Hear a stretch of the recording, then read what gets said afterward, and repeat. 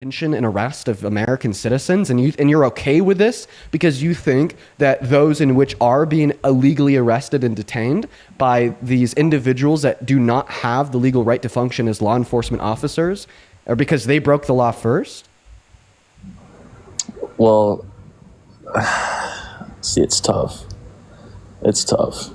Well, okay, let me ask you. You say that he's using it as a weapon for political purposes. Like, how is he gaining I think he's doing it for political power. I think he's absolutely doing it for power because I don't think he cares about crime as you suggested. I mean, you're telling me, oh, they're criminals. They're criminals. What did he do and how did he respond to the criminals that tried to kill police officers on the steps of our Capitol on January 6, 2021?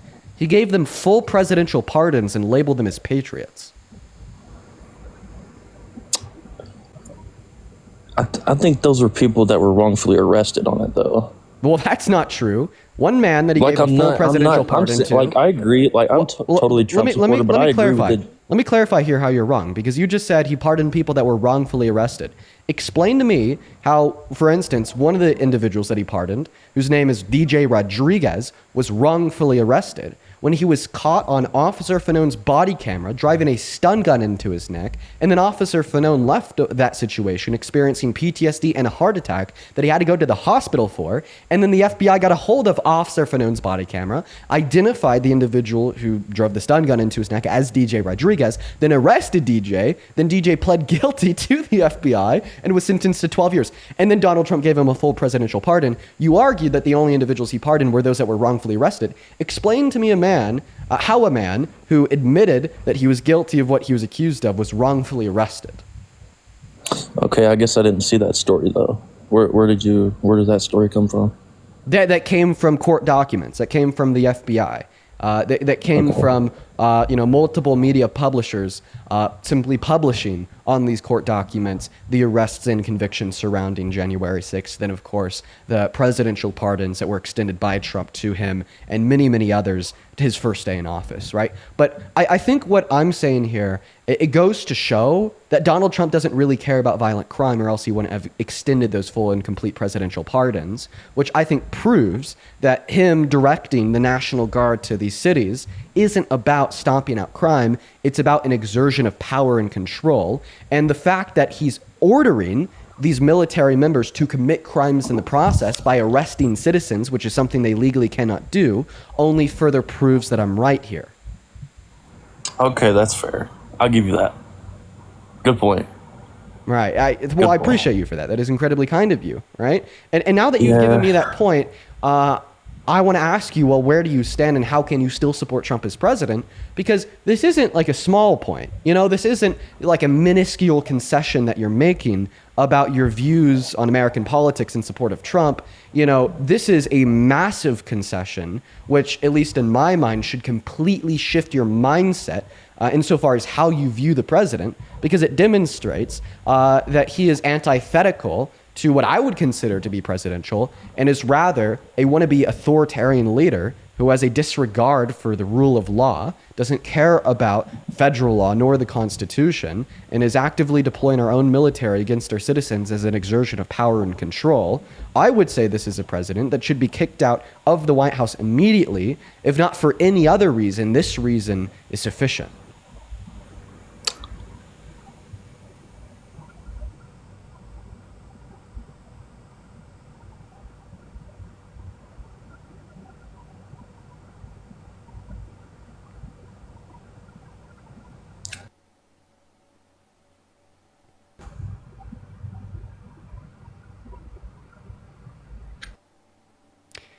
Would you like to respond? Would you like to respond? He's coming in and out of the app. I appreciate you for that, Galaxy. That's very kind of you.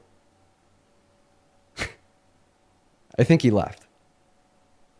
Oh, you're back. Are you? Hello? Welcome back. Can you hear me? I can. Yeah, I'm good. All right. I just missed like a full 2 minutes. You didn't miss anything. I stopped talking before you went silent. So do you want to respond to the last thing I said? I didn't hear. I didn't hear. I heard only part of it. I really did. So what was the last thing you caught? Basically, he's a piece of shit. Well, what's your counter argument here? Because I guess we could sum it up to that statement. On the fact that he's a piece of shit, I don't think he's a piece of shit. Thank you for the motorcycle. Okay, so you just disagree. I disagree. All How right. about that? So out of the specific facts that I shared, which ones do you disagree with? Because you're sitting here saying he should be tossed out. Okay, that's the last thing I heard. He should be tossed out. So you did hear me. You heard every word that I said. Because I did not hear it. No, that was the I end only part heard of my that. statement. That was the end part of my statement. You heard everything that I said, and you just tried to lie to me and everyone watching, arguing that you didn't. No, I just. Okay, if that floats your boat, Dean. Would you like to respond? Because me saying that he should be tossed out of the White House for this reason was the last statement that left my mouth before I stopped talking. So you heard it all. Okay. How would you like to respond to what I had to say? Well, I mean, I don't think he should not be. I think he's doing a good thing. Now, before you harp on me, like I said, like I really think it's just for gangs. Like I don't like you keep saying like it's such a. Granted, it is illegal, but like is he doing a bad thing? I mean, if he's getting rid of straight up criminals, come on, man.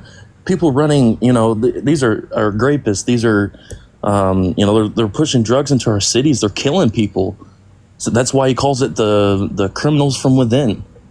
Can you point me towards like any specific gang members that the National Guard has arrested in any of these cities I'm so quoting far? Trump here. I'm quoting Trump. Well, I'm just like curious. I want to know, right? Like, what are we actually seeing in these cities?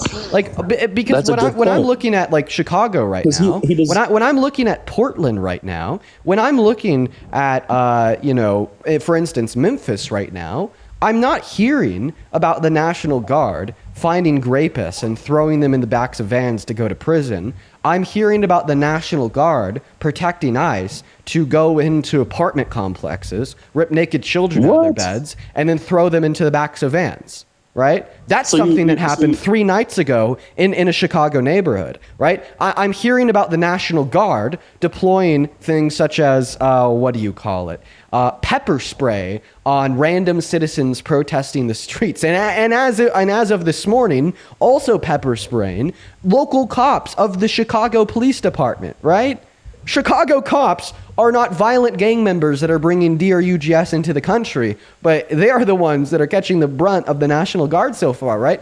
I just see them stirring up chaos. I see them sparking protests, and I see them bullying and berating citizens and local cops alike. And I also see them protecting agencies such as ICE that are doing incredibly immoral things, such as the ones that I already suggested, right? So I just fail to see your view here. And by the way, if you would support our military illegally arresting rapists off of the streets of America because of how bad you think rape is, then why the hell did you elect to put a rapist in the Oval Office in November of last year? Well, okay. Holy shit, man. Can you answer my question? It's civil court determined that he raped E. Jean Carroll in the 90s. A unanimous jury of 9 determined that he raped a woman, right? So if you support militarizing our streets, tossing out law and order, and giving the president the keys to the kingdom to be a wannabe dictator so they could illegally get rapists off of the streets, it demonstrates that you really care about rape, right? So why do you support a rapist as president? I want you to answer my question before you ask me anything further. Well, okay. I mean, like, how does... I'm going to ask you just because, like, I genuinely don't know. Like, how... If he's, charged with that, how in the hell is he president? I mean, seriously. Seriously. Because you voted for him? Millions of people like you voted for him? That's why? That's how? if a felon can't vote, how can he be president? Like, that's what I don't understand. Because the constitutional provisions on who can and can't be president fall down to being American born, 35 years or older, and not insurrecting the government. Now, it sounds like in asking that question, if a felon can't vote, then how could a felon be president? That you would be seemingly flabbergasted by the true notion that a felon can be president. So do you disagree with that? Do you think that felons shouldn't be able to become president? Yes. Okay. Well, Trump's a felon, so you're telling us that Trump shouldn't be able to become president. That's my point. That's why I'm asking. Okay. It's like how did it happen? So you're unsure. So I just want to clarify. You don't think that felons should be able to be president, and you're unsure if Trump is a felon or not. Well, I mean, like, obviously it's on paper, but did he really do it is the thing. Yeah, he was found guilty for his felonies by a unanimous jury of 12 inside of a criminal court. He's a felon. Can we agree? Right. I agree with that. So you agree that Trump is a felon, and you agree that felons shouldn't be able to become president. What is the very obvious logical implication here? Seriously, tell me. What's the no? I want you to vocalize it. What's the conclusion of the argument? You agree Trump's a felon, and you agree felons shouldn't be able to become president. What does that imply?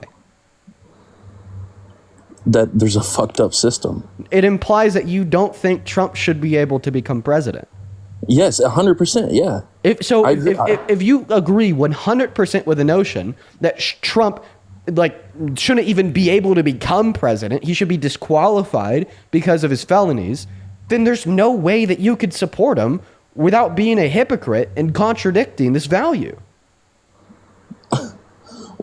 What I'm saying is that the system's broken, dude. Like, I feel like it, like there's so much hate against him. Maybe the shit didn't happen. Okay, so now you're arguing that maybe it didn't even happen. Well, that's what I'm saying. Now you're not making any sense. Now you're not making any sense. You agreed he's a felon. You agreed felons shouldn't be able to become president. The only conclusion that could be yielded is therefore you don't think that Trump should be able to become president. But now you're kind of walking back saying, well, maybe he's not a felon. Maybe he didn't commit the crime. Okay, so let me ask you a question. What crime did that criminal court find him guilty of? Well, fuck, there's 34 counts. 34 counts of what? Well, obviously the rape charges, hush money. The grape was in another court. The grape was in another court. So what were the 34 felonies for? You're going on Google. I'll just tell you so you don't have to waste your time Googling it. Okay, Lala, I appreciate you for the galaxy. The 34 felonies were for falsification of business records in the first intent. So here's my question to you, right? With what reason can you deny the outcome of this criminal court if you didn't even know what the outcome was, that outcome being what he was found guilty of?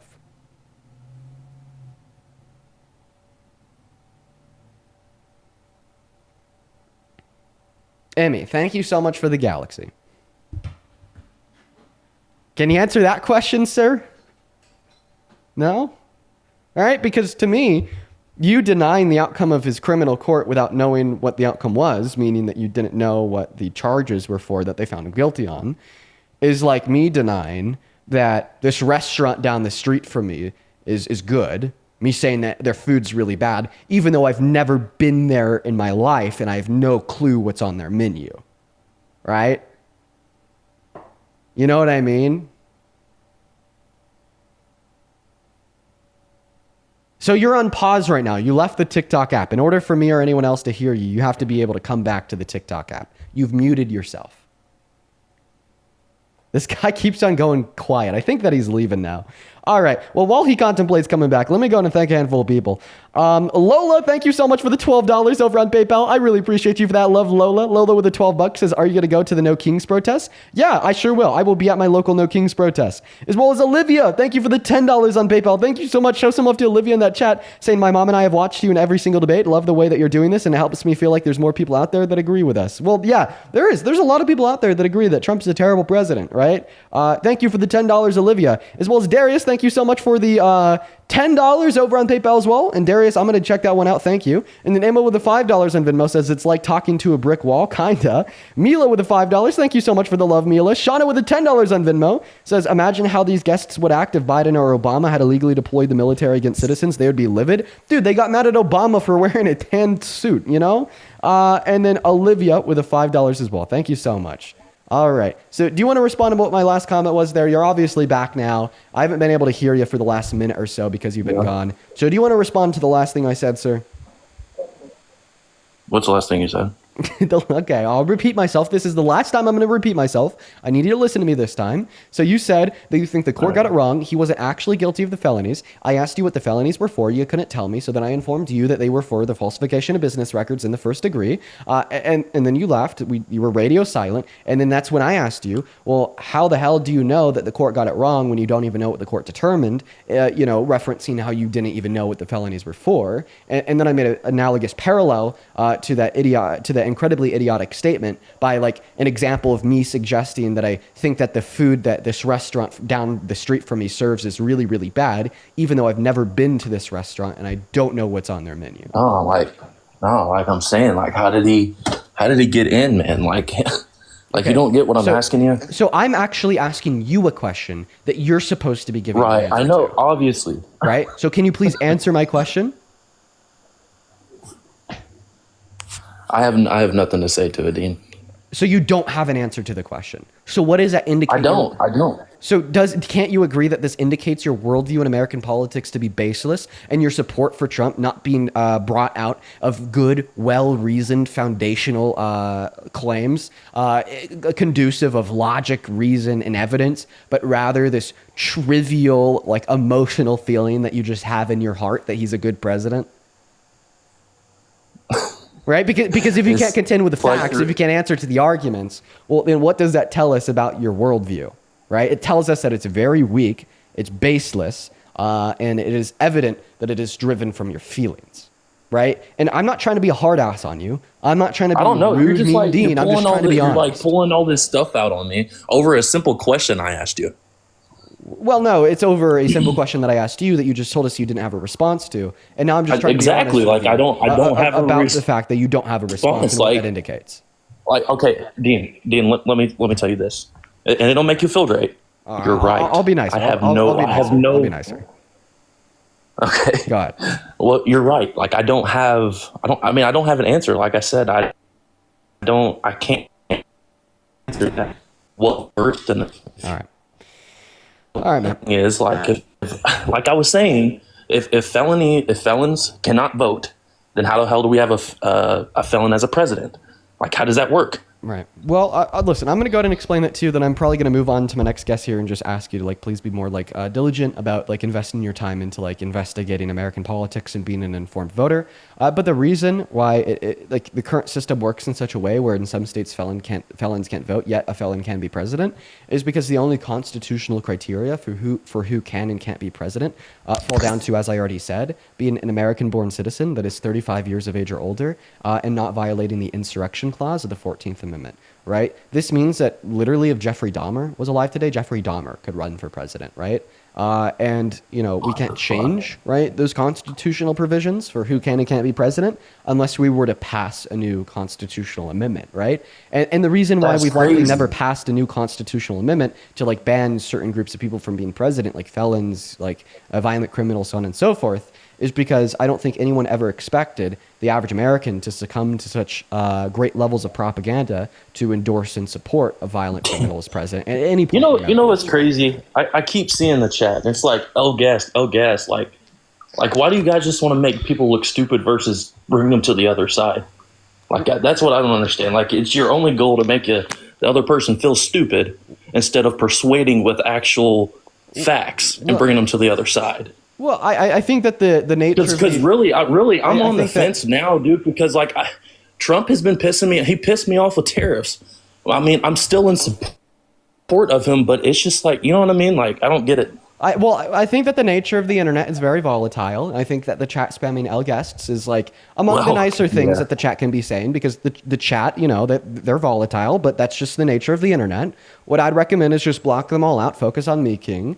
I hope I was able to respond to your question there and give you some motivating reason to further investigate your claims and your thoughts on American politics. And unless you have any other reasons why you support Trump that you'd like to go over, I'm probably going to move on to the next guest. All right, man. Have a good day. You too. Let's go to get that next guest loaded up here. Hop inside of that queue if you happen to be an American adult that supports Trump. We're going to get you up here.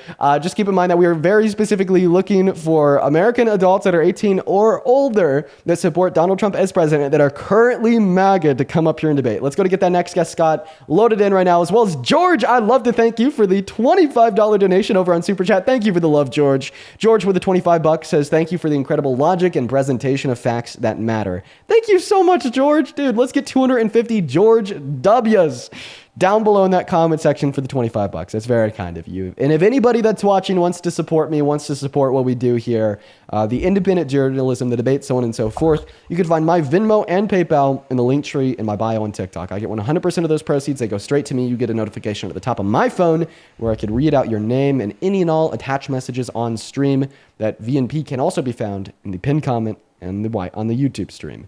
Now, Chris, welcome in. Do you support Trump? Yes. And how old are you, Chris? 19. Okay. What year were you born in? 2004. 6. Well. No. All right. He threw the ball, guys. No kids, please. No kids. We're just looking for adults, okay? If you're out there, you're underage, please don't even try to lie about your age. I swear to God, I will be able to get you. I'll be able to get you somehow. I have many fetus detection tools, so don't even try it, okay? What's up? Do you support Trump? Yes. Okay, Tyler, my fetus detection tools are just off the charts for you. You're banned. Moving on to the next guest. Let's go and get that next guest, Mr. Chase, loaded up into the stream right now. We got Mr. Chase connecting. Mr. Chase, what's up? Do you support Trump? Nope, Mr. Chase is gone. All right, everyone is leaving as soon as they're joining. We got Greg, too, connected to the stream. This might be a troll account. I don't know. We'll see. What's up, Greg? Is this a troll account? No, I'm 56. Really? What year were you born in? 1969. Okay, and name a popular band from the 80s? The Beatles. What's your favorite song by the Beatles? And were they in the 80s? And they're gone. Moving on to the next guest. All right. See, I'm telling you, I have the fetus detection tools. You can't fool me. You can't do it. You can't fool me. Moving on to the next guest, we got Alex loading up into the box. If you happen to be one of the 13.4 thousand people hanging out with us over on TikTok, make sure that we're double tapping and sharing that stream. What's up, Alex? Are you MAGA? Hey, yeah, I'm MAGA. All right, man. How old are you? 26. All right, Alex, take it away. Why the hell do you support Trump as president? I think whenever I first got into Trump, the thing that I was kind of interested in, he kind of wanted to bring the older family style back of having the man in the house and, the wife at home helping out with the kids. I was really attracted to that. And he seemed to be, kind of defensive on some things. Helping out with middle class. Yeah. Got it. Well, let's talk about that first claim. I mean, so you just told us that the man should go out, work, protect, and provide. The woman should stay at home, cook, and clean. So that's just misogyny. But we'll have that conversation. So let's start the conversation off this way. Do you think that men are better at leading than women? No. So my thing is, do you think that men are better at providing than women? Whenever there's two people that are away from the home, it's just like I wish more women could be home with the kids so they could be grown better in that sense. You know what I mean? Because if both the adults are gone, then they can't be guided as well. Okay. I'm gonna go ahead and ask the question this way.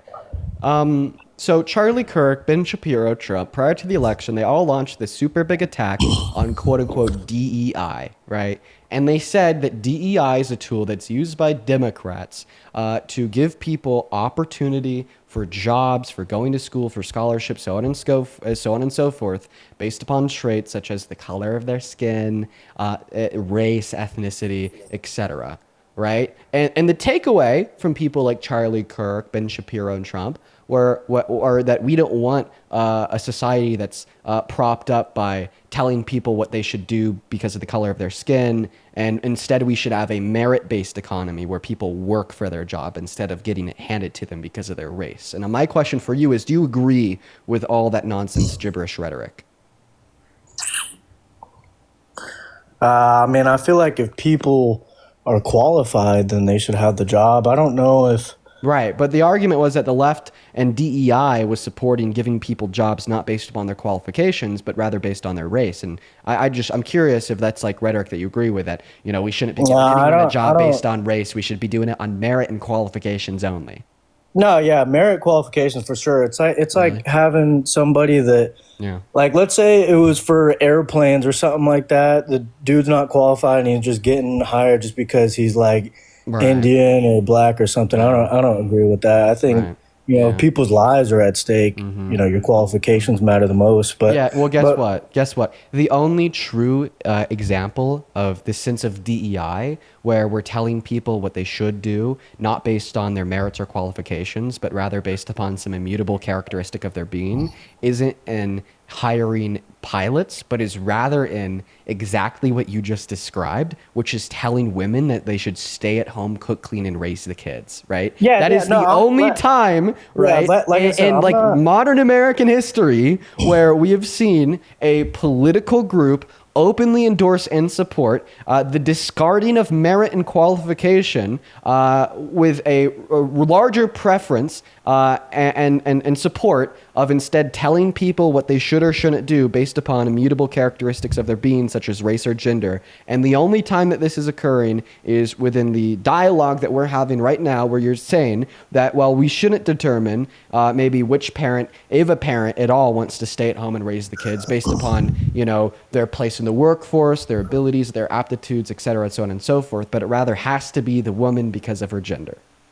Well, so I'm not misogynistic. I think women are better at raising kids than men, majority wise, because they're more like nurturing and patient. Like for me, example, like I cannot have patience sometimes, and you know, women are usually more patient with the kids and all that good stuff. But I'm just saying, you know, like back in the 70s or 60s, whenever, you know, the economy wasn't so terrible and like we could live off of one person in the family having one income, like that's what I wish we could go back to. I think that is more beneficial for kids, because I think what we're having, like this economy, or it's almost like people's mental health status is so messed up. I feel like there's not enough parental guidance in that sense.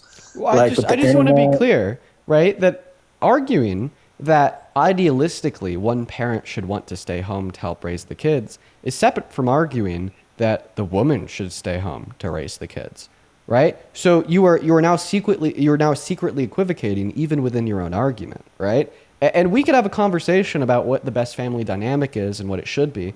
But ultimately speaking, what I really want to hone in on here is the idea that prescriptive gender roles are sexist and by nature, especially with how you are attempting to apply them to women, saying that because a woman is a woman, therefore the woman should do these certain things, thereby limiting her opportunity, societally speaking, to do other things and stigmatizing women when they do other things, leading to real-world outcomes such as the gender pay gap, leading to real-world outcomes such as a glass ceiling for women in particular fields related to STEM, finance, so on and so forth, when I think that stigmatization is actually bad for the growth of the American economy by suppressing the merits of potential workers in said labor force and disqualifying them on the basis of their sex, while also being conducive towards upholding the patriarchy and the continued oppression of women in American society.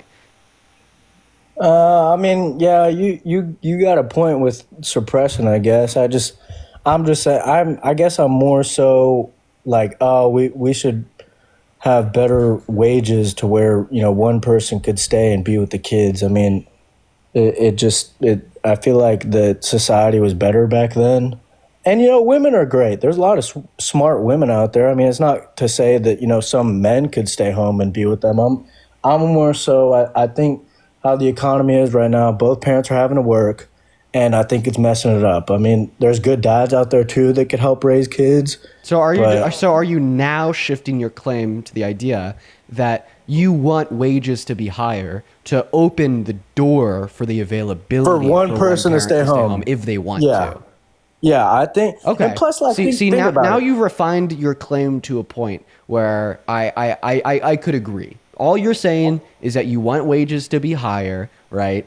To open the door to allow the option for one parent to stay home if they wanted to. Yeah. That is what is best fit for their family dynamic and their circumstances. Yeah. This is like totally a different claim than the one that you originally made. I'm happy that you whittled your way down here. Okay. Now that we've agreed on the fact that we want wages to be higher, we want people to be paid more, and we want families to be better supported, well, let's see. Is that something Trump is doing? According to the facts, absolutely not, as the economy has only gotten worse in every conceivable macroeconomic metric in the last 8 to 9 months. GDP growth is down. Yeah. Investment in American businesses is down. Inflation is up. Things cost more. The average American is losing their purchasing power. The big, beautiful Yeah. bill that Trump passed, according to the Center on Budget and Policy Priorities, is taking money from the poor and giving it to the rich, reducing the purchasing power of half of Americans, taking health care away from 10 million low-income Americans, food stamps away from 3 million low-income Americans.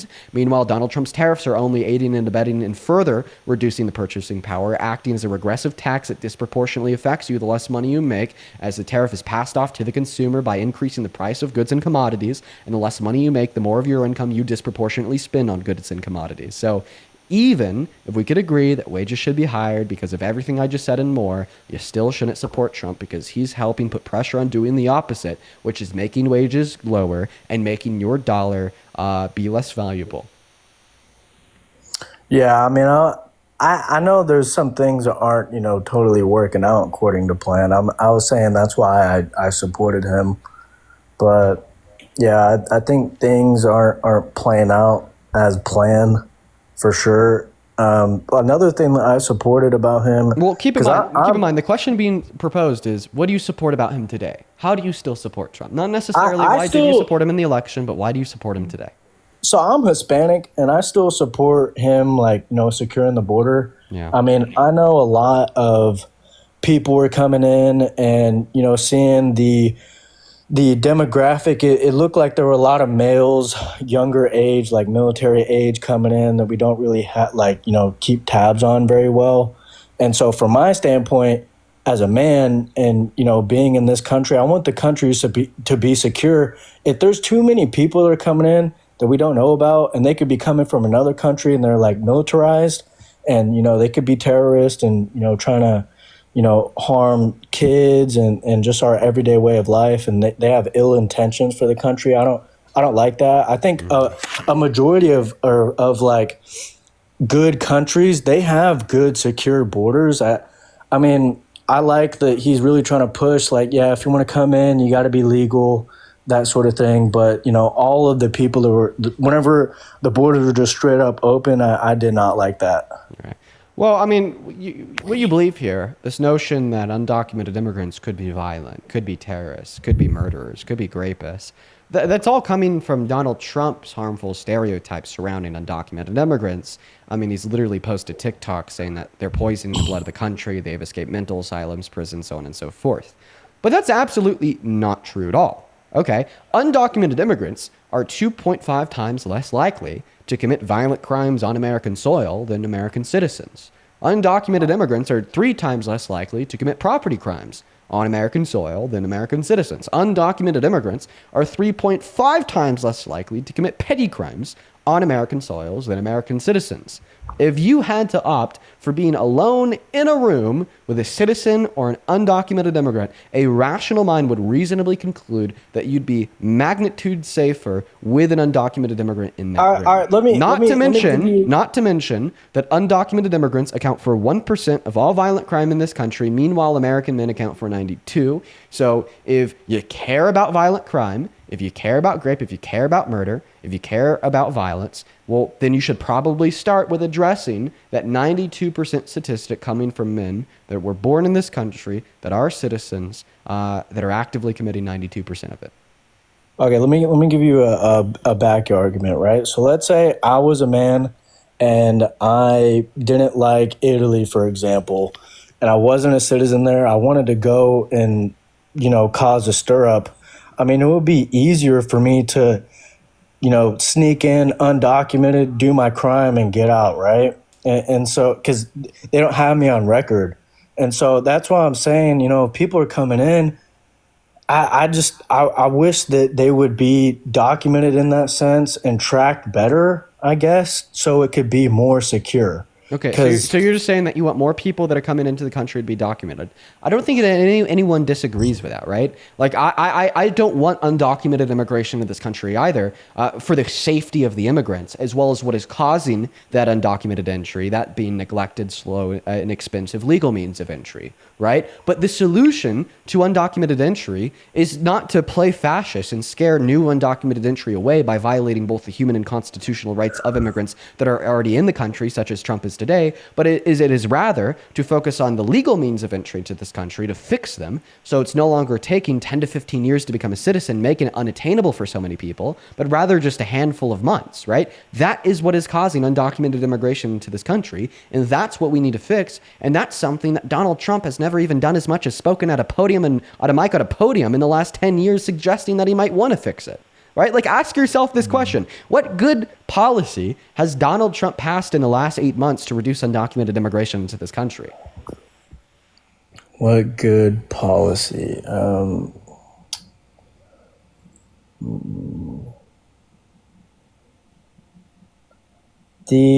Whenever he first came in, he signed on a bunch of stuff, right? Like what? What good policy? Okay, I'm gonna be honest here. I didn't. Whenever he first got signed, I didn't read into it too much. Like I said, I'm working all day. I didn't do much research. So you got me stumped there. I don't really know too much about any specific sign policy. I know you're smart. I know you want specifics. I'm not sure about that one. I'm just telling you why I supported him. But isn't that kind of crazy? That was one of the things. Isn't that kind of crazy? And it's not just you. Actually, I ask this question to nearly every Trump supporter that comes up here to talk to me about immigration, and no one ever has an answer, right? But why don't you have an answer? It's because Donald Trump hasn't given you one, as he hasn't passed any good policy to secure the southern border, right? But it's like been the number one thing he was talking about for the last 40 years. It was the number one thing that he campaigned on one moment before the election, and it's the number one thing that he's been talking about for the last 8 months. But no one can name any good policy that he's passed to reduce immigration, undocumented entry in the last 8 months. Why? Because he hasn't. He hasn't reduced undocumented entry with good policy. As I already told you, and I'll repeat it now, I believe he has reduced undocumented entry by scaring away new entry, by suggesting the promise that if they do enter, they'll have a lower quality of life by violating their constitutional and human rights. Did he get the Coast Guard out there or any? I thought that he sent more agents down there, and with the DEI, he's trying to,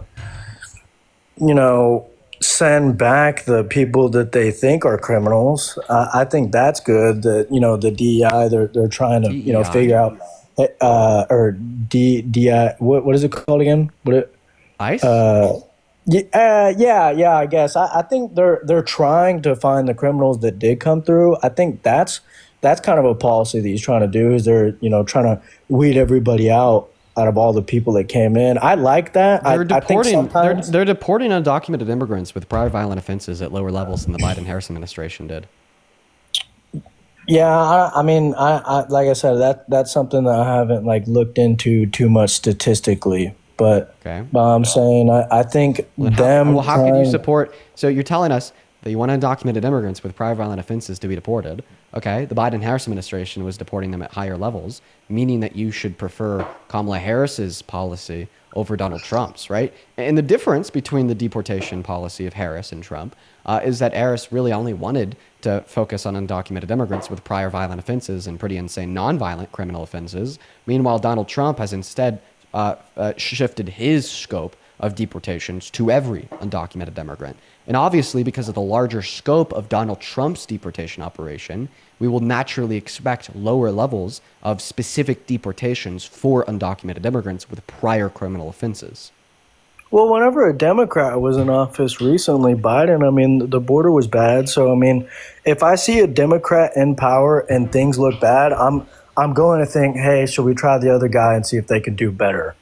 Okay, so point number one, you can't just blame anything that happens in the country on the president. If we want to play that game, well, then all of a sudden the pandemic was Trump's fault. The highest level of unemployment in the last 100 years that happened in April of 2020 was Trump's fault. And now today, all the chaos that we are seeing reaped in the streets of America and the downfall of every single macroeconomic variable is Trump's fault, right? But no, you have to be able to indicate what the president did to cause these things, isolating for external variables, as the president is not the one univocal ruler over everything that happens in the country. Yeah, wasn't that COVID that made employment so bad? Everybody was kind of like... It was COVID. It was COVID. the health scare. Yeah, but now you're just like demonstrating to me how not everything that happens in the country is the president's fault. So why would you assume that everything that does happen in the country is the president's fault if the president is a Democrat? I don't know. Whenever Biden was in office for 4 years, I don't think that a lot of thing was being I don't think things were being done very well or properly. What's one improper bad policy that he passed? I mean, just that immigration stuff was my big thing. So what immigration policy did he pass that you didn't like? I almost say lack of policy. It seemed too unsecure. Okay. So does this mean that the border had a lack of policy under Donald Trump's first administration, since his policy just continued into the Biden-Harris term? Unless Biden and Harris repealed any of his executive orders for immigration policy that you'd like Didn't to they reform repeal, whenever he got in office, they signed off and reversed a lot of stuff that he did prior. So what did they reverse that made the border non-secure? No, that's what I'm saying. I don't know specifics. I'm guessing that they might have done something there. Well, guess what? Because I know they reversed a lot. You shouldn't base your political opinions off of guesses. I mean, yeah. I mean, that's a valid point. I mean, like I said, I don't sit, throughout the day and research everything all the time. I'm not a politician. I'm giving you, more of general. I don't even have the best general knowledge. I'm just saying, my beliefs and standpoints. Basically, I don't have a whole lot of facts. If I'm not I think whenever it comes to debating, yeah, it's good to have facts, statistics, whichever. I just came on as a guest. I'm not prepared for specifics in that sense. If I was going to give you specifics and give you a straight up debate, you know what I mean, I would be researching and all that good stuff. But I haven't had a chance to do that. Yeah. One last thing I'm going to say here before I move on to the next guest is don't internally justify losing this debate because of your lack of research. Okay, you shouldn't continue to feel confident in your convictions here and just merely tell yourself that you can maintain that confidence, because if you did the research, then the research would justify your beliefs, right? That's called an appeal to ignorance. Okay, right now you are appealing to your own ignorance and your own lack of research to kind of brush off what I'm saying,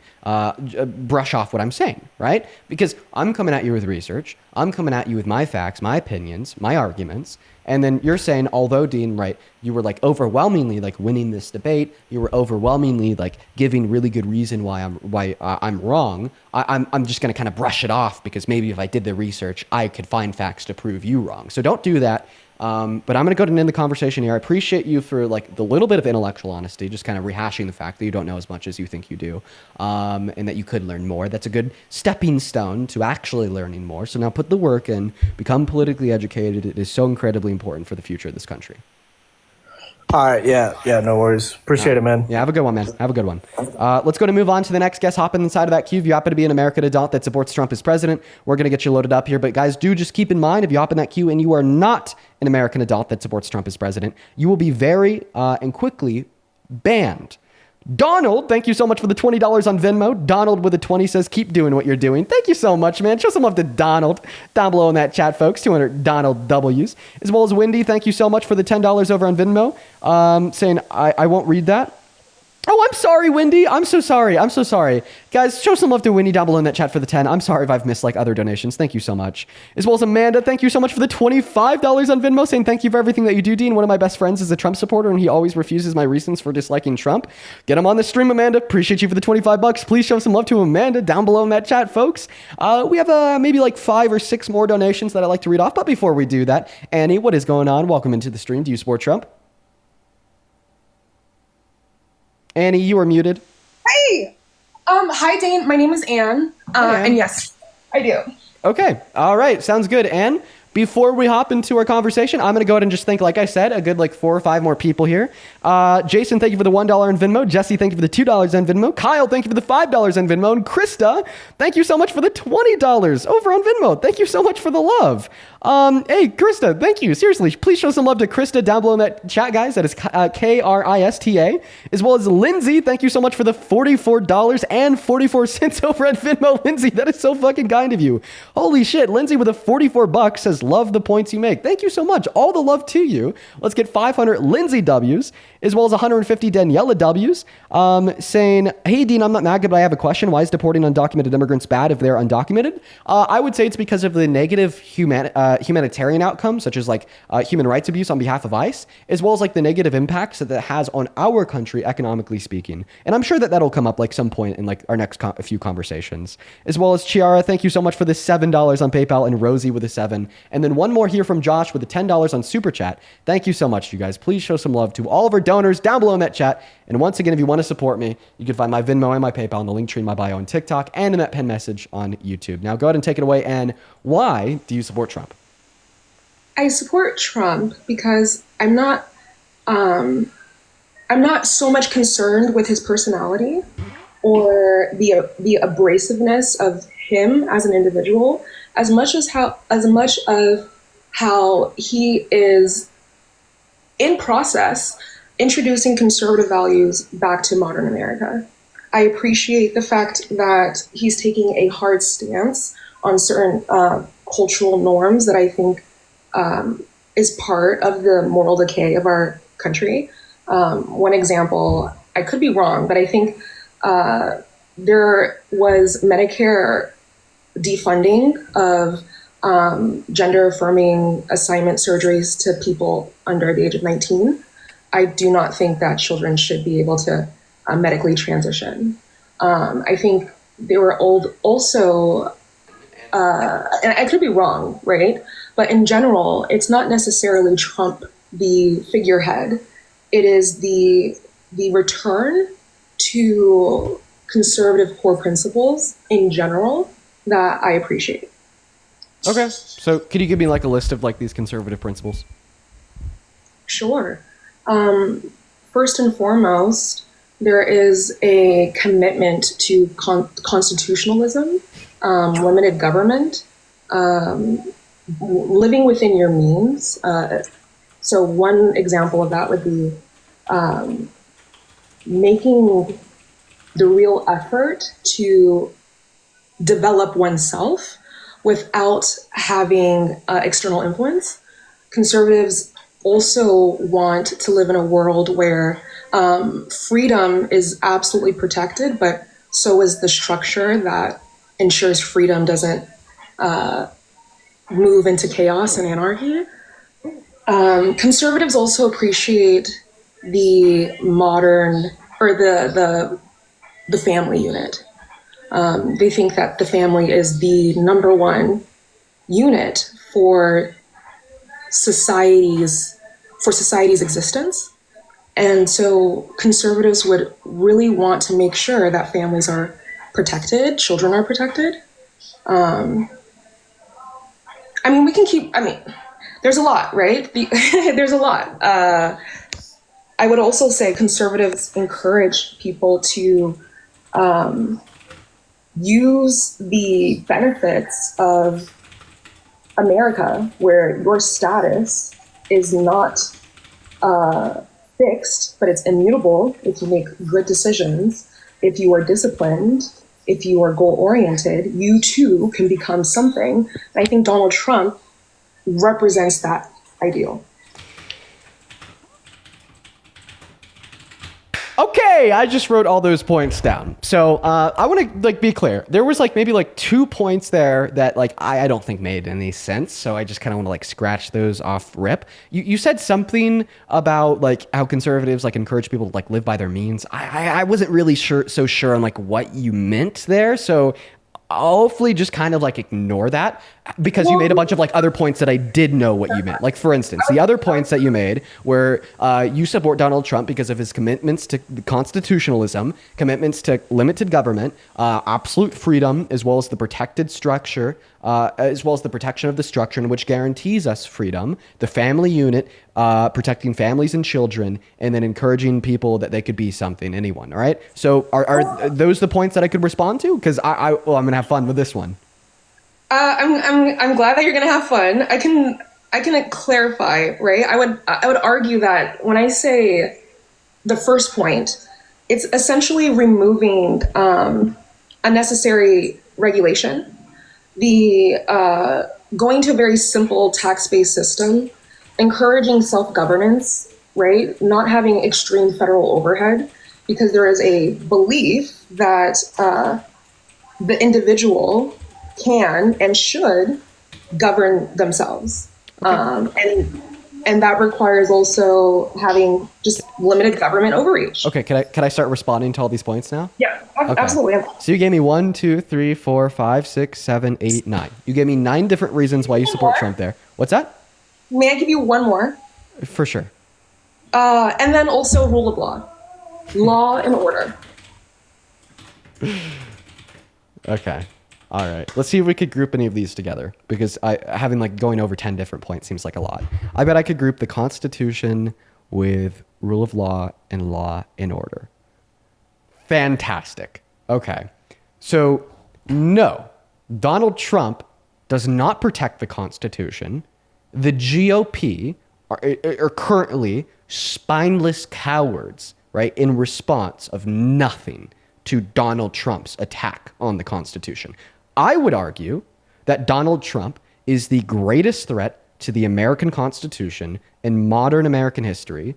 And if anybody wants to label themselves as a constitutionalist and as a Trump supporter, they have absolutely no clue what it means to be a constitutionalist, or they have been consumed into a cult with a complete lack of regard for fact and a supposition of emotion driving the reality around us. So I'll go ahead and justify that point.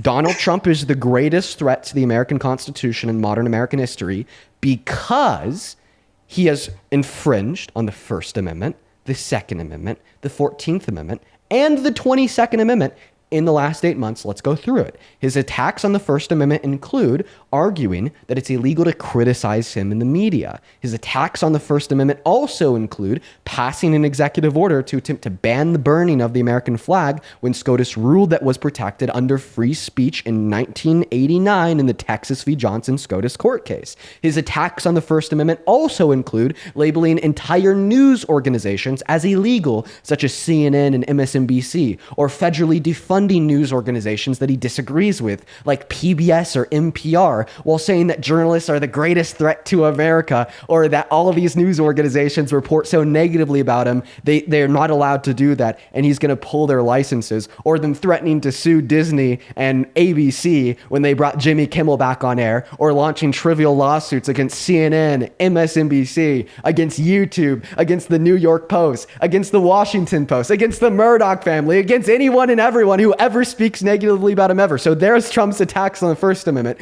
What are Donald Trump's attacks on the Second Amendment? I'll tell you, a month ago, he directed his Justice Department to attempt to find a way to ban all gun ownership for trans Americans. That was so in blatant disregard of the Second Amendment that the NRA, which is a far-right gun organization, even they came out and they publicly said that Donald Trump is attacking the Second Amendment, and this should absolutely be not allowed. So there's Amendment 2. Let's go on to Amendment 14.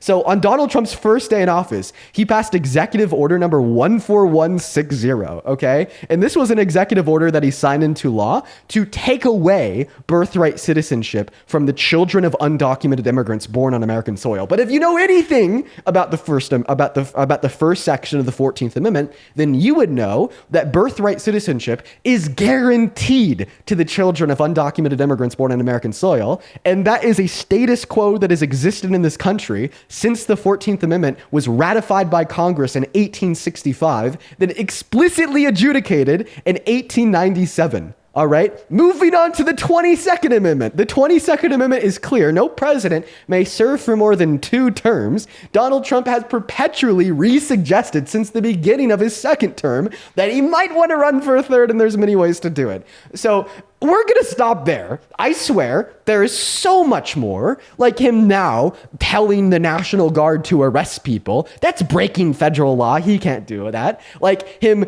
arguing that, they should be able to just silence any dissenters in the media. Once again, attack on the First Amendment. We'll go over all that later. Let's focus on his attacks on the First Amendment, the Second Amendment, the 14th Amendment, and the 22nd Amendment. What is your response? And if you need me to repeat any of that, I will happily. Okay, let's go back to the First Amendment and his personal attacks. Let me ask you something. Do you believe that the president, even as a sitting president, is also a citizen who has constitutional rights to the First Amendment? Yeah, everyone in America has the First Amendment, right, and the rights in which are guaranteed under it. Yes. So when Donald Trump critiques a news organization, or if he says Jimmy Kimmel has terrible ratings, that is him exercising his First Amendment right. It's not an attack. An attack would, in my opinion, be an unmerited provocation. And I don't think he's doing that.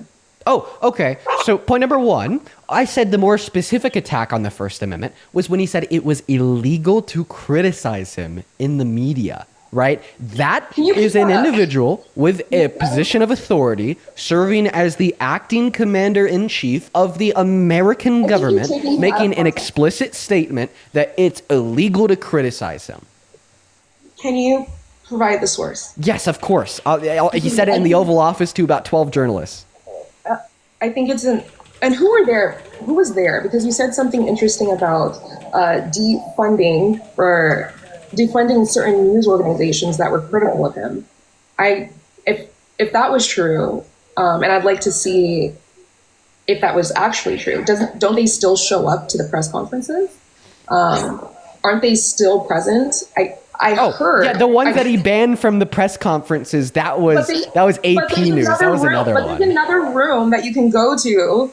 Like, you have to realize being banned, when you use this language, it's very, how do I say this? Well, remember, I didn't even mention AP. That's something that you're like seemingly bringing up to deflect away from the reasoning that I gave you by attempting to attack another reason that I didn't give you. But you asked for my source where he said that, they'll take a great story and they'll make it bad. And quite frankly, I think that's illegal. Let's go ahead and listen to him say that now. Take a great story and they'll make it bad.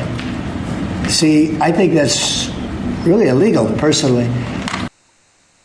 Okay, so you do realize that literally contradicts what you just said. You said that Donald Trump said, it is illegal to criticize me.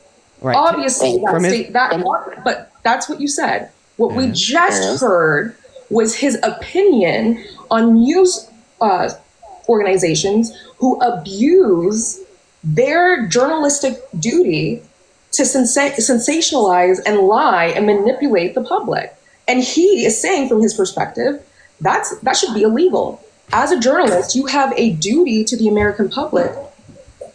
You're essentially the quiet fourth branch of government. You have a duty to report things accurately and non-biasedly. And from what we just heard, it sounds like he's criticizing media sources who intentionally manipulate and sensationalize stories just to get attention. Yeah, check this out. From what I heard and what you told me, those are two different things. They're not at all. Okay, so when you told me, I could prove this. Okay, but Check this out. Does he think that the big beautiful bill is a great bill? Yeah, we all heard Dean say, Donald Trump said it's illegal to criticize me. Mm-hmm. We just heard out of his mouth a completely different thing. And that's the issue. It's manipulative. So they're actually not two completely different things. So when he says to take it, can you let me speak? So when he says to take a great story and make it bad, that means to criticize one of the things that he's done because he thinks the things that he does are great. I'll give you an example. I'll make it clear how these things are identical, right? They mean the exact same thing. Does Donald Trump think that the big beautiful bill is a great story, a great piece of legislation?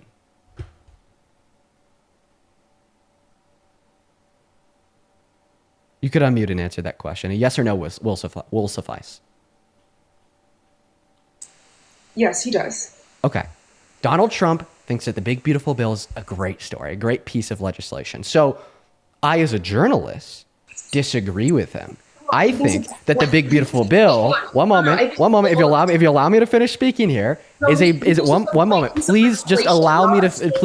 Please just allow me to finish speaking. Is a bad story. Is a bad bill, right? And I think that the big beautiful bill is so bad, it is one of the worst pieces of legislation in modern American history. $4.5 trillion worth of debt, reducing the purchasing power of half of Americans, taking 10 million Americans off of healthcare, 3 million Americans off of food stamps. The big beautiful bill sucks. But if Donald Trump heard me say that, he would say, Dean, you're taking a great bill and you're making it bad. That's illegal. And we could do this with about a billion other things too. He'd say it's a great story that he did a military parade in DC. I'd say that was a waste of taxpayers' dollars and it looked like shit. Trump would say, Dean, you're taking a great story and quite frankly, you're making it look so bigly bad. That's illegal. See, the thing is when you leave the standard of truth to what the preference of those in power is, then the media is no longer the domain of free discourse, where we get to offer competing ideas, criticize those we disagree with, and uphold those that we do agree with, and it becomes a mere reflection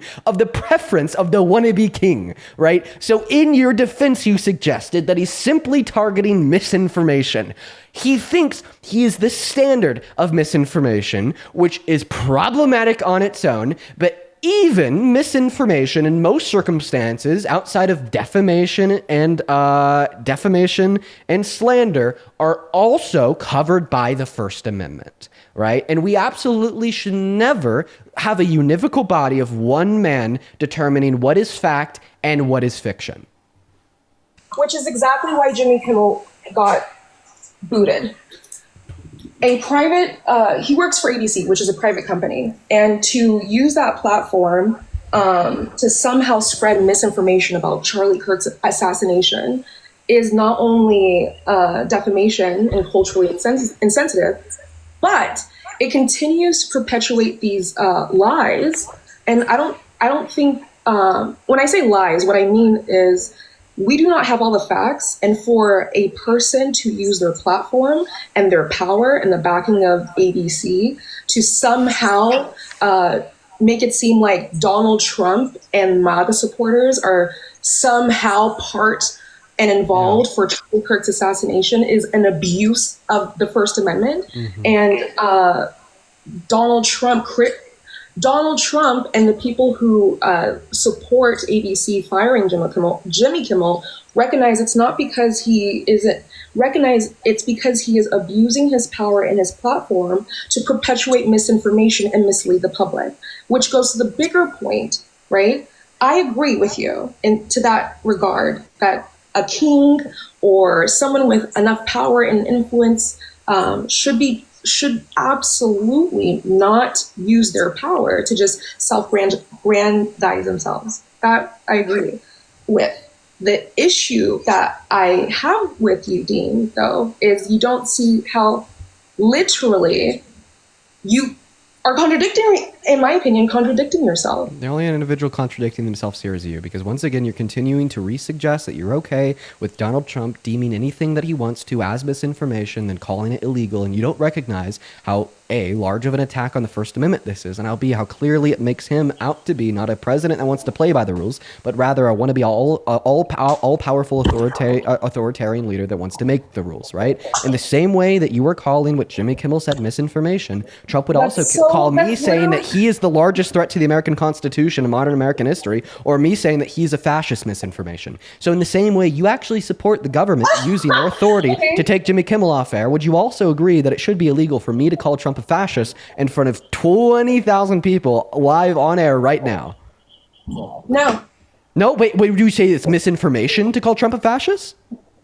I think you have your opinion. Right? Is the claim Trump is a fascist? Is that misinformation?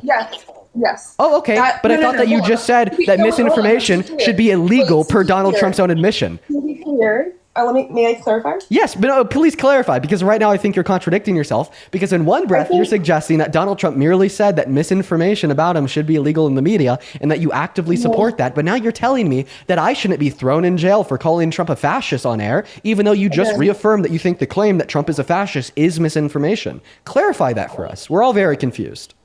Okay. You using your platform to talk about your opinion on the current administration is valid and an appropriate use of the First Amendment. If you think Donald Trump is the worst president ever, you are perfectly justified in doing so. And I would argue Donald Trump might respond to you, but that doesn't mean that you should be thrown in jail for that. And I don't think any conservative who truly respects conservative values would want that to happen. Okay. So then you're agreeing here that it is in true alignment of conservative values of free speech to allow me to call Donald Trump a fascist on air, even though you think that's misinformation. So then why don't you see how problematic it is, even with your interpretation of what Donald Trump said about speech being illegal when it's criticizing him, even if it's misinformation? Okay, that's not what he said. A great story is very different from an actual policy, right?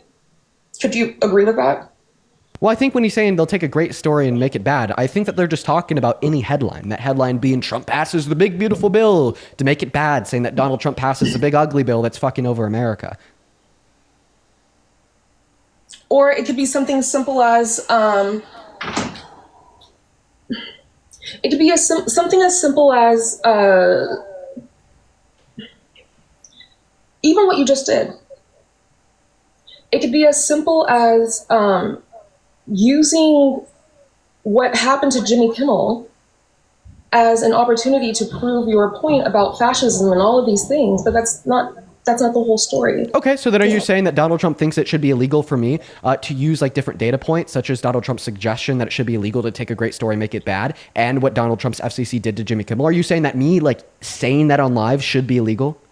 No. Okay, but you just said it was the same thing as what Jimmy Kimmel said on air, right? See, that's a contradiction.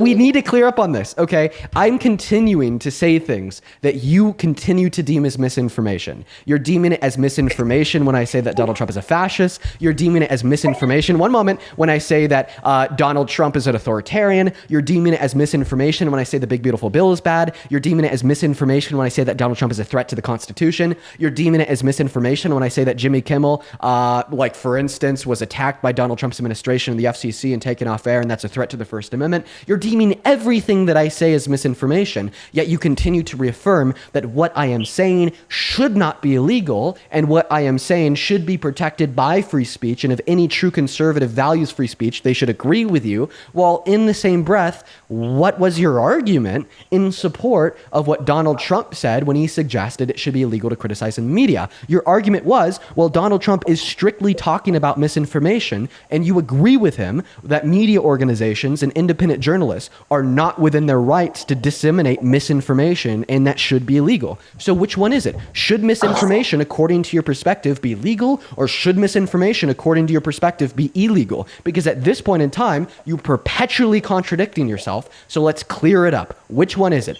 Should it be legal, or should it be illegal? Which one? When you use your speech to intentionally misinform, to manipulate and mislead the public, intentionally, intentionally use your speech to provoke and abuse and ultimately, I don't know what the elements of defamation are, but if I am intentionally using my speech and knowing what the consequences are, like for example, specific propaganda about, I don't know, like if you were to, okay, simple example, if we were to go and have a conversation with the leaders of the world, for example, I don't know, just walk with me here. And in that conversation, you used your speech to tell all the global leaders that there's a huge genocide happening and it's the fault of this specific group, and therefore we need all the world leaders to come together and help us get rid of this threat, knowing intentionally that that is not true. That would be misinformation. You would be intentionally trying to mislead and for your own gain. So that's how I see it. Okay, And I hear you. I hear you. So you're just saying that what he's talking about is like people intentionally disseminating misinformation. So to clarify, Don't you clarify? Do you have anything else to add on to that? Because like, is that your clarification? Yes, Are you saying that he was saying it should be legal Donald to Trump intentionally never disseminate said- misinformation? but that's another thing. Like, Dean, you're doing it again. Well, I'm Like, what am I doing? you're I'm just trying to like, you're clarifying on your you're position. I want to be able to respond here. Do you have anything else to add on to your said clarification? You're doing the thing that Donald Trump and other conservatives criticize, which is you take what someone has said, and because you have a preconceived notion about that individual, you disseminate and reconstruct their argument to support your beliefs, That's your ironic. assumptions. That's really ironic. so- The only person that's doing that here is you. For instance, in that clip that we listened to where Donald Trump said they'll take a great story and make it bad, that should be illegal. At no point in that clip did he mention intention. The only individual that mentioned intention here is you, meaning that that projection that you just gave us of manipulating a story to make it fit your preconceived biases is like actively something that you're doing. Despite the fact that he didn't, anyone with any sense could reasonably infer that was what he meant. Okay, well, When exactly. So someone that's your like internal justification for twisting the narrative to fit your preconceived I'm not bias twisting about the Trump. narrative. I'm not twisting the narrative, but when someone says, the media intent, okay, if you want to play the clip, that'd be great. I'm letting you know that when I hear that clip, what I'm hearing is the media intentionally misuses their power and will take good stories, not policies, not any good story that could that does not fit their narrative and manipulate it and pass it off as truth. Yeah. That I have a question. That should be illegal. To be very clear, he used the word should, right? That is an opinion. That is a subjective opinion. Okay. That's not something objectively he is willing to enforce with law and rule of order. He actually didn't say should. Okay, can you replay the clip? Yeah, of course. I'll just prove you wrong real quick. And then they're held up. They'll take a great story and they'll make it bad. See, I think that's really illegal, personally. So now that we've clarified he didn't use the word should, so hopefully, he said, could you allow me to speak? I want to be. He said, I think it's really illegal personally. Right. So you're right. I didn't use those exact words, but my inference from what he was saying was a should. I think he literally said personally, meaning this is my personal opinion, meaning this is him, Donald Trump, this is Donald Trump as a citizen exercising his personal opinion. That's not illegal. That's not him saying, I need to back this up with, we're going to attack all these. He literally said personally. And that is what I'm saying.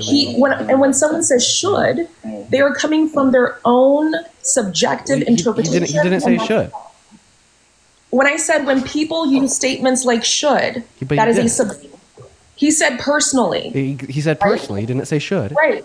So when someone says personally, what they're saying is this is coming from my subjective understanding. Which makes it worse.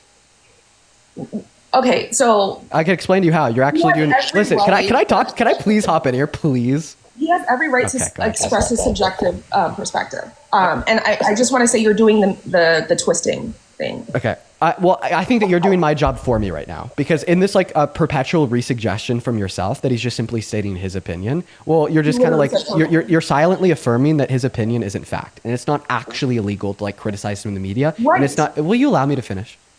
Right. It's not actually yeah. illegal. It's not actually illegal to criticize him in the media. It's not actually illegal to quote unquote take a good story and make it bad. But you understand that makes things like significantly worse, right? Because what that demonstrates is that he doesn't care about the rule of law. He doesn't care about what's actually legal and what's actually not legal. He cares about what personally affects him and what he personally likes or doesn't like. And if he doesn't like something, then he equivocates that to it being illegal, right? And I have a follow-up question. I wanted to ask you this follow-up question for quite some time, but you're talking so much there. So it's been held off. My question for you is, do you think that Donald Trump is an idiot? No, I don't know him personally to make that decision. Okay, so then should he be criminally prosecuted for intentionally misleading the American public when he perpetuated the same fake lie for 4.5 years straight that he won the 2020 election? Because obviously he's not an idiot, so he lost, meaning that lie was intentional. Oh, and now if you want to argue that that lie wasn't intentional, he genuinely thought that, guess what? Then you have to concede that he's an idiot. What's the definition of an idiot?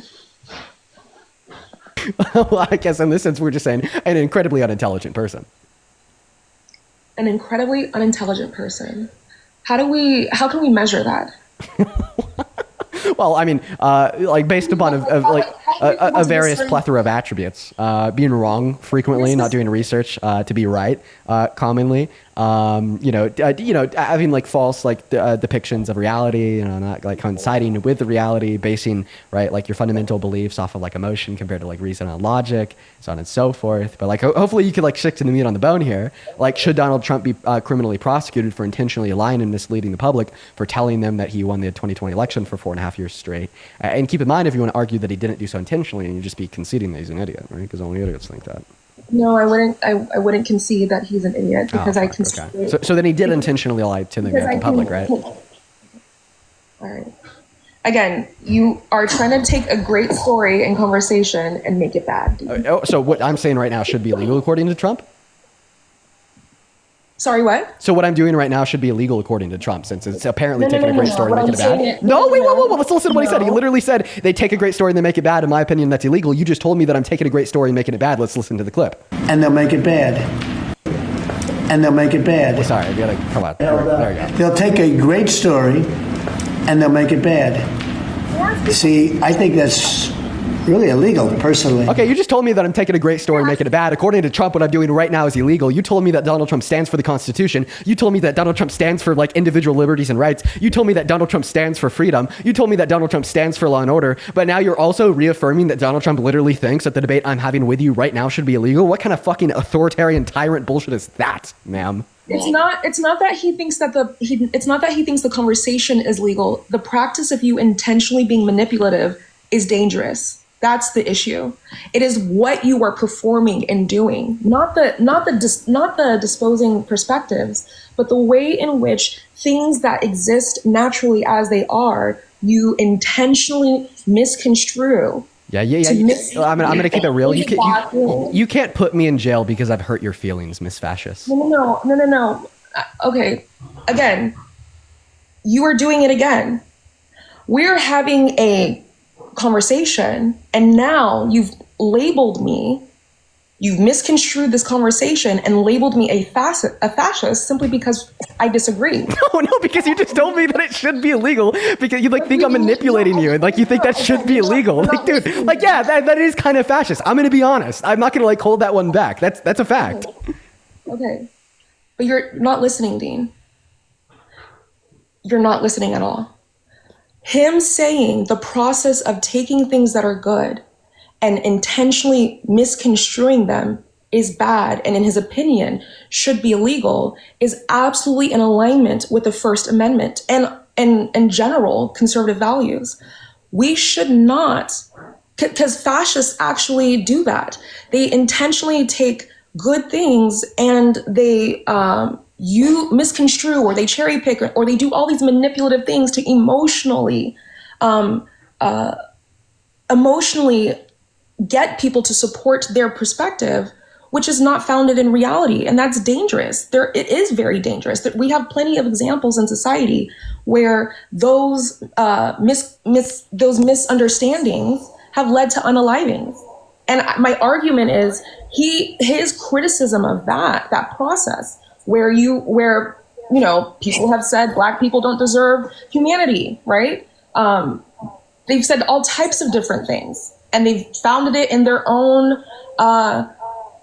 They've taken good things and made them bad and made stories out of it, right? That to me is him understanding how people intentionally manipulate for their own purposes and benefit. And you're doing it now by calling me a fascist. I actually think I think that you just labeled Trump as a We're fascist. having a great conversation. We're having a conversation, but to simply say, I think that I'm a fascist because I think that you a labeled. person disagrees. Okay, go ahead. So point number one, calling you Miss Fascist was a snarky, offhanded remark due to the fact that you told me what. Like, one moment. One moment.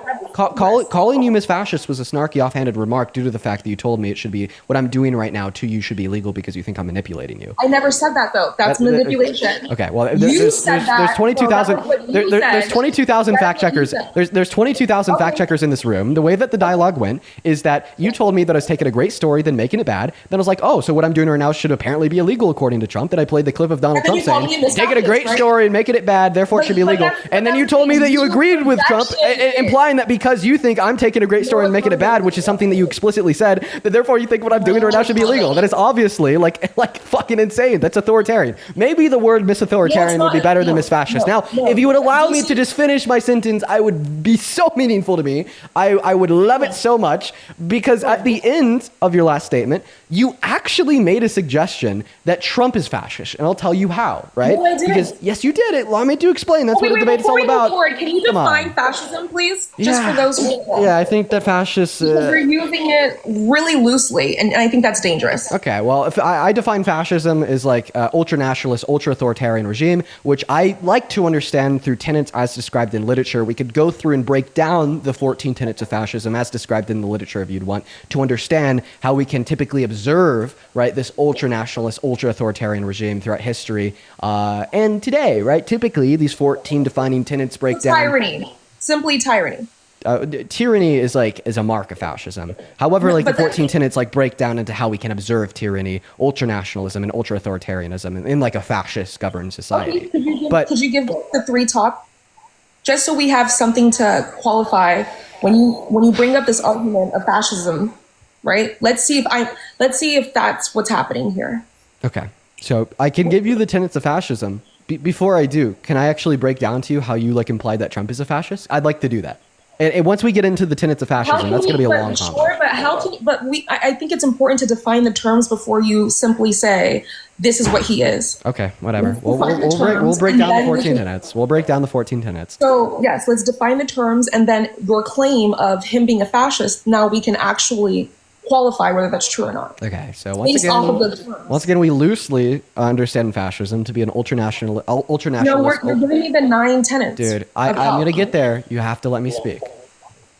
We loosely understand fascism as an ultranationalist, ultra-authoritarian regime, and we can understand said form of governance through tenets. Typically, these tenets are broken down into 14 different defining characteristics and fashions in literature surrounding fascism and what it is in political theory. Right? The first tenet is powerful and continuing nationalism. The second is a disdain for human rights. The third is an identification of enemies as a unifying cause. Supremacy of the military, rampant sexism, controlled mass media, obsession with national security, religion and government intertwined, corporate power protected, labor power suppressed, disdain for intellectuals and the arts, obsession with crime and punishment, rampant cronyism and corruption, and fraudulent elections. Now, if you'd like, I could go through every single one of those 14 tenets of fascism and describe exactly how Donald Trump fulfills them all. Alternatively, we could also go back to our conversation about how Donald Trump isn't just merely a threat to the First Amendment, which is what we've been discussing for the last 40 minutes, but also a threat to the Second, the 14th, and the 22nd. Or alternatively, once again, we could go back to how I believe your prior remarks implied that Donald Trump himself is a fascist. What would you like to do? So now that we've defined the terms, you can go back and tell me why you think, based off of what we've been doing, I've agreed that he's a fascist. Because you told me that fascists like to take emotionally based reasoning to like propagate false beliefs, to convince people of said false beliefs that perpetuate harm, right? That's something that you said, right? Yeah, and I also said you're doing. Okay, right. Well, I mean, obviously I dispute that's what I'm doing. But I do affirm that's what Trump does. Like, for instance, is like fifth video on TikTok right now is saying that undocumented immigrants like escaped mental asylums and prisons and they're coming into America to like hurt you, which has led to like what's that?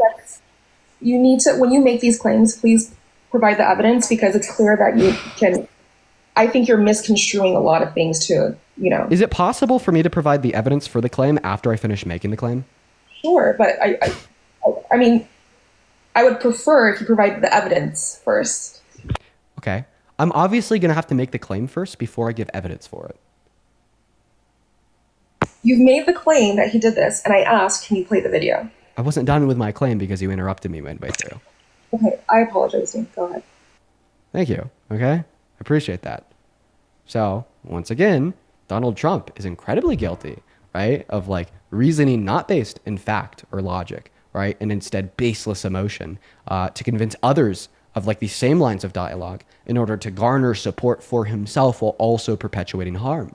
One like very obvious example of this was his demonization of undocumented immigrants, saying that they escaped mental asylums, saying that they escaped prisons, right? Saying that they're violent criminals that are poisoning the blood of this country, right? And you asked for the evidence for this. So like I said, I'll go ahead and play his fifth most recent TikTok. Anyone could go watch this. It was published on November 1st of last year, 4 days before the election. Costing Americans money that they don't have. It's bankrupting many Americans. Millions of people are pouring into our country, and they come from prisons, and they come from mental institutions, and they're terrorists. We can't let it happen. We got to bring back our country. Right. And then obviously like this gross That's not what you just said he said. It's exactly what I said he said. Repeat what you said, Dean. I said that like he's accused undocumented immigrants of coming from mental asylums, undocumented immigrants, they're all coming from like prison, so on and so forth, No, right? you said.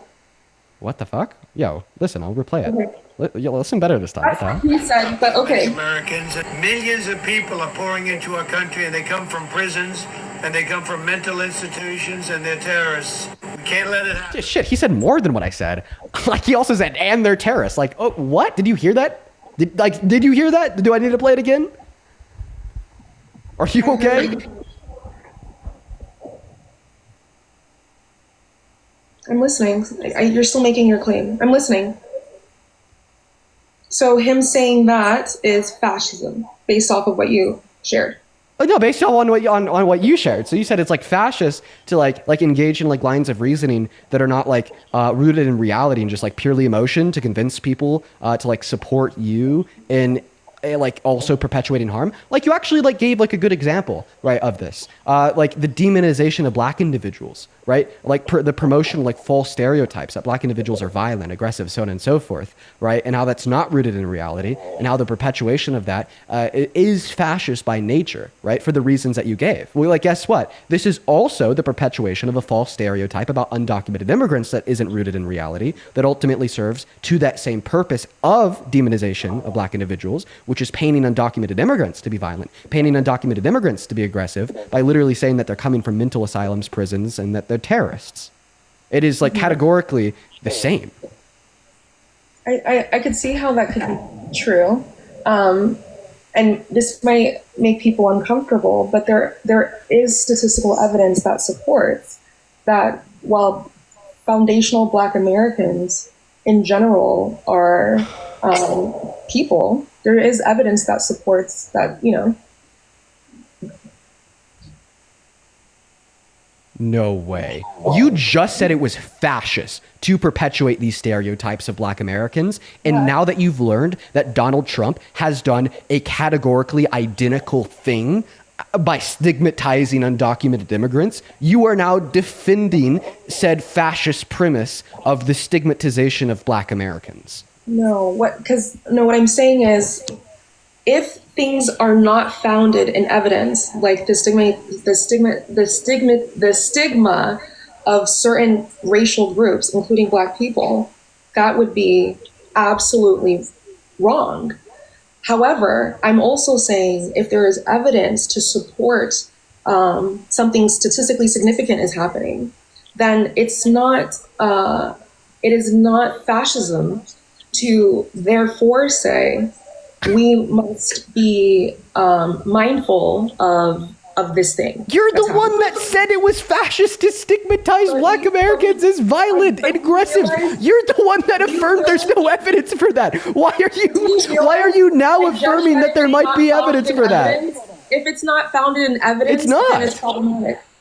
So there's no evidence that suggests that. Yeah, race realism isn't true.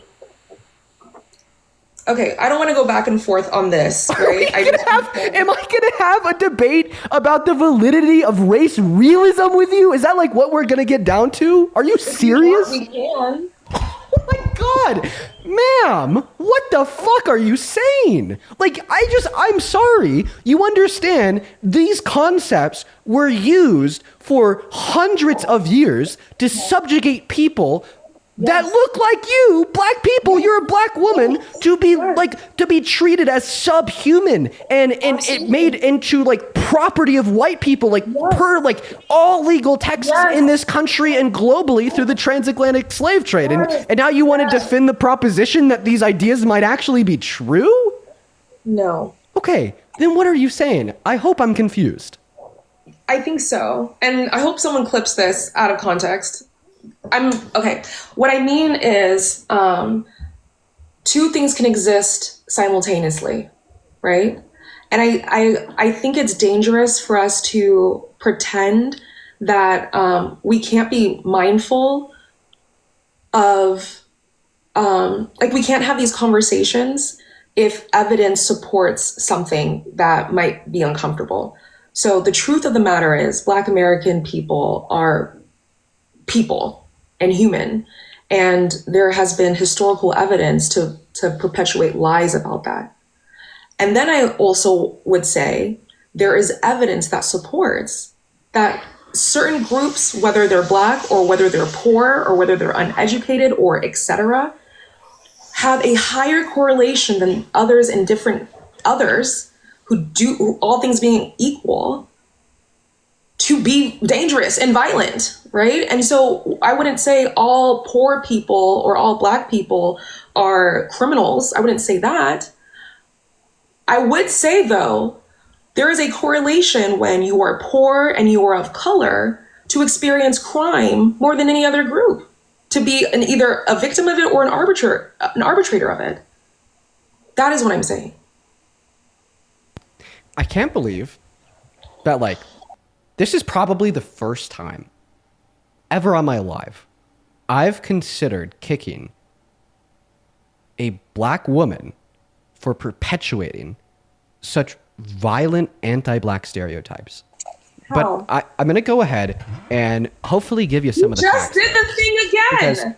I'm sorry. What I said was true. You said there's a correlation whether you're Black, poor, or uneducated for crime.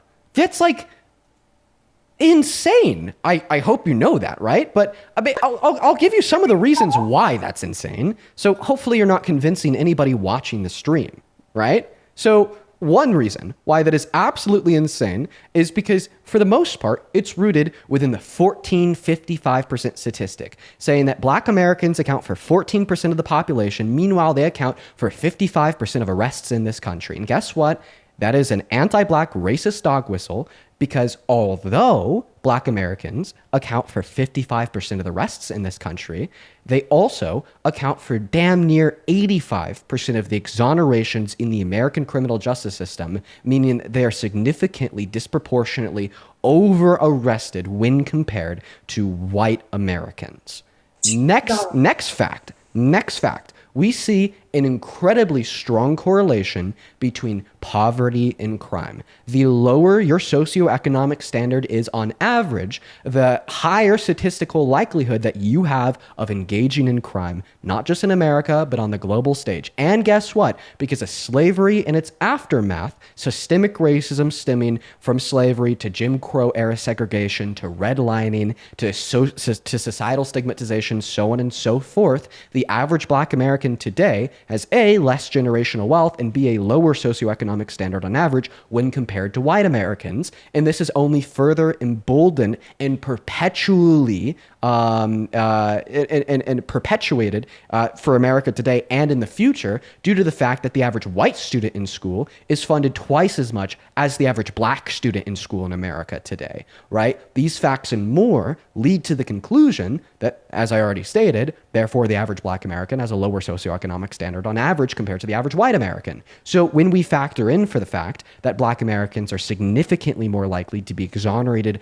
after being arrested in the American criminal justice system, and they have a lower socioeconomic standard on average compared to white Americans, if we isolate for those two variables and factor them out, I find there to be absolutely no compelling reason to conclude that black Americans are more violent than white Americans. And by the way, this should make sense to everyone. Why would the color of your skin, why would phenotypical expressions of your person make you have a higher proclivity to violence? Okay? The only way, like, generations of millions of white Americans were ever able to attempt to justify that was via the endorsement of things such as race realism or phrenology, suggesting that maybe black people have a different genetic code. Their brains are wired differently. There's different dimples in their skulls. But guess what? That is all misinformation. None of it is true. Right. So in rejection of race realism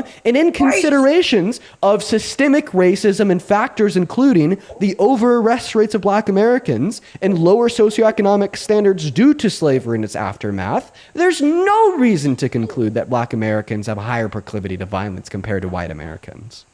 When we measure crime and 80% of black Americans are exonerated, I could see how that could suggest what you're saying, Dean.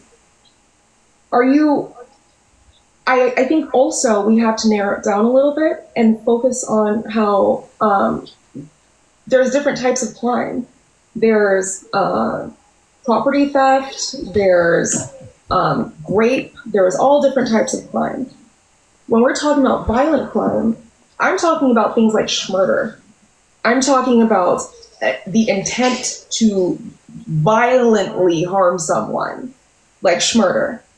If you look at the murder rates, can you now give me at least some grace and understanding that all things being equal, if you go to the FBI statistics and you look at the murder rates and you look at what the race of the victim was and what the race of the perpetrator was of murder specifically,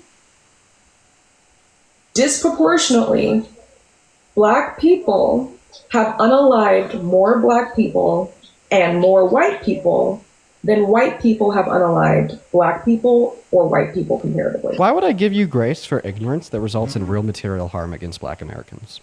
That is, but why would you negate the evidence? You just said, the only individual negating evidence is here because instead you want to look at you want to look at the arrest rates. You want it to ignore the exoneration rates. You want to ignore socioeconomic imbalances and how socioeconomics interplays into crime, and you want to ignore like inductive lines of reasoning, factoring out for like racism, phrenology, etc., to describe how there's like no reason, even in consideration of all the facts that I've given you, why we would expect black individuals to have a natural proclivity towards higher crime rates over black.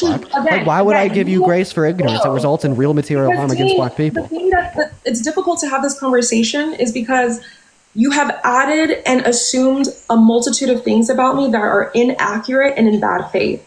What you are saying, as valid as you may believe it is, me adding the actual FBI crime rates from 2019. We've been talking about the FBI arrest rates this whole time. The foundation of my reasons why you were wrong started off by mentioning the arrest rates. Go ahead, Dean, respectfully, this is your platform, and I appreciate you for having me up here. I just refuse to have this conversation in good faith if you are unwilling to at least understand where I'm coming from. I thought I gave a perfect description of where you were coming from, why it's wrong and harmful. Literally, And once again, and so the I foundation can't- of my I can't- response to your claim that black individuals are violent or whatever, I started I never off by said mentioning that. all right, whatever your claim would, they have a higher Why? proclivity to violence. This is the thing. this is the frustrating Oh, thing. okay, what was your I claim? That literally- black individuals are like more like have a higher proclivity to violence? You're like black people, poor people, and uneducated Again, that's people. a racist assumption. Initially, I had told you that if it's not based in evidence, it's wrong.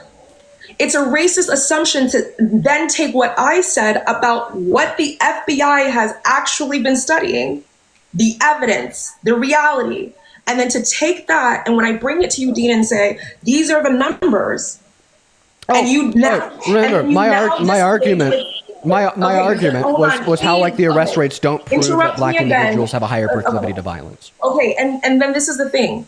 We agreed that the exoneration rates of crime are disproportionate by race. Sure. But we did not actually look at violent crime because there's many different crimes, and crime is general in the way in which you initially purported that. So if black people at 80% get exonerated, cool, I understand that, but what type of crime are we talking about? We're talking about violence, right? We're talking about harm. We're talking about murder, right? So if we look at the crime of murder, The disproportionate exoneration rates don't go away for violent crimes. Oh, yeah, it does. It does. It does. And so when I bring up the FBI, and they've done the numbers on this, and I bring up what they have studied, and I'm telling you what is on the FBI website. It's not me just making it up because I have an assumption. This is based off of data. You now have manipulated my point, which is not what I'm saying at all. Wow. Actually, But it's okay. according to the National Registry of Exonerations, the exoneration rate of like black Americans actually goes up for violent crime, right? So like for all crime, 84% of exonerations were people of color. For violent crimes, specifically homicide cases, 85% of exonerations were people of color. So they actually go up for violent crimes.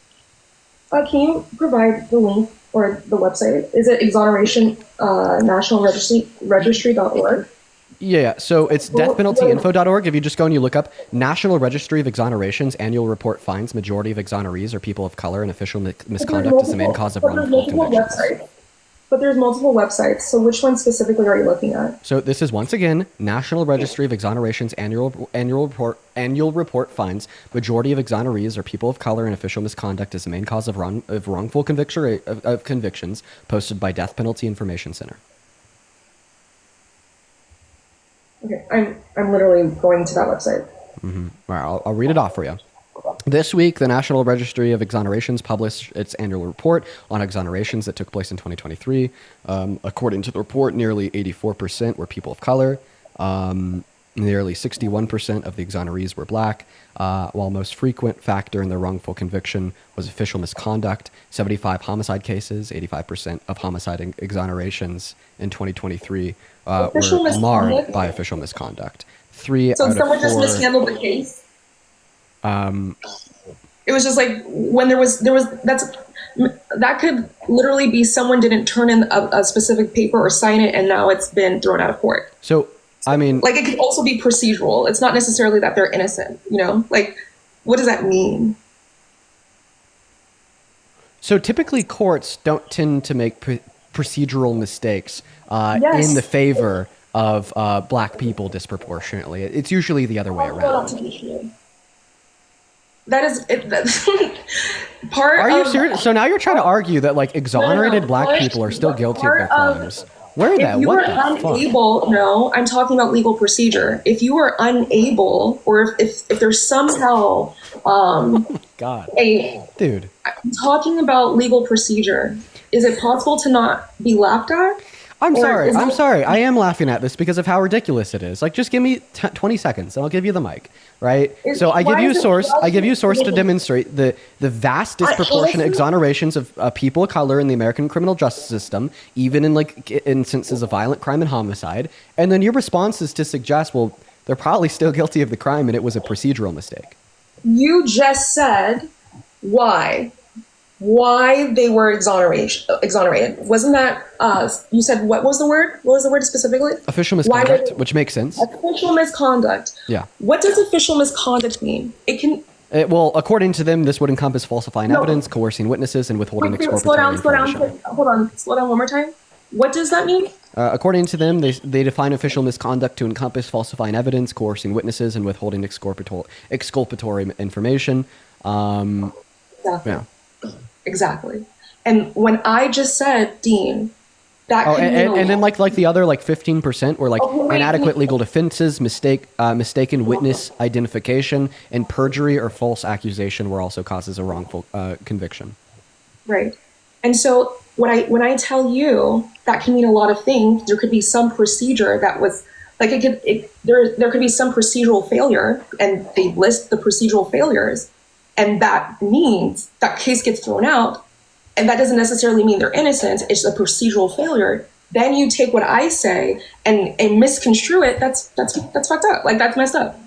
We're having like But like per like their own definition and classification of official misconduct, it doesn't like include like procedural failure. Is that These what are- okay, it but- encompasses? Like okay. falsification of evidence, that is a coercion of procedural witnesses. failure.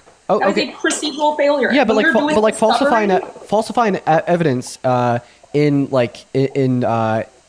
attempting to demonstrate the guilt of an innocent individual wouldn't like demonstrate their guilt, right? That demonstrate like their evidence. Sorry, It their is a innocence. procedural Like if failure. but if somebody were to like procedurally fail by falsifying That would be evidence an against example. them, right?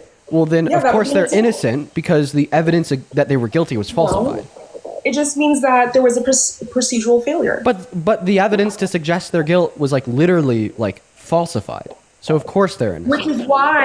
which is why the cases get thrown out, because there isn't enough. Or the Yeah, if a prosecutor tries to Doesn't- falsify evidence, right, against somebody that they're but that's charging with a not what- crime, okay. I think it's damn There's many damn different obvious things to that- assume that they're not guilty of the crime if the prosecutor's falsifying evidence against them. But that's not what falsification of evidence could be, right? There's multiple ways that's interpreted. You are making a narrative that is not true. You're free to do that, but it's manipulative. There's many different Wait, things. yes, it is. What else could falsification of evidence mean? We can literally Google it. Okay. There's many different. Because all I said was falsification of evidence is like falsifying the evidence. It could also be someone's name was misspelled. Like, it could literally be that simple. Someone's name was wrong. On evidence?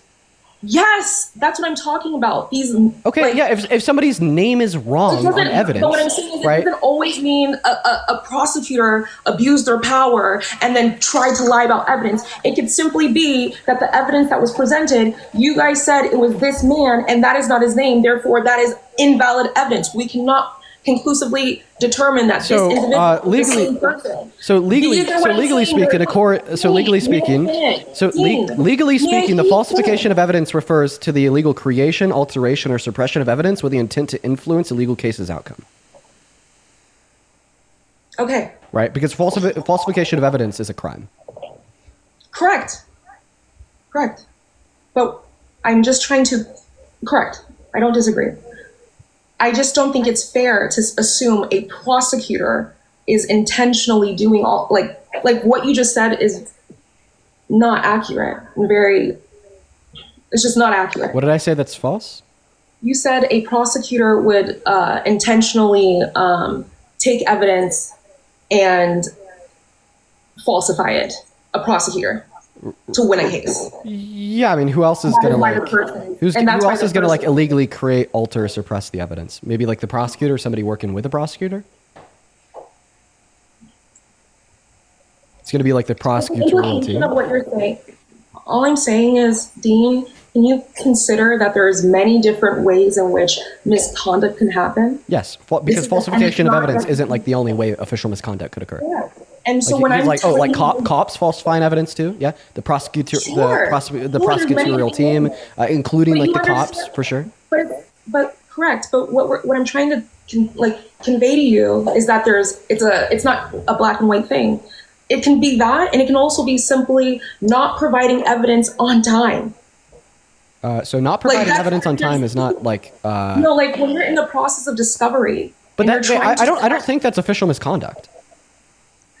Okay. Like not submitting evidence on time could lead to an exoneration, but I don't think that not submitting evidence on time would be an official misconduct. If you miss discovery, you miss discovery and the person's let off because there's no evidence against them. But it's not considered like misconduct to miss discovery. It just leads to the outcome of an exoneration, but it's not misconduct. How about while you sit on these things, I thank a handful of people. Okay. Thank you for your time. All right, I'm going to go to thank a handful of people here, folks. Real quick, let's see here. Attorney Eric, thank you so much for the $10 on Super Chat, saying caller is just out here perpetuating misinformation. Official misconduct has nothing to do with procedural error, according to an attorney. Well, I appreciate you, Mr. Attorney Eric.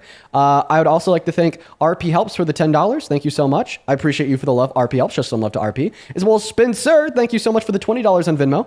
Sorry, on Super Chat. Spencer says, hey, the numbers you are looking at only serve your narrative. Doesn't make it factual just because you're looking at FBI, just because you're looking at the FBI site. You got to look at who's running it and what the background they possess. Yeah, well, for sure, Spencer. There's like another reason to question these things, but I'd say like the main reason to question crime rates are going to be exonerations and socioeconomic standards, which are like, which is not like questioning somebody's race, which is what she's doing. As well as Matt, thank you so much for the $100 super chat over on YouTube. Oh my God, dude, let's get 1,000 Matt W's down below in the chat for the hella amount of love. Thank you so much, my friend. Matt with 100 big ones says the problem is that her argument makes all information subjective. Trump turns his subjective opinion into lawlessness. So yeah, that was about a conversation that we're having earlier with a guest about how like, you know, she just thinks that Trump can identify anything that he thinks is misinformation as being illegal. Thank you for the $100, Matt, and you're absolutely right. As well as Josh, I appreciate you for the $10 over on Super Chat as well. And then over on PayPal, I'd like to thank Christina for the $25 on PayPal. Show some love to Christina in that chat. They say sending you this cash to kick the MAGA cultists and the uninformed lady from the live. She needs to stop talking. I appreciate you for the $25, Christina. As well as Lauren, thank you for the $5. And Carolina, thank you for the $10. I appreciate that. And then Jamie, thank you so much for the $20 on PayPal, saying thank you for putting up with the MAGA cultists and keeping your cool. Thank you so much for the love. As well as Tim with a $15, saying Gen Xer here who loves watching you cook these clowns and bury them in facts. Appreciate that. Thank you so much. As well as Isabel. Oh my God. Thank you for the $65 donation over on PayPal. Isabel, that is fucking insane. Please show some love to Isabel down below in that chat. Isabel with the $65 says thank you so much for everything that you've helped me educate myself on, as well as my own family to get them on the right side of history. Go you, Isabel. That is fucking awesome. And if you're able to change your family's mind, I'm really proud of you. Thank you for the $65, Isabel.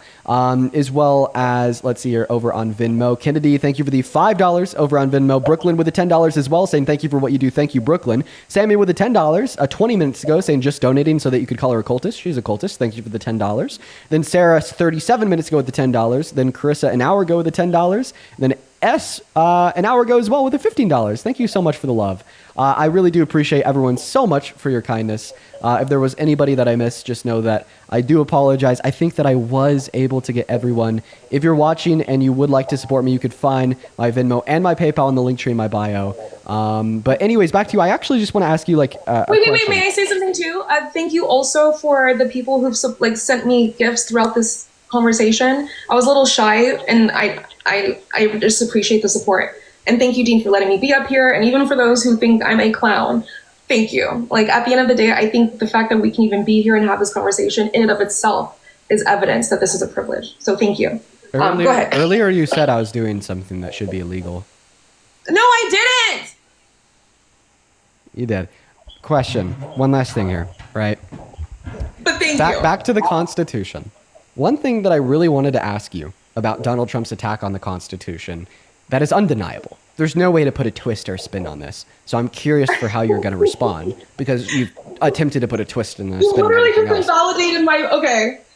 There's no way anyone ever could do this thing, but I'm sure you're gonna try to do it. You're just setting me up for failure, bro. But okay. You're muffling your mic. And yes, I am setting you up for failure, but I'm not the one that chose failure for you. You're the one that chose failure for yourself. Okay. All right. All right.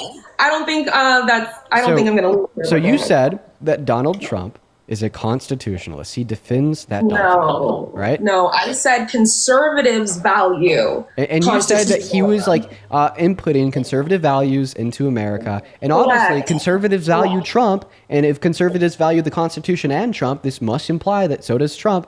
But how do you feel about the fact that on day one? No, it doesn't. So are you arguing that Donald Trump is indeed a threat to the Constitution? No. Okay, great. Well, that's the argument I'm making. So go ahead and respond to this. Donald Trump is a threat to the Constitution because on day one, he signed Executive Order number 14160 into law that attempted to illegally and unconstitutionally take birthright What was the citizenship. name of the order? Wait, hold on. The order was 14160. 14160. And he signed this into law on January 21st, 2025. Right? And it attempted to illegally and unconstitutionally take birthright citizenship away from the children of undocumented immigrants born on American soil. I find this to be a grave mark of authoritarianism as he circumvented around Congress, who holds the authority to change the Constitution. He circumvented around SCOTUS, who holds the authority to interpret the Constitution. And he circumvented around the Constitution in of itself by contradicting the explicit, clear text of the first section of the 14th Amendment, guaranteeing birthright citizenship to everybody born on American soil and subject to the jurisdiction thereof.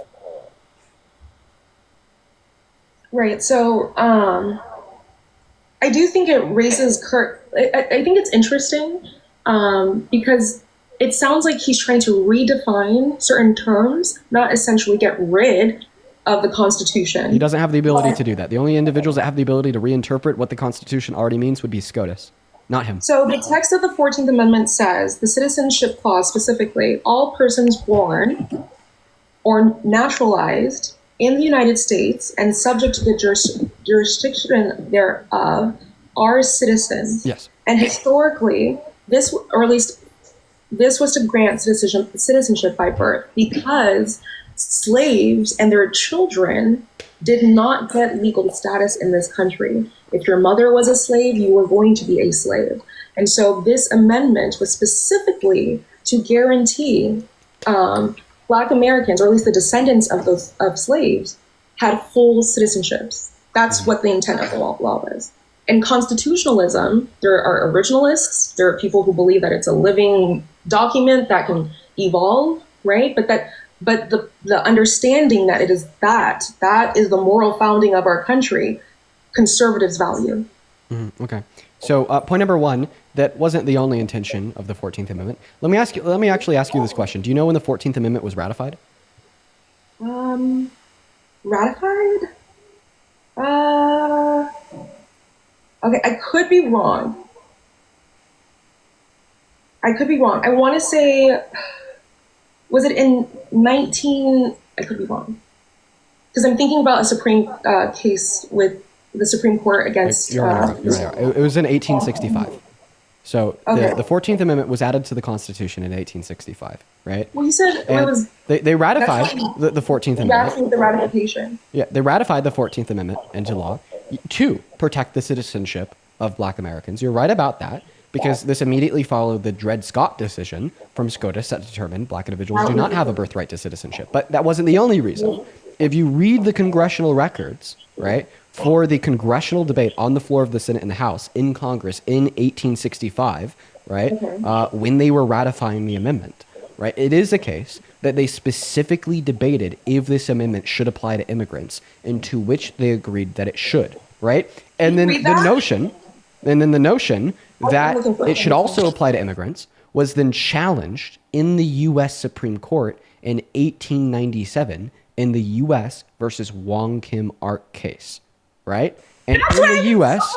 versus Wong Kim Ark case, the Chief Justice explicitly determined, and you could read the case for yourself, that unless you're an indigenous American, a member of a foreign invading military force, or a foreign diplomat that you have a right to birthright citizenship and you are subject to the jurisdiction of the U.S., and the 14th Amendment does apply to you. That's what they determined, right? Meaning that not only do we have the intention of the framers, but we also have case law from the 19th century to demonstrate that I'm right and you're wrong.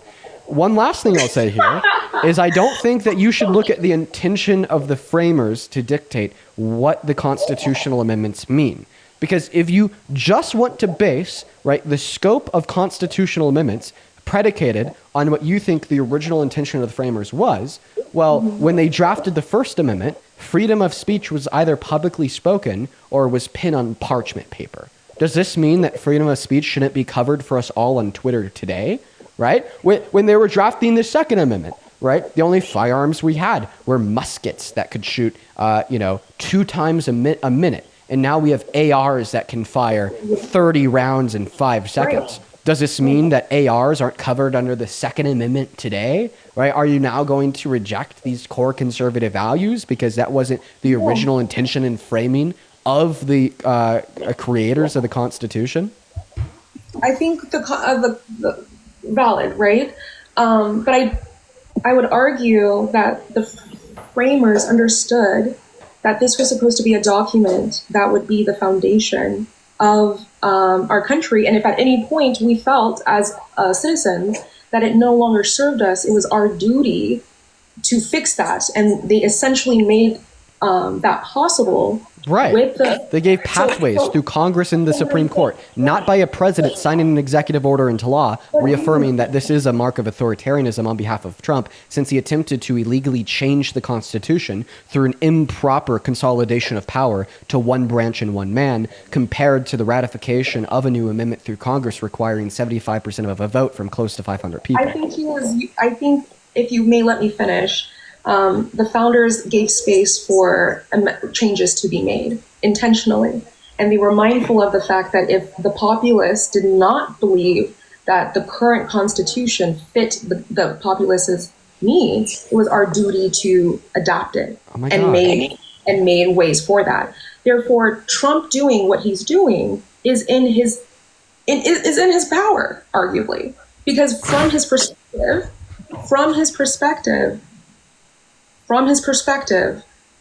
the rewarding of that, his rewarding of it is to fit the current needs of the American populace. Things have changed. Okay. I'm going to be honest when I say this. That's one of the most stupid things I've heard in my life in a while. Why? You just said that the president has the power to override the Constitution with an executive order. No. I said the president has the ability, okay, let me rephrase. We have a duty to evolve and adapt that constitutional document if, as a populace, we no longer think it's suiting our needs.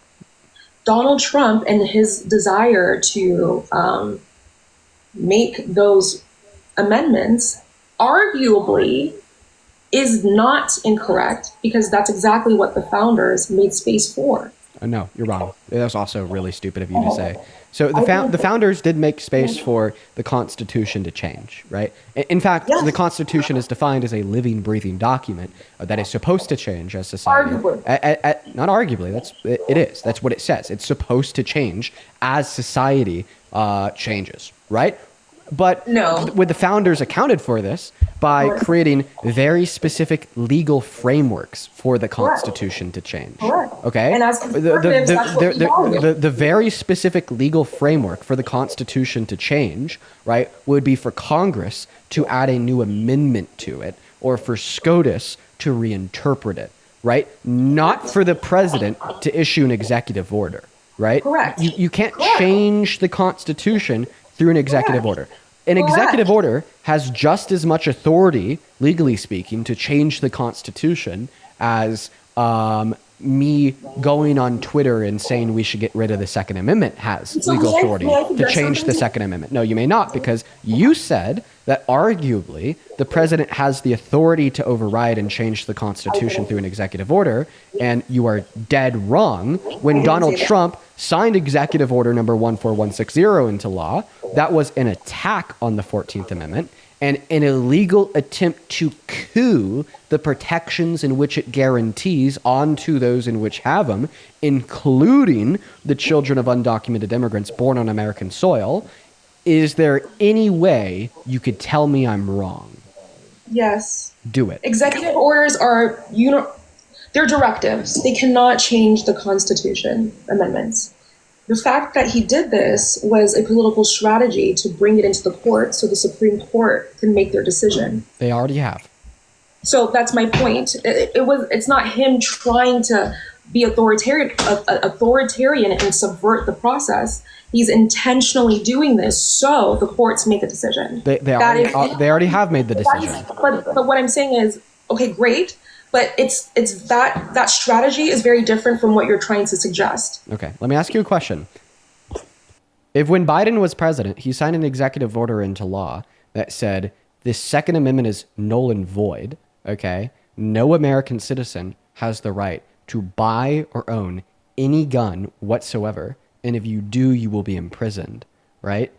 Would it be fair to call Biden an authoritarian for his illegal circumvention of the American Constitution? I would say, yeah. What would you say? Yes, to some extent, yes. Unless, but that's why? Wait. And May why I would you add- call him an No, authoritarian? don't do this. And you're calling him an authoritarian because he signed an executive order into law that explicitly contradicted the Constitution. So when Biden does it, he's an authoritarian. But when Donald Trump does it, it's a political strategy. I'm just going to say that it would be problematic, yes.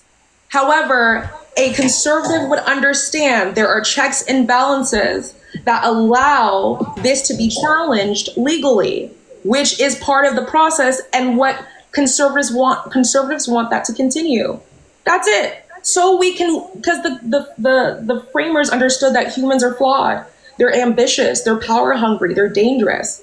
So we need to have these checks and balances to prevent people like Trump. And anyone, really. So you agree that the reason we have our checks and balances, in America is strictly to prevent people like Trump? No, because Trump is absolutely using the process and the institutions that exist to push forth to push forth change. Okay, here's a question. Would you rather have a leader who like maybe fucks up a lot, but is moving and changing and adapting accordingly, or a perfect leader who does nothing? What would you prefer? Okay. Well, I think that you contradicted yourself there. Definitionally speaking, a perfect leader wouldn't do anything. So that's like saying, would you rather have X or a square that's a circle? Like, I think that's just an unintelligible sentence. I don't think I'm saying that. I'm asking you. It's like, no, it is. It's an unintelligible sentence because I wouldn't think that a leader who does nothing is perfect. Let me rephrase. In your perspective, a president that has full understanding of the legal process, and I mean, someone who is performative but not actually doing anything, right? Like checks all your ballot boxes, ideologically and more. If they're not actually doing anything, then they're not checking my boxes. Oh. So what would be okay, fine, valid. Okay. I assume that you had an assumption of what a perfect leader would do.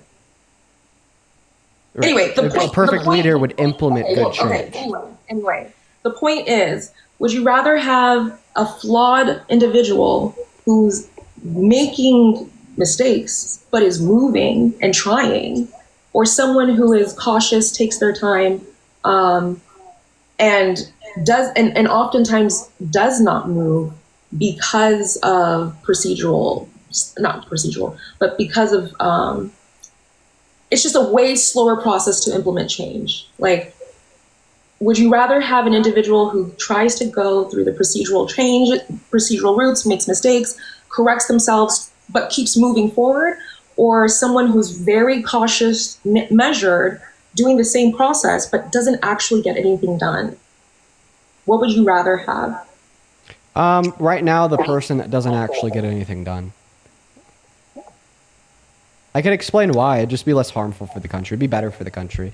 Like for instance, if we had like, I don't know, if we like dug Jimmy Carter up from the grave and put his corpse in the Oval, I think America would be better off than it is today under Trump.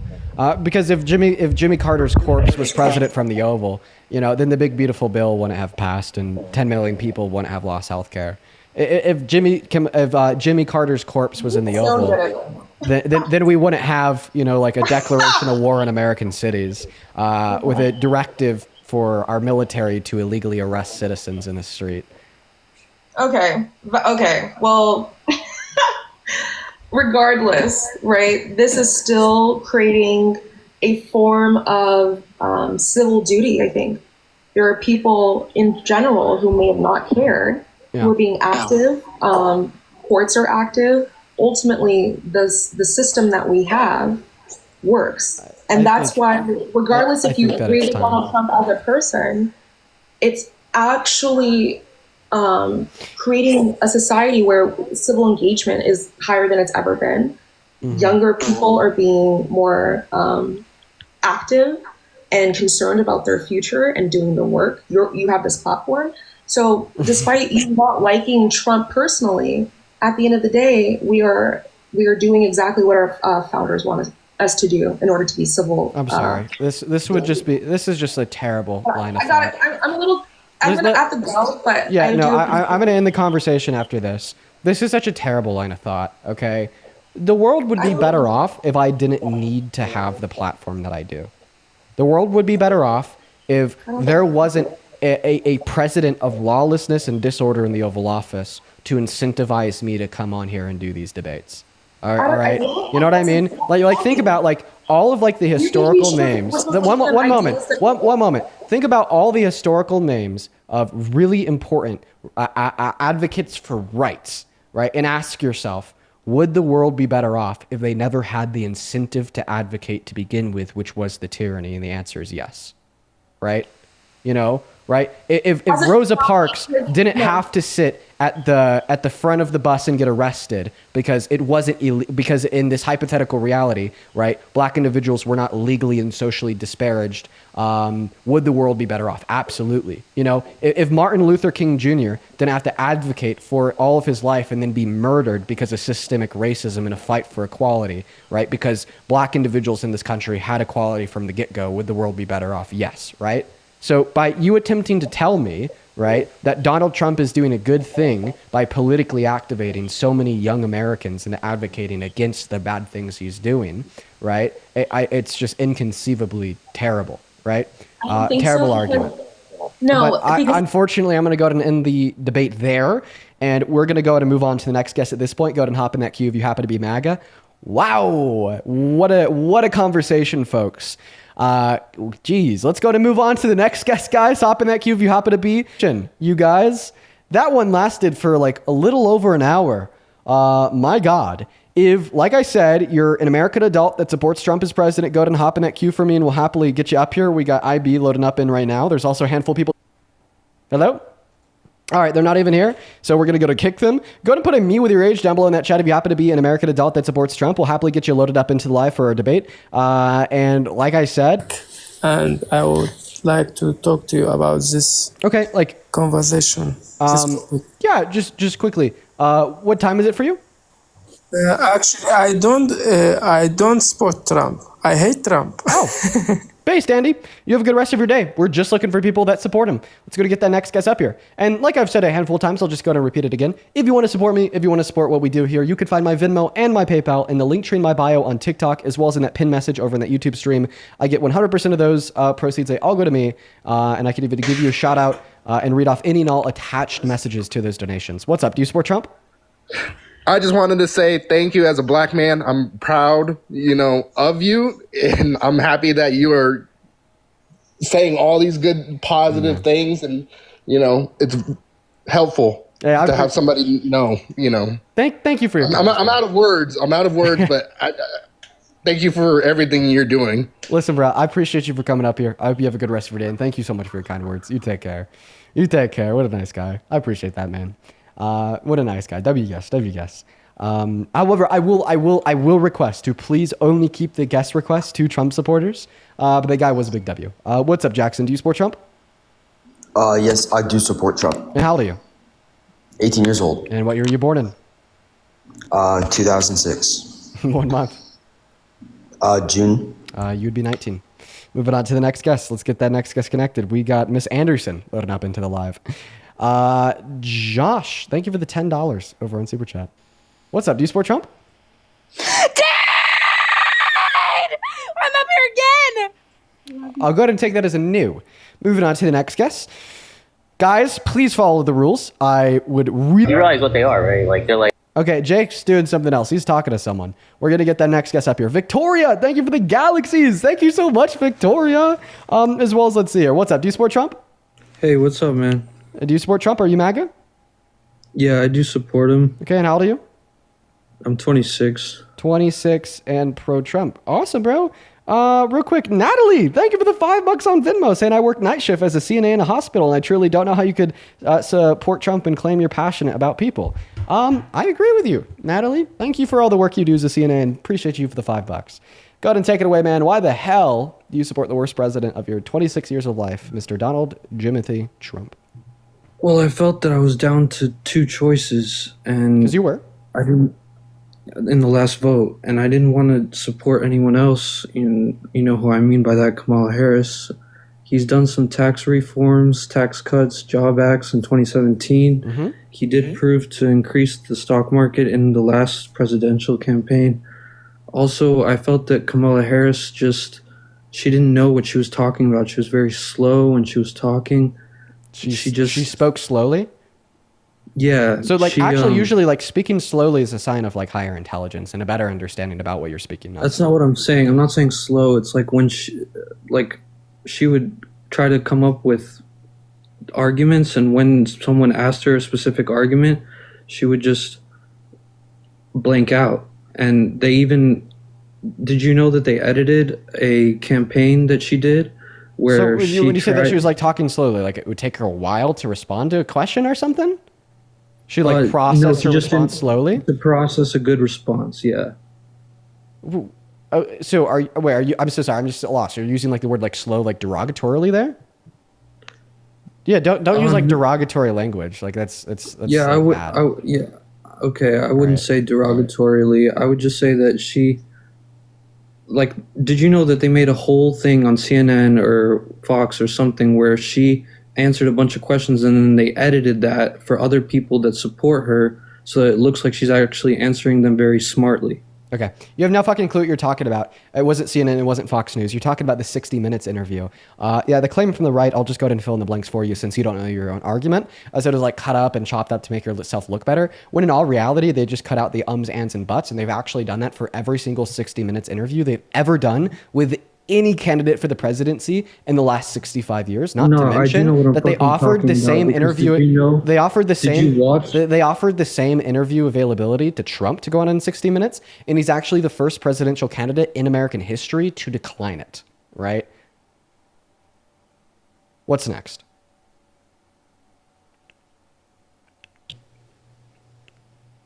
Why did he win the presidency?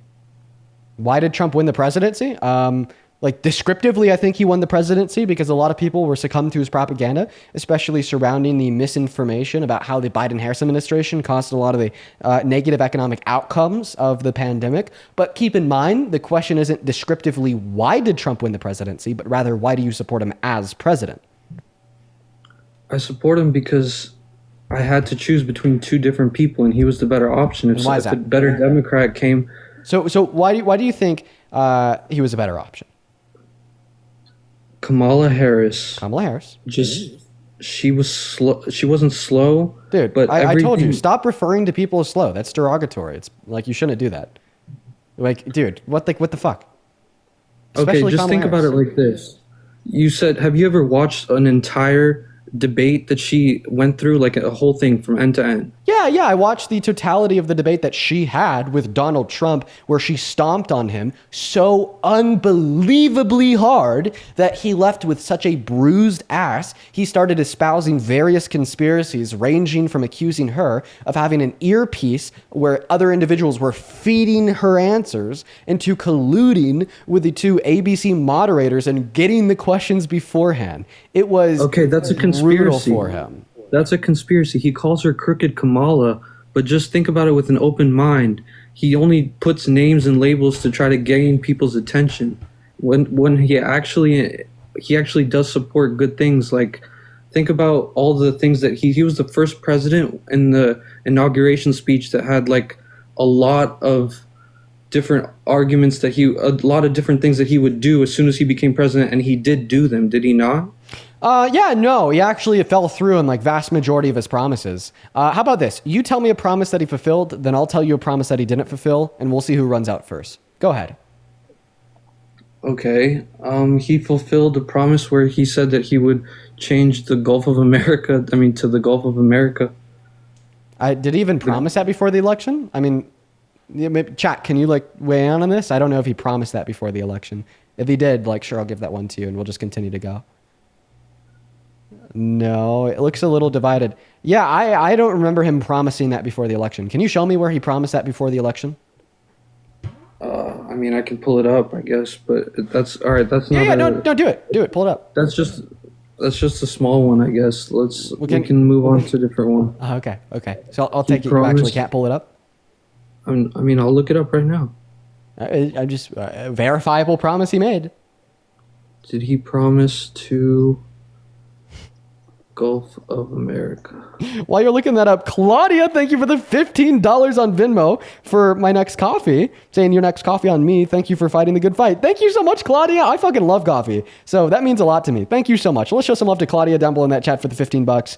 As well as Lizzie, thank you so much for the $5 over on Venmo. Amelia with the $5 over on PayPal. And Blacks, thank you so much for the $50 over on PayPal. That is BLAX. Thank you so much, Blacks. That is so incredibly kind of you. With the 50 big ones, Blacks says, support your brother. Thank you. Honest and facts. Thank you so much, Blacks. Let's get fucking 500 Blacks W's down below in that comment section. That is BLAX. Thank you so much, bro. That is seriously so fucking kind. That is an incredible amount of money, bro. Shout out to you, my friend. Okay, so I can't find it. So do you want to keep going or not? Yeah, for sure. Okay, so you've actually failed to name one promise he's fulfilled. I'll go ahead and name one that he hasn't fulfilled. He promised to cut the price of groceries on day one so fast your head would spin. Now we are close to 9 months into his administration, and the price of groceries has only gone up. Back and forth. So far, I've been able to name one promise he didn't fulfill. Deploy troops to the border, sure. Deploy troops to the border. How many and when did he do it? He did it immediately. Okay, and he put some troops down there. Okay, I remember that. Okay, I don't know if he promised that. My gut reaction is he probably did. So, okay, there's one of the promises he fulfilled. So now it's my turn again. He promised to end Russia's invasion of Ukraine on day one, over 9 months into his term, and Russia's actually dropped the most monthly missiles they ever have on Ukraine since the beginning of his second administration. Okay, that's a fact, but he hasn't had much luck with Vladimir Putin, who's just been sending bombs. He's not in total control of that, is he? Right, but it just means that he failed to fulfill his promise. Yes, you're right. You're right on that. Okay, revoke birthright citizenship. Oh, yeah, guess what? He didn't fulfill that promise because although he tried to play Mr. Authoritarian, the court shut him down. Okay, I'm down 1 or 2, fine. It doesn't mean he didn't try to complete these promises. I don't know why we have to debate on whether he completed those promises or not. Oh, because he failed to fulfill the promise, and your claim was that he fulfilled a bunch of promises, right? Keep in mind, by the way, do you support that promise of trying to illegally infringe on the Constitution to take birthright citizenship away from people? No, I actually don't. Oh, okay. So thank you for naming something incredibly bad and authoritarian that Donald Trump promised to do if he won the presidency. Good to know that you still voted for him after that. I did, but it's not about that. It's about choosing someone that can actually lead versus someone that can't. Oh, why would you say that Kamala Harris can't lead? She tried all these different tactics of showing that she's somehow overpowering and she can be a good person in power, but she didn't win the presidency because of all the people that saw that she's because she lost the election, therefore she could never lead. Who lost the election in 2020? He did. So in 2021, you believe that Donald Trump was a bad leader? No, I didn't. But you just told me because Kamala Harris lost the election, therefore she's a bad leader. Why don't you say because Donald Trump lost the 2020 election in 2021, you would obviously therefore have thought that Donald Trump was a bad leader? Maybe the reason why you think that given the facts, you're a hypocrite. But maybe the reason why you think Kamala Harris is a bad leader realistically has nothing to do with the fact she lost the election, because you thought she was a bad leader before the election. Right? I did. Yes. Right? So it had nothing to do with the fact that she lost the election. So why did you think she was a bad leader? I'm actually going to posit this. I think it's possible the reason why you think she's a bad leader is because she's a woman. Prove me wrong by giving me a legitimate reason. Because she's a woman. Why would you say that? Yeah, because I'm just not hearing any good reason from you. So it just seems like an extension of misogyny. Like I said, you have an open mic to prove me wrong, right? You would prove me wrong here by naming the good reason why she'd be a bad I would leader. listen to her debates. I would listen to the people supporting her. And I would listen to the way that she tried to make arguments. And when she made those arguments, I could pull up a video and then find exact sentences that she said that were just like, that doesn't make any sense. And when she says something that doesn't make any sense, I'm like, how can I vote for someone that doesn't make sense when they're talking? Okay. So am I the only one that heard like Donald Trump 2 days ago say that you shouldn't vaccinate your babies because it's too much liquid?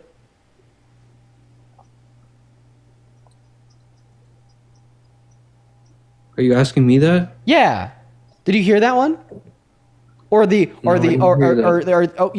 did. So at this press conference, he talked about how you shouldn't vaccinate your babies because it's too much liquid. Does that make any sense? Or like when he said that coal was clean, did that make any sense? Or when he said that windmills cause cancer, did that make any sense? Or when he denied human-caused climate change, did that make any sense? No, I get what you're saying. Or chat, you guys gotta help me out with this one. What about that one clip where he's like, do not take Tylenol, it bad. And he just like said like something that just made no sense at all. Like grammatically speaking, it bad. Tylenol, don't take it. Some shit like that. Like what was it like specific wording there? That definitely didn't make any sense. Or, have you heard the Sharks and Battery rant? I'm going to play you the Sharks and Battery rant. So I said, let me ask you a question. And he said, nobody ever asked this question. And it must be because of MIT, my relationship to MIT. Very smart. He goes, I say, what would happen if the boat sank from its weight and you're in the boat and you have this tremendously powerful battery and the battery's now underwater and there's a shark that's approximately 10 yards over there. By the way, a lot of shark attacks lately. Do you notice that? A lot of shark. I get your point. I watched some guys justifying it today. Okay, so you get the point. Wait. What about this one? Nothing bad can happen. It can only good happen. But with Tylenol, don't take it. Don't take it.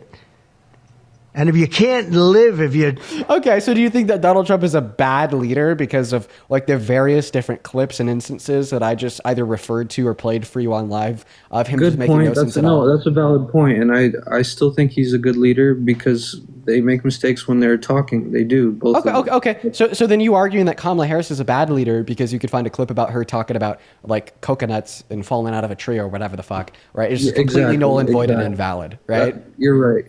Right. So then why is she a bad leader? I can give you more reasons. Let's say what she was trying to propose, right? What was she trying to propose? Is that a question to me? Yeah, like what are the main things she was trying to propose? What made you vote for her? So you think that you're going to make an argument that she was a bad leader because of the policy that she ran on? Yeah. Okay, explain to me how reducing the prices of houses, the pricing of houses, my apologies, by offering first-time homebuyers a $25,000 subsidy to pay for their down payment, while also paying for the total cost of the subsidy program over the course of the next 10 years by increasing the corporate tax rate by 3% is a bad idea. Explain to me how nearly doubling the child tax credit to $6,000 for the first year of a child's life, $3,600 for the next 4, and $3,000 from the ages of 5 to 17, when increasing the child tax credit in 2021 under the American Rescue Plan reduced childhood poverty by 40% is a bad idea. Explain to me how cutting the taxes of 135 million American workers in the low and middle class, when we're at a point in American history where we have the same level of income and equity that France had prior to their French Revolution, is a bad idea. Explain to me how granting Medicaid a greater renegotiated ability with private pharmaceutical companies so they could buy drugs for lower costs, estimated by the Treasury to save our government $500 billion over the course of the next 10 years, is a bad idea. You know, same thing with the policy that she ran on to limit the amount that any private citizen could pay out of pocket for private pharmaceutical drugs on an annual basis to $2,000 per year is a bad idea. How are any of these policies a bad idea? Okay, I can't say all of them are bad. Sure, some of them have good prospects, possibly. Maybe the first one with the home buyers, thinking that, hey, we can just offer $25,000 when America's already in debt. That might be a little bit of a problem because you have people. That's our tax money going to those home buyers, isn't it? Well, so actually, as I said, if you were listening to me when I was speaking, the total cost of the subsidy program was estimated to cost $1.2 trillion. Meanwhile, her tax policy included a marginal increase in the corporate tax rate, which according to the Treasury would raise $1.4 trillion over the course of the next 10 years. So isolating for this policy specifically and that secondary policy of increasing the corporate tax rate, she actually would have net made our government $200 billion in the next 10 years. But if you're concerned about government spending and you want to calculate the efficacy of one's leadership based upon their proposition for how much they want to spend, well, then you'd argue that Donald Trump is the worst president in American history, since he just passed the most expensive policy in American history. That policy being the Big Beautiful Bill, which was estimated by the CBO to cost our government $4.5 trillion over the course of the next 10 years. I was looking at that bill. That's not something that I was supporting clearly. I mean, we're going to see how that's going to work out, of course. Right, but you just try to argue that Kamala Harris was a bad leader because she wanted to make our government $200 billion over the course of the next 10 years. But now Donald Trump is a good leader, even though he just spent $4.5 trillion on the most expensive they all bill want ever. to. But what did Trump do in the beginning with Elon Musk when he appointed him? Did he not save a lot of money with Doge or whatever? Oh, yeah, so they were able to save $200 billion, but then he spent $4.5 trillion. Yeah, but he already did save that money. That money that he just is saying to be spent, the 4.5 trillion, that's happening right now, right? What's 4.5 trillion minus 200 billion? Okay, yeah, that's why they were having that fight with Elon Musk. Can right? you tell me? Can you tell me like what is 4.5 trillion minus 200 billion? You don't have to insult my intelligence. I'm not insulting your intelligence. I'm asking you a question. It's 4.2 billion. Oh, it's actually 4.3 trillion. Okay. No worries. Trillion. No worries. So it's 4.3 trillion. So do you know how much money the Biden-Harris administration signed into debt-related spending in 4 years? No, tell me. 4.3 trillion. So in other words, accounting for all the cuts that Doge made, Donald Trump spent as much as the Biden-Harris administration did in 4 years with one bill. Accounting for the cuts that Doge made. So tell me, let's talk about that bill for a second. No, because remember, you're trying to tell me why you think that Kamala Harris was a bad leader, right? Okay, yeah, we can keep talking about that as well. Right, because we just haven't heard any reason yet. Has anyone watching heard any reason? Because I haven't. I mean, okay. Let's just talk about Democrats in general then. No, we're not going to talk about Democrats in general. We're going to talk about Kamala Harris. You said she was a bad leader. Kamala Harris, while she was supporting, did she not support any of the people that were going to jail, like the immigrants? Did she not? There was that one, I forget his name, but she would always, while she was trying to lead or trying to go for presidency, there was a lot of support for all the people that would go to jail that were immigrants, right? There was a lot of different problems going on about how, hey, the people going to jail are immigrants and we need to let them out just because they have families and such like this. Okay? What? Do you see where I'm going with this? Because no, maybe if you were talking about like mass deportation, I'd understand where you're going, but now you're saying immigrants in jail, so I have no clue what you're talking about. I'm talking about the people that, okay, so do you agree with having the border open? Oh, now you're pivoting, right? Because remember, you just tried to tell me that Kamala Harris is a bad president. She wanted to keep the border open, right? Oh, so is the border open under the Biden-Harris administration? Yes. And how do they open it? They left it open. Anybody could enter. Oh, they left it open? Yeah, illegal immigrants could enter. Yes. So if they left it open, then that means that Trump opened it in his first term before they were in the presidency? Did Trump open it in his first term? Yeah, because if they just merely left it open, that would mean that it was open when they walked into office. No, Trump wasn't the president before Kamala Harris. Who was the president right before Kamala Harris? Kamala Harris has never been president. She was vice president. I mean, you know what I mean. Who was the president before the last election? Trump. No, Trump literally just started. Then who was it? If it wasn't Trump, who was it? He lost. Remember, he lost, and then he went again. Who was president before Biden? Okay, yeah, it was Biden. That's what I meant. So who was president before Biden? Trump. So are you saying that Biden opened it or Trump? I thought that you just told me that Trump wasn't president before Biden. Now you're saying he was. So which one? No, is it? I said he was president before Biden, but who was president before the election? Before the 2020 election, Trump was president. And my question to you was, what did the Biden-Harris administration do to open the border? And then you said they left it open, which means when they walked into office, the border was already open and they left it that way.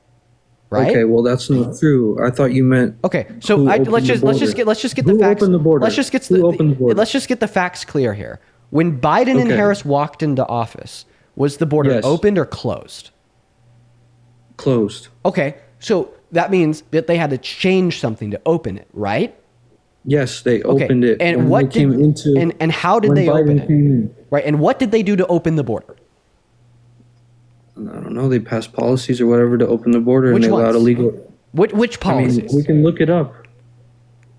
That only takes a second to look up, but illegal immigrants were entering the border. Take that second. Do it. You just said it would be so easy to look it up and find it. Do it. Okay, I'm doing it. Go ahead, talk about your millions of dollars you're getting from Democrats. About my donations? Yeah.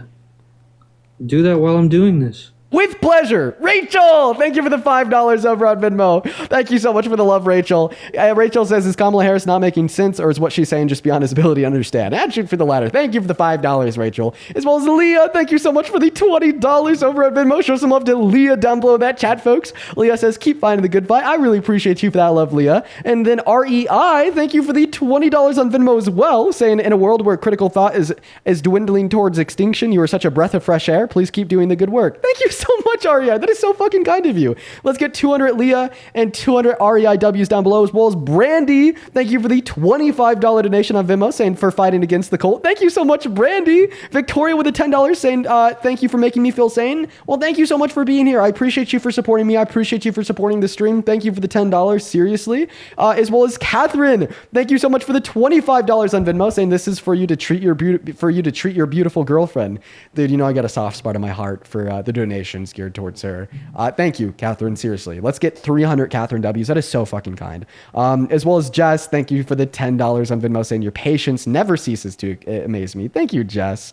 As well as Jacqueline, thank you so much for the $10 on Venmo, saying, and I quote, smart people don't like me. Donnie, they're just now coming in. Cassidy right now with a $5 on Venmo says, not sure what this guy's on about, but here's your DNC payment. Thank you, Cassidy. As well as Gabby, thank you so much for the $50 over on PayPal. 1 second, I'm still reading this off. Thank you so much. Just give me a moment. And Gabby, thank you for the $50 on PayPal. Gabby, that is so fucking kind of you. Holy shit. Show some love to Gabby down below in that chat saying here's $50 towards a new pair of headphones. Last guess was an insane conversation. Thank you for what you do. Gabby, as always, thank you so much for your kindness. You are always here supporting me. Please show some love to Gabby down below. Gabby, seriously, that is so fucking kind. As well as, I'm going to call you In. Thank you so much for the $50 on PayPal as well. In says, W / Canadian who lives and works in the US here. Thank you for keeping me informed and educated and fighting the good fight. And thank you for fighting the good fight for those that can. Thank you so much for your kind message, as well as the $50. That is so incredibly kind and generous. Seriously, thank you everyone so much for your kindness. You guys have been so incredibly generous today. If you do want to support me, you can find my Venmo and my PayPal in the link tree in my bio on TikTok. And, you know, as I'm reading out all these messages, you could attach a message and I'll read it out on live too. Two more here. Joe, thank you for the $5 on Venmo, and Grace with the $10 saying, and I quote, "You think you just fell out of a coconut tree." Thank you guys. As well as Caitlin, thank you so much for the $20 super chat on YouTube saying here to contribute to your millions of dollars. Dude, thank you for the $20. As well as Coral with the $20 as well on super chat saying, dude is so lost. Keep up the good work and happy Sunday. Happy Sunday to you as well. And then I think we just got one other new one in here real quick. Jojo, thank you for the $40 on Venmo. With this smiley face. Thank you, Jojo. As well as REI with a $20 as well, saying more for the girlfriend. Get her some flowers for me. Well, thank you, Ray. Show some love to REI, pronounced Ray, for the $20 in the chat. Jojo for the 40. Thank you so much. Sydney with the $5 from the DNC, and Sarah with a $10 as well. Thank you so much, you guys. So much for the love. You guys are so fucking kind. But anyways, man, go ahead and tell us all. What is that open border policy that Biden and Harris passed? Yeah, so it's not the one they passed. It's actually the ones that they closed that Trump had opened or made. They closed them, and then when they closed those policies, that's when all the illegal immigrants started flooding into America legally, basically. They were not. Okay. What policies did they close or stop? Migrant protection protocols, Title 42, and those are the main two. Yeah. So, A, what are the migrant protection protocols? And B, Title 42 expired, right? So, Title 42 was only constitutional to be in effect when there was a declared public health emergency, that public health emergency obviously being COVID. But then the moment that declaration was officially ended by the government, Title 42 is thereby unconstitutional to remain in effect. Okay, that's fine. So the migrant protocols, MPP, remain in Mexico. This policy required asylum seekers to wait in Mexico while their U.S. immigration cases were processed. Okay. So you understand that, right? Yeah, I have a question. Are the asylum processes legal? Of course, when they are processed. Right. So them ending this bill that only affected legal immigrants had nothing to do with illegal or undocumented entry. No, but don't you think that the people entered the U.S. when this protocol was gotten rid of? Yeah, like legal immigrants, legal asylum seekers, right? But they're not undocumented. They're legal. That's a legal process. So why do we have so many more illegal immigrants when this protocol was closed? Well, I'll happily explain what actually caused an increase in undocumented entry, but we need to first be able to agree that the Remain in Mexico policy had nothing to do with like the state of undocumented entry, because it was something that only impacted legal immigrants. Like for instance, the Remain in Mexico policy was signed into law by Trump in 2019. Does this mean that before 2019 in his first term, he had an open border too? Okay. Did it? No. Oh, but I thought you just said because they stopped the Remain in Mexico policy that opened the border. So obviously, before Donald Trump started the Remain in Mexico policy, his border was open too. I see what you're saying. I mean, I guess I can't find exactly where it says that they all flooded in during Biden's protocol or Biden's protocols. Right. So can you name anything that they did? Anything? Like, I'm giving you a chance. I think that you're the best shot you have right now is the Remain in Mexico policy, but I explained how that's redundant due to the fact that the Remain in Mexico policy only impacted legal immigrants, and while it was in effect, only kept 60,000 asylum seekers in Mexico, which, by the way, it was like really bad. It put them in a human rights disaster. The Remain in Mexico policy is terrible. Yeah, I'm just looking then. I mean, all right, go ahead and tell me then. I'm in agreement with you. Maybe you can turn me into a Democrat or whatever. What caused an increase in undocumented entry under the Biden-Harris administration was a backlog of legal means of entry due to COVID and Title 42, and B, caused by an increase in incentive for immigration to the U.S. due to the instability of the socioeconomic conditions of many countries south of America due to the pandemic, and C, due to Donald Trump's own rhetoric, just saying the border was right on open, right? And, you know, the Biden-Harris administration attempted to respond to these facts by advocating for a bipartisan border bill to be passed through Congress that would have hired significantly more judges to process legal claims of immigration, removing the incentive for undocumented entry. But Trump actually told Republicans in the House and Senate to torpedo that bill because it was so good that it would have made the Democrats look good prior to the election and probably would have lost him the election if it passed. I hear you. So, but you can see that Trump was very with border control, right? I actually don't think that. I think that he's kind of like against Border Patrol because he is not implementing any good long-term proactive solutions to reduce undocumented entry, such as focusing on the delays with illegal means of entry. Everyone in the chat is spamming. It takes years. It takes years for their chat. There's spamming Epstein. Epstein. Actually, is there anything else that you want to talk about at the border? Can I ask you about that? I guess we haven't talked about Epstein all day. Okay, so, I mean, the border, he wants it to be closed, right? You're doing nothing for your point. Because remember, you're supposed to be arguing that the Biden-Harris administration opened the border, and now somehow you're saying, well, Donald Trump wants it to be closed. That doesn't tell us anything about how the Biden-Harris administration opened the border. I fear they that didn't this open it, debate is getting it. pretty redundant. They didn't make it.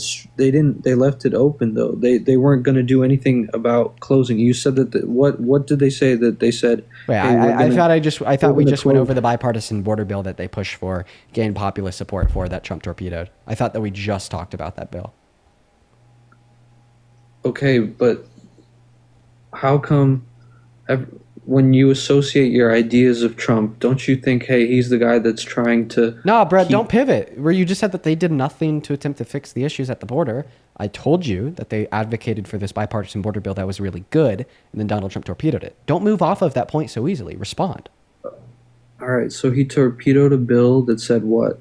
Yeah, that said that they wanted to spend an additional few $1 billion on hiring more judges for immigration courts along the southern border to expedite the pace at which legal claims of immigration were processed, to reduce the time it would take to become a legal immigrant, making it more attainable for more people, when it is the fact that it is so unattainable that incentivizes so much undocumented entry.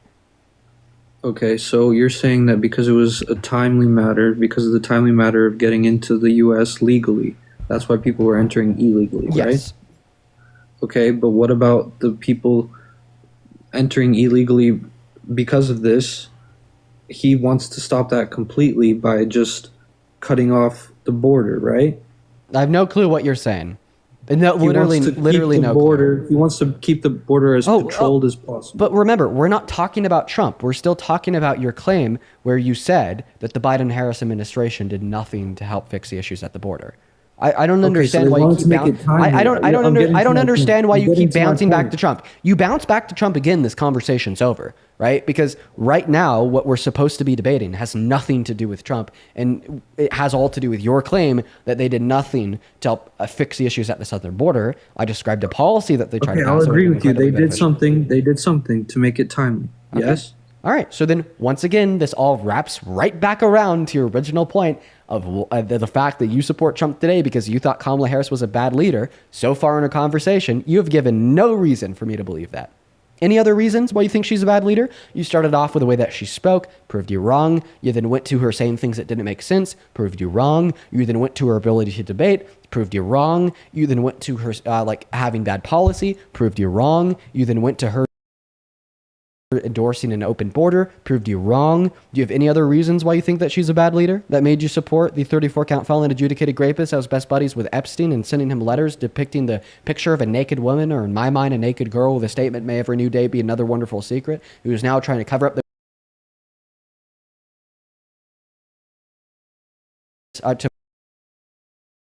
because of how bad they hurt the country and how inhumane and absolutely terrible they are. That's something bad leaders do, not good leaders. You say, okay, I hear your point, but you say they're inhumane. It's bad, mass deportation, very bad. I hear your reasons, but think about the actual people that are affected by the illegal immigrants that did get, like, people that did get hurt. What do you think they would say about mass deportation? Oh, well, I would hope that they would identify that if an undocumented immigrant hurt them, that isn't good reason to then turn around and stigmatize all undocumented immigrants, especially considering the statistical fact that they're 2.5 times less likely to commit violent crimes in this country. And if we want to talk about, well, what might people have to say about those that hurt them, and should we honor their feelings in response to those that hurt them, what would you what do you think E. Jean Carroll would say about the fact that a man who raped her in 1994 is now the president of the United States of America? Seriously, what do you think she would say? Okay, we can't put that in fact. Has he been convicted of that? Yeah, a jury did determine that he was guilty of raping E. Jean Carroll. He was held civilly liable for it. So yeah, what do you think she would say about him being president? What do you think she'd say? Seriously. She would say it's terrible, of course, but we have to continue our topic. So we should honor that, right? In the same way you just like suggested that, oh, what would somebody say that was attacked by an undocumented immigrant? That all undocumented immigrants are violent and we need to get them all out. We should. So if you're saying we should honor that, I didn't say all. Should we also, like, because like E. Jean Carroll was raped by Donald Trump, right? And she would say it's like terrible that he's president today. We should honor that too, right? Right, we should like actively not support Donald Trump because he's an adjudicated rapist, right? Why are you pivoting the entire argument based on feelings? Because I said if someone got hurt, think about it like this: if 1 out of 100 people that are illegal immigrants is a sexual offender, wouldn't you want all 100 people out just to get that one out? No. Why? Because I would instead make the scope of my deportation operation specifically to direct the funding to agencies such as Homeland Security and ICE into focusing on undocumented immigrants with prior violent offenses, such as being a sexual offender. So then we could get more undocumented immigrants that actually are violent offenders out of the country or put in jail. Because when we instead reallocate the focus of the scope to all undocumented immigrants compared to just those with prior violent offenses, we end up disproportionately deporting less with prior violent offenses. Okay, would you say it's impossible to find just 1 or 2 that are actual? Actually, can you please just repeat what I just said? Can you repeat the argument that I just gave you? You were telling me how, hey, the people that are like messed up, if we can't find those people that are sexual offenders, we have to allocate more resources to get those sexual offenders out. You didn't listen to a word that I said. I'll say it again. Okay, right? So if we want to deport people that are like genuinely bad people, like undocumented immigrants with prior violent offenders such as SA, or if with prior violent offenses such as SA, right? We'll be able to do so significantly more productively if we only focus on them compared to focusing on every undocumented immigrant. And that's a fact. Yeah, that's what I was getting at. So if you just focus on them, how much more time, how much more resources are you going to have to put in just to only focus on them? It actually takes less time and less resources since your scope of operations is smaller. Scope. See, what are you saying there? Scope of operations. You look at 100 illegal immigrants. The scope of operation of wanting to deport like 11 million undocumented immigrants compared to like maybe like 10,000 undocumented immigrants. The scope of operation is significantly smaller. So with like the same amount of time and the same amount of resources, you are going to be significantly more effective in deporting 10,000 people compared to 11 million. Okay, yeah, but think about it logically. How are you going to find 10,000 in 11 million people? How are you going to find those 10,000? You just told me how. You're going to allocate more resources to finding those 10,000, right? How are you going to find undocumented immigrants with prior violent offenses? Yes. I would go ask Homeland Security. Why are you asking me?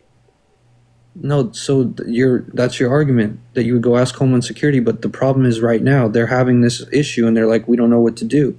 So how are they getting those people out? They're mass What is this deporting guy saying? Wait, did the Biden-Harris administration do a mass deportation of all undocumented immigrants? No, right? And that's actually But they why. should have, is what I'm saying. You But they understand? should have supported it. You understand that's why they had higher deportation rates of specifically undocumented immigrants with prior violent offenses compared to Trump today. They had higher deportation rates of undocumented immigrants with violent offenses on their record compared to Trump today. Because unlike Trump, they only focused on undocumented immigrants with criminal offenses on their records compared to Trump focusing on they would have a all. higher ratio then, wouldn't they? They would have a No, higher no, ratio. it's not because they ain't ratio. focused It's on it. rate of arrests and deportations. Amount, number. They literally deported more people quarterly, right, with prior violent criminal offenses than Trump is today. Okay, I hear what you're saying, but think about it this way: did they document all the mass deportation, the ones that were criminals? No, because they don't know which ones were criminals. They just Yes, they mass do. deported Yes, all. they do. Yes, they do. How do yes. we know? Go to ice.gov/statistics. You could literally select a drop-down box for selecting arrests and deportations made of undocumented immigrants with prior violent criminal offenses. You could literally do that. Okay, and you're telling me that these prior offenses, they have them in America, that those are the offenses, or they have them in Mexico too? How do we know the cartel ones that were the ones that were in cartels? Because How do we countries know share those? information with one another, like Interpol and like other like global databases of crime information. So you're telling me that they're able to pinpoint every single one of those undocumented or illegal immigrants, and they're able to find out So which what are you? ones are I just have a actually question. messed up. What are you trying to argue right now? Does anyone like I'm trying to clearly argue understand that what he's mass arguing? deportation is. Wait. Are you saying that, oh, I think I get what you're saying. You're saying that we need to do a mass deportation because you're sure that there's some undocumented immigrants that are SAers that we don't know are SAers. Of course, that's what I'm saying. Okay, so therefore we should put every American man in jail because 92% of violent crimes are committed by men. And if we don't put every American man in jail, then we're going to have American men on the streets that are SAers that nobody knows are SAers. No, why would you say 92%? Wait, but I thought you I'm said saying all I thought that you said it's better to lock up 100 people with one of them being guilty compared to allowing 100 people to roam free even if one is guilty.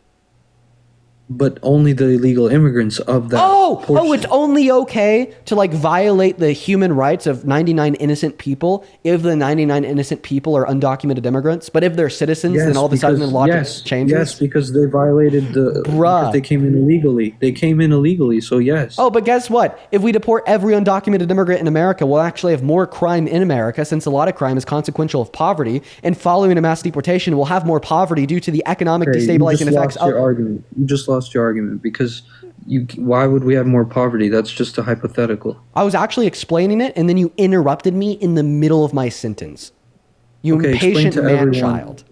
Explain to everyone why it's better to have no mass deportation and just go ahead. No, continue. What specifically do you want me to explain? I feel like you don't even have a grasp on like the general trend of dialogue in this discussion. So I feel like you failed to actually specifically describe what I should be explaining right now for the conversation to track. What do you want me to explain? Okay, think about it like this. Mass deportation is correct. No, stop. What do you want me to explain? Remember, I was in the middle of explaining something. What was I in the middle of explaining that you want me to explain? Okay. I'm not going to call you names because that's just dumb. But the reason I interrupted you is because you said that poverty is going to happen if we mass deport, right? Yes. Rates of poverty will go up. That is true.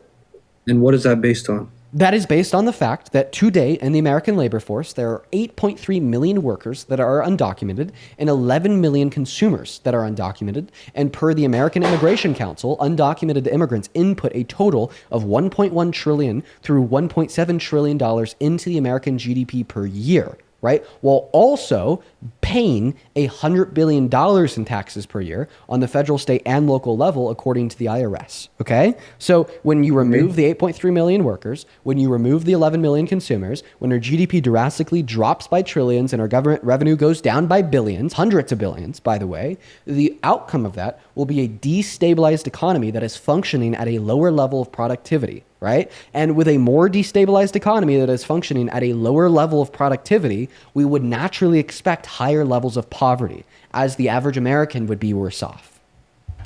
Okay, I hear your point, and you're telling me that you're basically saying that illegal immigrants is a good thing to have in America. That's what you're saying, yes? Yeah, actually I am. And that's why I support mass amnesty, offering undocumented immigrants a pathway to residency or citizenship, given that they don't have prior violent criminal offenses, pretty insane nonviolent criminal offenses, or pretty insane outstanding warrants from other countries. Okay, so you're telling me that all the people, they should go and fill out that paperwork. You know how it takes hours to get years sometimes to become a legal immigrant, right? Well, that's why I think that mass amnesty isn't just a word, it's a policy-oriented solution to offer an expedited pathway to residency or citizenship, while also fixing said pathways to residency and citizenship in the process, moving it from taking 10 to 15 years to maybe 3 to 5 months max. Okay, so that's kind of a dream. Maybe it's possible, I don't know. Okay. But well, it's impossible if we continue to have Americans thinking like you do, which is why I do these live streams. Yeah, I see what you're saying, but hey, think about all those illegal immigrants that came after the ones that are trying to get in legally. Are they just supposed to forget about those that are trying to get in legally and start doing this mass amnesty thing? Well, that expedited pathway of residency or citizenship wouldn't just be offered to the undocumented immigrants in this country. It would also be offered to legal immigrants seeking the legal means of entry, right? And you continue to ask me these questions to kind of pivot away and deflect from the original proposition. That is, mass deportation would cause more crime by increasing poverty. You told me that that was stupid to think. And you asked for my explanation and posited that I lost the argument because I wouldn't have one. I did, right? So do you want to respond to my argument that I gave to you to demonstrate how mass deportation would cause more crime and poverty in this country? Yeah, so I think that because there's so many illegal immigrants that you can't avoid mass deportation because of those illegal immigrants. There's just too many that are cartel based. Okay, so you just tried to say that mass deportation was inevitable. That actually didn't respond to my argument, demonstrating how mass deportation would increase poverty, thereby increasing crime. Do you want to respond to that? Okay, so you're saying that we can't do mass deportation because of all the poverty that will come, right? I'm saying that mass deportation would cause more poverty and thereby more crime. And I gave you an argument. Okay, so that's what you called stupid, and that's what you said I couldn't have an argument for. I gave you one. Will you please respond to that argument? Sure. So you said that it'll cause poverty and you gave me a clear reason why. Okay. You're right. That could be a possible reason of poverty. Should we pivot back to the main problem? No, I'm going to move on to my next guest now. One thing I do want to say before I move on is, remember when you came up here saying that Kamala Harris would be a really bad leader that no one should support because she's bad at debating? Sure. Okay. I'm going to move on to my next guest now, but I guess the sentiment I'd like you to walk away with is maybe reflect on your own skills in leadership because you've proven yourself to be a very bad debater. Yeah. You're right. I'm not the best debater. I wanted to share my points, though. Do you think that means that you're a bad leader? I would say I wouldn't run for president right now unless I got my debating skills up, yeah. I said leader, not president, bad leader. No, I'm a good leader. I was always the leader in my groups at school and stuff, and I'm in finance right now, I'm manager. Yeah, so, okay. I guess we ended the debate on another contradiction because your original claim was if you're bad at debating, then you're a bad leader. Now you're saying you could be bad at debating and a good leader, but we'll leave it there. Have a good rest of your day, man. Let's go and get that next Trump supporter loaded up into the box. Hop in that queue if you happen to be an American adult that supports Donald J. Trump as president. All right. We got the next guest loading up into the stream right now. All right. We got Evan connecting to the stream. Here we go. As well as AJ. Thank you so much for the $10 over on Super Chat. Thank you so much, AJ, as well as Laura with the $10 as well. Laura didn't leave a message, only the love. That is very kind of you. As well as Bryn, thank you for the 10 cents on Venmo. And Jay, holy shit, thank you so much for the $125 donation on Venmo. Jay, dude, you've shown so much love to me and Parker. That is so incredibly generous of you. I do not deserve that much money. Jay with a $125 donation says, when your heart, Dean, fills with joy when somebody walks away with a changed mind and heart, your own heart as well as open to receive whatever love and gratitude people feel you deserve in kind for the work you do. Love always, dude. Rest me, daddy. Listen, I'm just going to ignore that. Get a job. Back to you, Jay. I really appreciate you for your very kindly worded message and all of the kindness that you've demonstrated to me and Parker over the ages. Thank you, Jay. Seriously. If you guys could please show some love to Jay down below in that comment section, it would mean the world to me. Dude, what are we doing? Okay. As well as Isaac, thank you so much for the $25 over on Venmo. I actually really want to be able to read Isaac's message out loud here. So Isaac with the $25 says, voted for Trump in 2020 and in 2024. Your podcast broke me out of the propaganda delusion. Keep up the good work, man. Isaac, you are why I do what I do, and I love you to death. Good job. Good job. I'm going to leave it there. Good job, Isaac. Thank you for the $25. What's up? Do you support Trump? You got 5 seconds. And they're gone. Banned. Moving on to the next guest. Who will it be? We got Ash loading up in the box. Fantastic. While we get Ash up here, Richard, thank you so much for the $10 over on Venmo. And Richard, I'll check that out. I need to check that out first. But thank you for the $10, Richard. As well as Kristen, thank you for the $20 on Venmo. Kristen says, thank you for restoring my belief that there are still intelligent people in this country. You're truly one of the good ones, Dean. I appreciate you. Thank you for the love, Kristen. Show some love to Kristen. Thank you so much. Let's get 200 Kristen W's. As well as Michael, thank you for the $10 on Venmo. Sarah, thank you for the $10. Really appreciate you all for the love. What's up? Do you support Trump? Oh, Ash is like literally sleeping. Good night, Ash. Let's get the next guest up here. We got OG connecting in. All right, here we go. Quite frankly. All right. What is up, Ozzy? Do you support Trump as president? Hello? Do you support Trump as president? Yeah. Okay, how old are you? 18. Yeah. What year were you born in? 2006. What month? December. Should I believe you? Why wouldn't you? Just the way that you said 18 was very hesitant. Whatever. We'll hop into the debate. Let me thank a couple people before we do, though. Katrina, thank you for the $20 over on PayPal. I really appreciate you for that love, Katrina. Let's show some love to Katrina in that chat. They say, pennies for your patience because, oh my God, today is so bad. Well, I don't know why. I've been enjoying today more than most days because like the dialogues have been longer, but they have been like super insufferable. Thank you so much for the love, Katrina. As well as Estelle, thank you for the $10 over on Venmo. I appreciate that. Brandon with the 6. Hadley with a 5. Thank you so much. R, thank you so much for the $10 and here's the $10 to bring back the mullet era. I actually probably am going to get the mullet back here soon. You just got to wait. Trust. And then Josh with a 5 and Carr with a 2. Appreciate you guys. Okay. All right. By the way, guys, he would be 18 if he was born in December of 2006. But anyways, tell us, why do you support Trump? I think that he's like the sexiest guy I've ever laid my eyes on.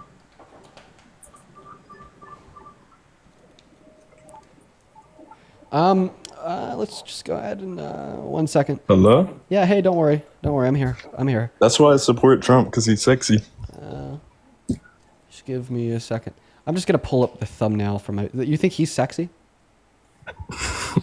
Yeah. I think he looks great. He looks so great. No, so totally. Banned. Moving on to the next. Guys, hop in that queue if you support Trump. Okay. All right. We got Freeway. What is this person's name, bro? What is this person's name, dude? What a crazy name. Frequent farters loaded into the live. Marin, thank you for the $50 donation on PayPal. I appreciate you for that love, Marin. Marin with the $50 says, you and Parker give me hope that there are still compassionate, intelligent, safe men out there. Thank you for all that you do. Marin, thank you for your kind words. Thank you for the $50 donation. That is so much money. Seriously, like I just want to say thank you to everyone so much for all the love and support. And to please show some love to Marin down below in that comment section, not just for the $50 donation, but also for the kind message. Thank you, Marin. That is Marin. What's up? Do you support Trump? No, I'm here to learn, actually. I'm just going to tell you I'm not 18. I don't know if I can keep on doing. Unfortunately, if you're underage, you can't be on TikTok Live. Plus, we're only looking to talk to Trump supporters. So let's get that next guest up here. What's up? Do you support Trump? Hello?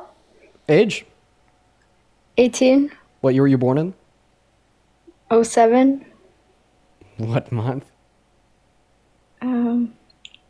September. You don't usually forget the month you were born in. Goodbye. Moving on to our next guest. Here we go, folks. We got Ethan connecting.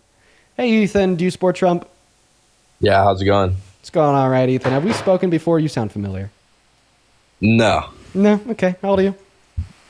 20. 20? Okay. Yeah, Donald Trump is the shittiest president of your 20 years of life. I'm sorry that you support him. Okay. So I have a question. So I'm in the military, and I just have a quick question for you. So I was wondering, hold on, let me think how to word this so I don't sound dumb, you know. So me and my wife, right?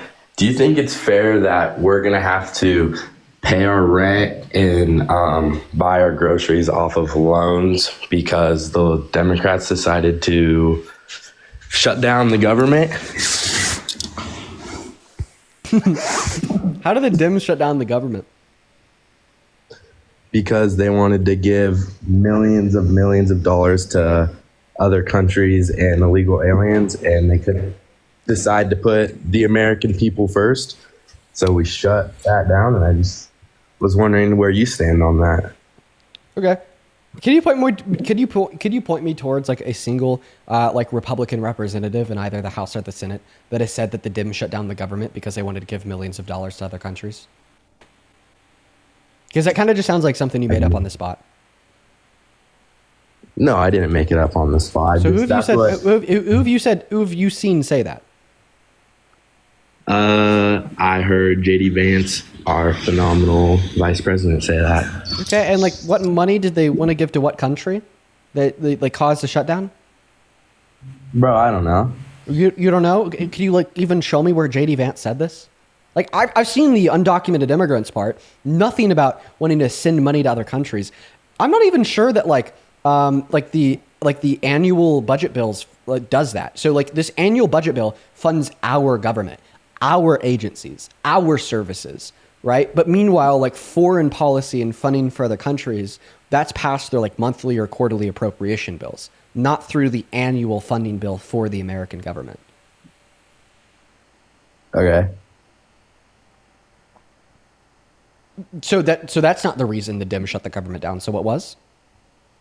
That's just what I was understanding. So I was just coming to ask about that.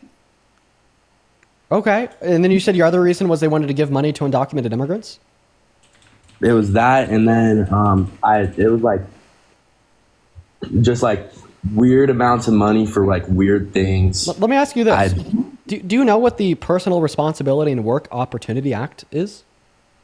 No.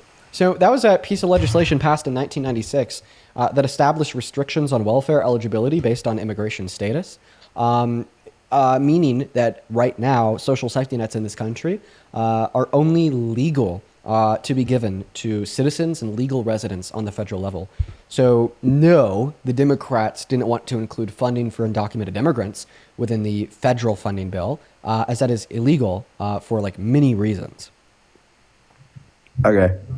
Thank you. So that's not true. And then what actually caused the shutdown, and I will tell you, would be the Republicans, right? So first and foremost, who controls the White House? The Republicans. Who controls the Senate? The Republicans Who controls also. the House of Representatives? the Republicans And who also. controls the Supreme Court? I don't know. The Republicans, 6-3 conservative majority. It kind of seems like a failure of governance if you control every single chamber of Congress, the White House, and the Supreme Court, but then when the government shuts down, you blame it on the Democrats, right? And I have another question. When was the last shutdown? Wasn't it in like 2013? No, it was actually in 2018. What about the one before that? Under Trump. I'm gonna guess it was 2013. Wait, what? So the last shutdown was in 2018 under Trump's first term. What about the one before that? 2013? 2017 under Trump's first term. What about the one before that? Bro, I don't know. You obviously see like I don't know. Early 2017 under Donald Trump's first term. So the last 3 government shutdowns have been under Donald Trump in his first term. The most recent one is under Donald Trump in his second term. Meanwhile, Donald Trump and MAGA controls every single branch of government, and somehow they're still trying to find a way to blame it on the Dems. Okay. Well, that was my only question, so that's it. I'm good. Well, now that we've cleared that one up, are you going to blame MAGA and Trump for causing you to have to get loans out to buy your groceries because you're not getting paid right now? Well, I don't know because I'm not like a very educated person on this. I was just like curious, and so I guess I'm gonna have to figure it out and see what's the truth. But yeah. All right, well, you have a good one, Ethan. Thanks. We're going to move on to the next guest. If you're watching and you'd like to support me, you can find my Venmo, my PayPal, and the link tree in my bio on TikTok. In fact, I even have it right over my head right now, quite frankly. I really appreciate everyone so much for all the love today. You guys have been all very, very kind. Like Matthew, thank you so much for the $15 over on PayPal. Thank you for the love. Please show some love to Matthew down below. Thank you so much. As well as Lion of God with the $10 on Venmo says like 25 fucking billion for Argentina and not towards helping Americans. Oh yeah, like how Donald Trump sent $20 billion to Argentina to help stimulate their economy. Is that the money for the other countries? Good point, Lion. As well as Beth, thank you for the $20 on Venmo. Beth with the $20 says just a Gen X mom who admires the awesome work you do. Thank you, Beth. That is very kind of you. Shout out to Beth. What's going on? Do you support Trump? Shella?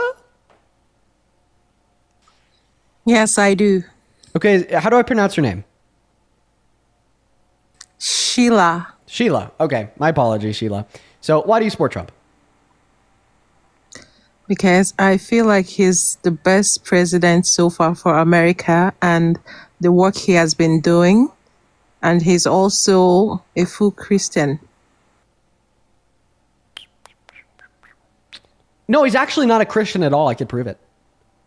He is. He is. I mean, that's why most Christians support him. No, he's not a Christian. Do you know what James 2:24 says?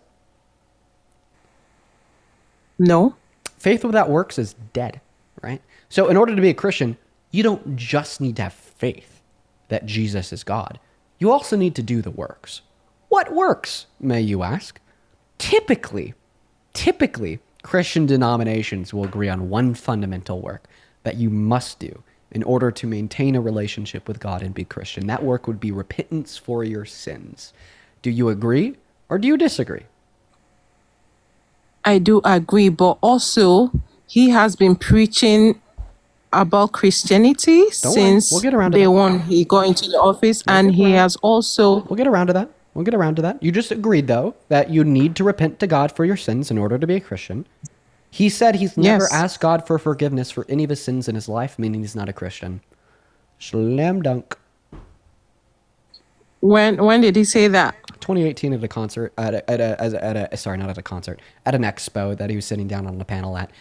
The moderator of the panel had asked him if he ever asked God for forgiveness for any of his sins ever in his life, and he said no. But that doesn't make him a bad person. It's his own belief. But I still believe that he is pushing out for Christian, for more people to know God, and that's good. Well, because as a clarify. leader, Let me clarify. It makes him not Christian. who are you to judge? I mean, you cannot tell if he's a Christian or not. I feel like we can. he, we can. Because of James as a president, 2:24, pushing because of the people scripture. towards Christ is also a good thing. Wait. You just asked me, who am I to judge that he's not Christian? I'm not anyone to judge that he's not Christian. But James is. More specifically, James 2:24, when he says that faith without works is dead.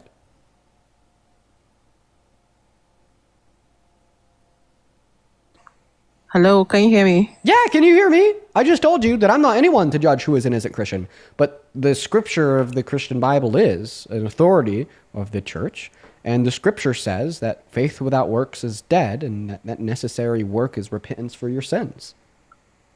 So he's not I want a Christian. to ask you. So far, No, don't ask he's me the anything. only president. Don't ask. No, stop it. Don't ask me anything.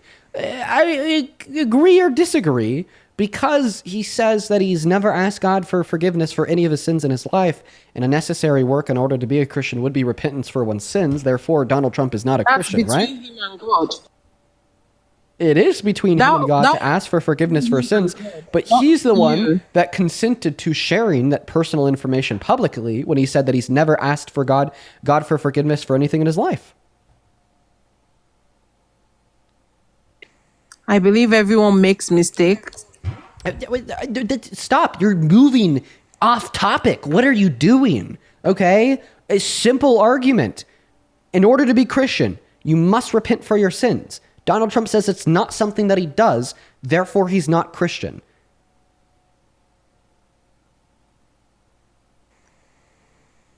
He said he've not asked for forgiveness of sin. Right. That doesn't make him a bad person. Oh my God! Right? You keep on bringing in new terms. We're not saying bad person. We're not saying mistake. We're saying not a Christian. It makes him not a Christian, right? No, it doesn't. So you're telling me that you could be Christian without repenting for your sins. So then what did James mean when he said faith without works is dead? I feel as though that's personal to everyone, right? What I'm trying to say is that as a president... No, it's not personal to everyone, okay? There's you have to be able to give an interpretation of Scripture, okay? Interpretation of Scripture can't just be personal to everyone, and in that circumstance, then the Scripture doesn't matter, because I could personally interpret Jesus to not be God and Satan to be God the Father's right-hand man, right? I could interpret, drinking 50 bottles of rum to be the greatest service that you could do to our Lord and Savior. Not everything is just personal and subjective about the interpretation of Scripture. So answer me this. What did James mean when he said faith without works is dead? Honestly, I can't really argue this, but for me, I know that he's the best president because he's the only person that has been preaching Christianity to people since he got into the office, and there's not been any other president that have done this publicly. Yeah, I have a question. What time is it?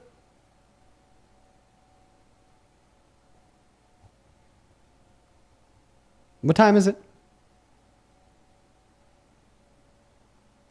I do not understand that. What do you mean? Like, what time is it? It's 12 o'clock. Okay. There's not an American time zone where it's 12 o'clock, so we're going to move on.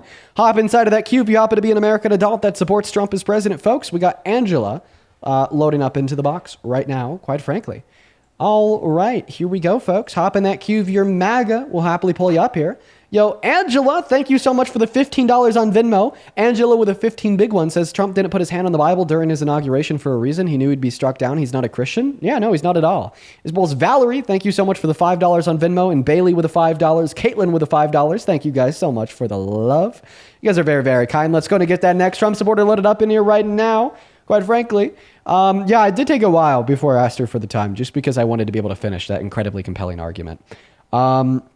Yo, R.I., thank you so much for the $30 donation on PayPal. Thank you for the love, R.I. R.I. says you are fire underneath voters' asses. Keep up the good work. Thank you so much, R.I. That is so very kind of you. Thank you for the kind words and the $30 donation. Let's get 300 R.I.Ws as well as 300 Charmaine Ws. Charmaine with the $30 on PayPal says, let's see here. First donation, but I've been tuning in for a bit and grateful for what you're doing. I look forward to listening in every day. Oh, thank you so much, Charmaine. All of the love in the world to you. I'm really happy that you're enjoying the streams, and thank you for the $30. As well as Danielle, thank you for the $10, saying, love what you do, Dean. On your live, you should call the White House and try to debate them.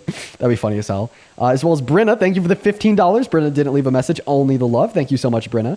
And then one last one here. Estelle, thank you so much for the $10 over on PayPal. Thank you for the love, Estelle. Please show some love to all of our supporters down below in that chat. And what is going on, Eva? Do you support Trump? Or maybe your name's not even Eva. Ava, what is your name? Oh, wait, whoa. Ava, do you support Trump?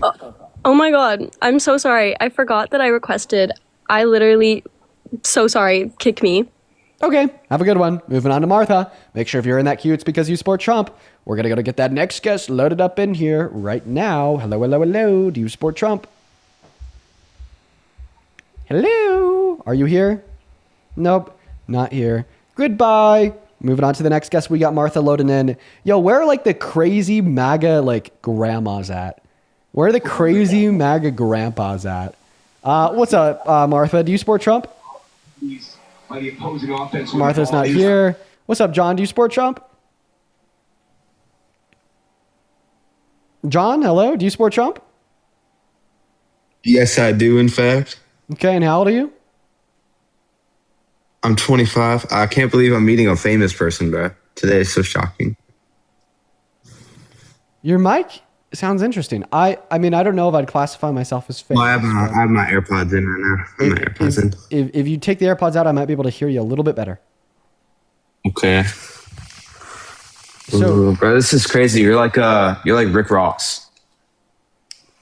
I don't think I'm like Rick Ross, but you know, whatever. Why do you support Trump? Wait, what'd you say? So why do you support Trump? Oh, I don't know. I just want to come up here. Okay. Banned. Moving on to the next guest. Okay. All right. Who's next? I'm going to take a good look at the queue. I'm going to spend my time here. I'm usually just clicking on random people. This time it's going to be intentional. Who looks like a Trump supporter?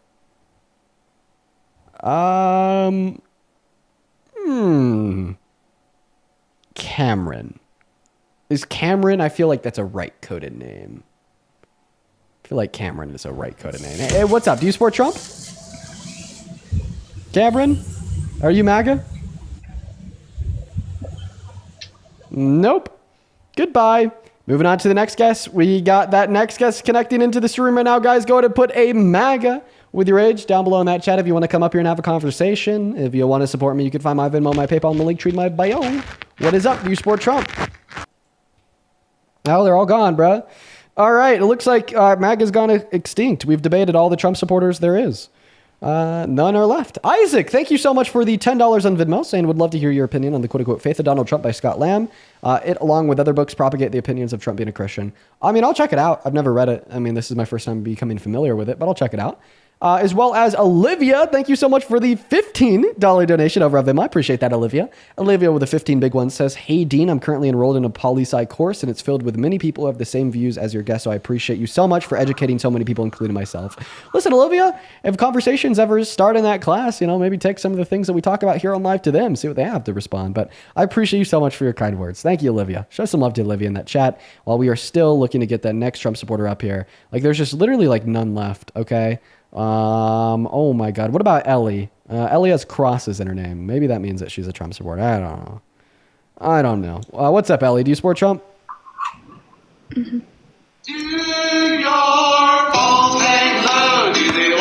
Okay, moving to the next guest. Let's go to get that next guest loaded up in the box. We got ETH connecting. What's up? Do you support Trump? Yep. How old are you? 18. What year were you born in? 2007. Okay, all right. And you said that you support Trump? Yep. Sorry to hear that. Why? Why do you support Trump?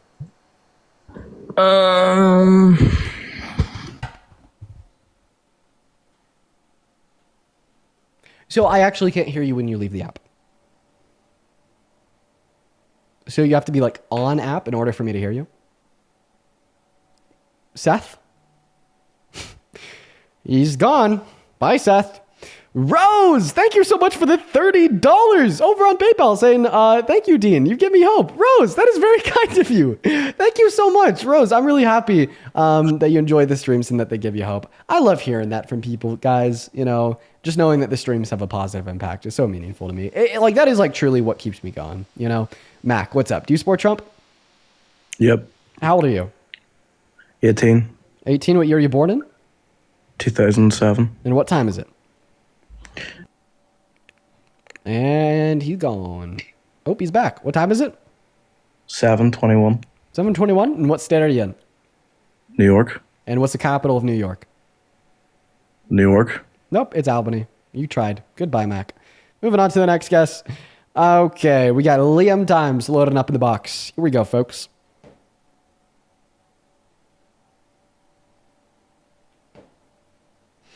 Okay, why is it so hard to find a Trump supporter? They're just too scared of debating me. I'm actually surprised we haven't run into this issue much today. What's up? Do you support Trump? Yep. Age, please? 45. Okay, all right. Is there any way that you could like mute that TV in the background? Okay. Awesome. So, sir, why the hell do you support Trump? Well, he's a businessman. A failed businessman. He ran he ran businesses real good. He ran businesses real good. Okay. Any other reasons, or is that where you want to start? Well, basically, that's where I want to start. Okay. So I actually dispute the prolific nature of his business experience. So, I mean, he filed bankruptcies on 6 different occasions and even somehow bankrupt a casino. Like, who the hell can bankrupt a casino? You know, but even if we accept that he's a really good businessman, I would make the claim that he hasn't, like, demonstrated his business acumen in, like, any of his economic policy ever. You know, like in his first term, the big economic bill was the Tax Cuts and Jobs Act that only marginally grew our GDP by 0.04% per year while costing our government $2 trillion over the next 10 years. Objectively, that's a bad business decision. And then the economic policies implemented so far in his second term, such as the Big Beautiful Bill, cost trillions of dollars, most expensive bill in American history, while increasing income inequities, taking 10 million people off health care and 3 million people off of food stamps. Another terrible business decision. Yeah, that's where I stand. Good points. Thank you, man. Yeah, my friend, she's down in Mexico. She wanted me to hear you out, so. Oh. And another reason why I voted for him was he wasn't a regular politician. The best president we had before Trump was Ronald Reagan. He was a real good president. I think that Reagan really like fucked over many generations of Americans with the introduction of trickle-down economics, but that's neither here nor there. I would say you're right. He's not a normal politician. He's worse than the normal politician. Normal politicians are kind of shitty. They try to appeal to the masses while kind of like covertly working behind the scenes, intermits with the people that they speak so bad about on live TV. That's kind of shitty. Donald Trump, on the other hand, doesn't care about the optics of what if he does, and he'll just do bad things even if the optics are terrible, right? Which is like usually something that holds regular politicians back from like bombing the moon, you know, some like egregiously bad actions. You know, like he said it's illegal to criticize him in the media. He's been doing things that are blatantly unconstitutional. He made a promise to release the Epstein file and is now just belligerently lying about them being a Democratic hoax, so on and so forth. Right? Those are all things that people that are worse than typical politicians do. Yeah, I agree on some of that stuff. Yeah, well, is there anything else that you want to get over? Is that it? That's basically all. Okay. Listen, man, appreciate you for coming up, and I hope they have a good rest of your day. All right. Well, thank you. Yeah, take care. All right, everyone in the chat is asking for Levi. Who the hell is Levi? Who the hell is Levi, you guys? I'm looking in my queue. I don't see anyone by the name of Levi. No Levi. No Levi. I do apologize, you guys. If you pointed them out to me, I'll happily bring them up, though. If you point them out, I'll happily bring them up. Moving on to the next guest. Let's get Michaela up here. In the meantime, let's see here. Young C, thank you so much for the $10 on Venmo. Super chat. Saying Matthew 7:16-20, you will know them by their fruits. Trump doesn't bear any fruit. That's how we're supposed to judge. That last lady seems to know nothing about the Christian doctrine. A lot of Christians don't know anything about the Christian doctrine. What's up, Michaela? Do you support Trump? I do. Okay, awesome, Michaela. Before we hop into our debate, let me thank a couple people. Morgan, thank you so much for the $20 over on Venmo. Thank you so much for the love. I appreciate that. Morgan with a 20 big ones says, literally listen to your videos while I get ready to remind yourself that there's still smart men left. I appreciate you so much for the kind sentiment, Morgan. And thank you for the $20 as well. Show some love to Morgan down below in the chat. One thing that I do want to say here is that I actually hear a lot of people apparently like listening to the debates while they get ready. I've heard that from a lot of people. Thank you for the $20, Morgan. As well as Vanessa, thank you for the $15 over on Venmo. Thank you so much. As well as Sergio with a 5. Show some love to Vanessa, Sergio, and Morgan. And then one big one here, Yrin. Yrin. That is literally YRIN. Thank you so much for the $75 donation on PayPal. Holy fuck, Yrin. So Yrin didn't leave a message with love, only the $75, no message attached. Yrin, if you're watching, you're out there right now, all the love to you. That is so fucking kind. Huge shout out to Yrin down below in that chat while we're hopping into this next debate. Thank you so much, Yrin. Michaela, go ahead and take it away. Tell us why you support Trump. You have my full undivided attention. Yeah, so I support him on his DEI stance. I support the deportation of illegal immigrants, and I support his stance on men and women's sports. I don't know. We've been talking about the deportation a lot recently. Maybe I'll try to hone in on the other two, DEI and women's sports. Yeah. Which one should I go with first? Okay, this next question will determine which one I go with first. Do you endorse traditionalism, like the man going out, working, providing, and while the woman stays at home, cooks, cleans, raises the kids? Yeah, we can go that route. Is that something you support? I mean, I can see how it can be difficult for a lower income household to achieve that. But yes, in an ideal world, I think that is the more, I guess, way you would want to live. Boom. Okay. Then we're going to hinge on your first statement saying that you agree with Trump's DEI stance, and you'll see why. Tell me, what is Trump's DEI stance that you agree with? Okay, so my understanding is DEI should be based on merit and not the color of somebody's skin. So we shouldn't try to adjust standards just to get a minority group to be in a certain career field. Okay. Well, I mean, if you think that functions of society should be based on merit instead of somebody else's skin, how come you think functions of the family unit should be based on gender compared to merit?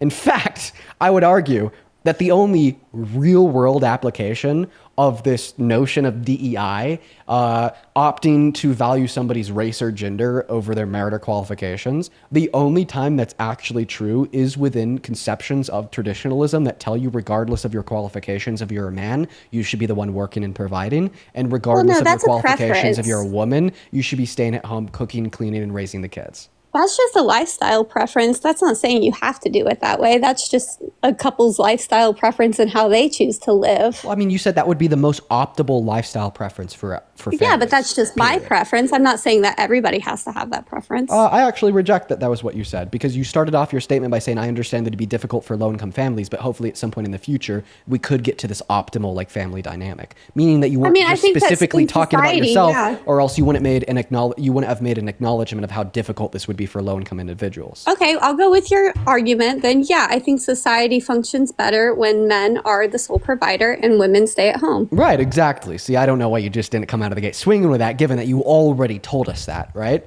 And once again, this is the one and only true application of this contortion of DEI, where you want to value somebody's immutable characteristics of their being, such as gender and the circumstance, over their qualifications of merit, and you say the men should go out and have this job because they're a man. I think you're regardless of trying to connect two qualifications and things merit. that aren't the same, though. Yeah, you're literally telling individuals what they should do and what they'd be good at doing based upon their gender compared to their How is saying qualifications and somebody merit. should be hired on their merit and if they're best fit for the job and not their skin color? Like, I just don't understand how you're not connecting those dots there and disagreeing Yeah, I'll make with it that. clear. Because you just told us that the men should be the ones that are going out and working, meanwhile the women should stay at home, meaning the only individuals that you think should be considered for being hired in your idealistic worldview are men.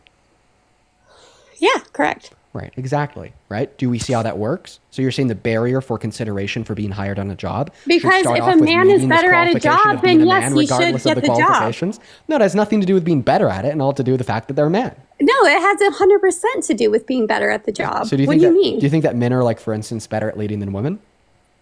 Yeah. Can I have an argument for that, please? I think that men are more logical, less emotional. I think that in certain cases, like the police and army, they are better suited physically to do those jobs. I'm saying women, yeah, they can do some jobs better than men, but for the majority of jobs in the workforce, I think men are better at that.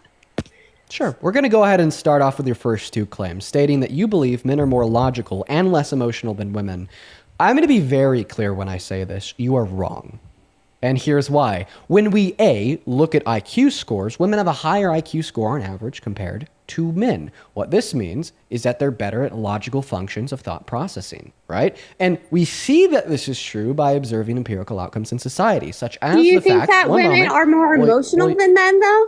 No, I disagree with that too. Would you allow me to finish speaking? That's crazy. Okay, so should I continue to describe to you why I think that men are less logical than women, or should I restart and tell you why I don't think women are more emotional than men? I mean, it's a proven fact women are more emotional than men. Okay, like, what's the that's proof? just in our fucking, DNA biology. So what's the proof for this fact? Because I'm a woman and I know that we're just more emotional. Okay, Like, so you're saying have you been around women? so you're saying that you're a woman, you're emotional, therefore all women are just as emotional as you. So I no, don't that's think I'm like actually an not how it outlier in women. So, yeah. Okay. Well, I'm gonna go ahead and break this one down. If women are so much more emotional than men, then why do men dominate empirical fields that are obviously indicative of a high level of emotion? Like, for instance, if women are more emotional than men, then how come 92% of violent crimes are committed by men when violent crimes are necessarily an emotional response to external stimuli? And if you want to say it's because they're physically stronger, this would also include violent crimes that don't necessitate physical strength, such as cyberbullying with threats of violence, arson, or fire gun related violent crimes. If women are more emotional than men, then how come men are more prone to other emotionally dictated actions, such as drunk driving, such as gambling, such as reckless driving? If women are more emotional than men, then how come women outperform men in fields in which are indicative of lower levels of emotion, such as performance in school at all levels, or even in some STEM-related fields, such as surgery? The American Medical Association, in conjunct with the Journal of the American Medical Association, did a study on 1.5 million worldwide patients, and they determined that if you're operated on by a female compared to a male, then it is the case that you're less likely to experience negative post-operative outcomes and death. Why might we expect this? It's because biologically speaking, women are actually designed to deal and handle stress better than men. They have thicker spines on their dendrites in their neuroanatomy, right? And neuro studies and doctors have perpetually reconcluded that they have these thicker spines on their dendrites because of evolution designing them to possess the capability to give birth, and they need to be able to deal with higher levels of pain and higher levels of stress during childbirth. So evolution gave them that edge, right? And the empirical outcome of this is better performance under stress and dealing and coping with one's emotion. So just to kind of recap everything that we've just said, if women were more emotional than men, we wouldn't expect men to commit 92% of violent crimes. We wouldn't expect men to be more likely to abuse hard drugs as an unhealthy coping mechanism, but they are. We wouldn't expect men to be more prone to drunk driving or reckless driving, but they are. We wouldn't expect men to be more prone to self-unaliving, but 75% of suicides are committed by men. so on and so forth? Yeah, so I think that, men do a better job in jobs that have like a physical aspect to them, like the oil fields, again, army, military, anything like that. As far as like being able to handle stress better, I have heard this study. I have heard this argument before. And, I get it with the childbirthing stuff. I would like to read more into that, but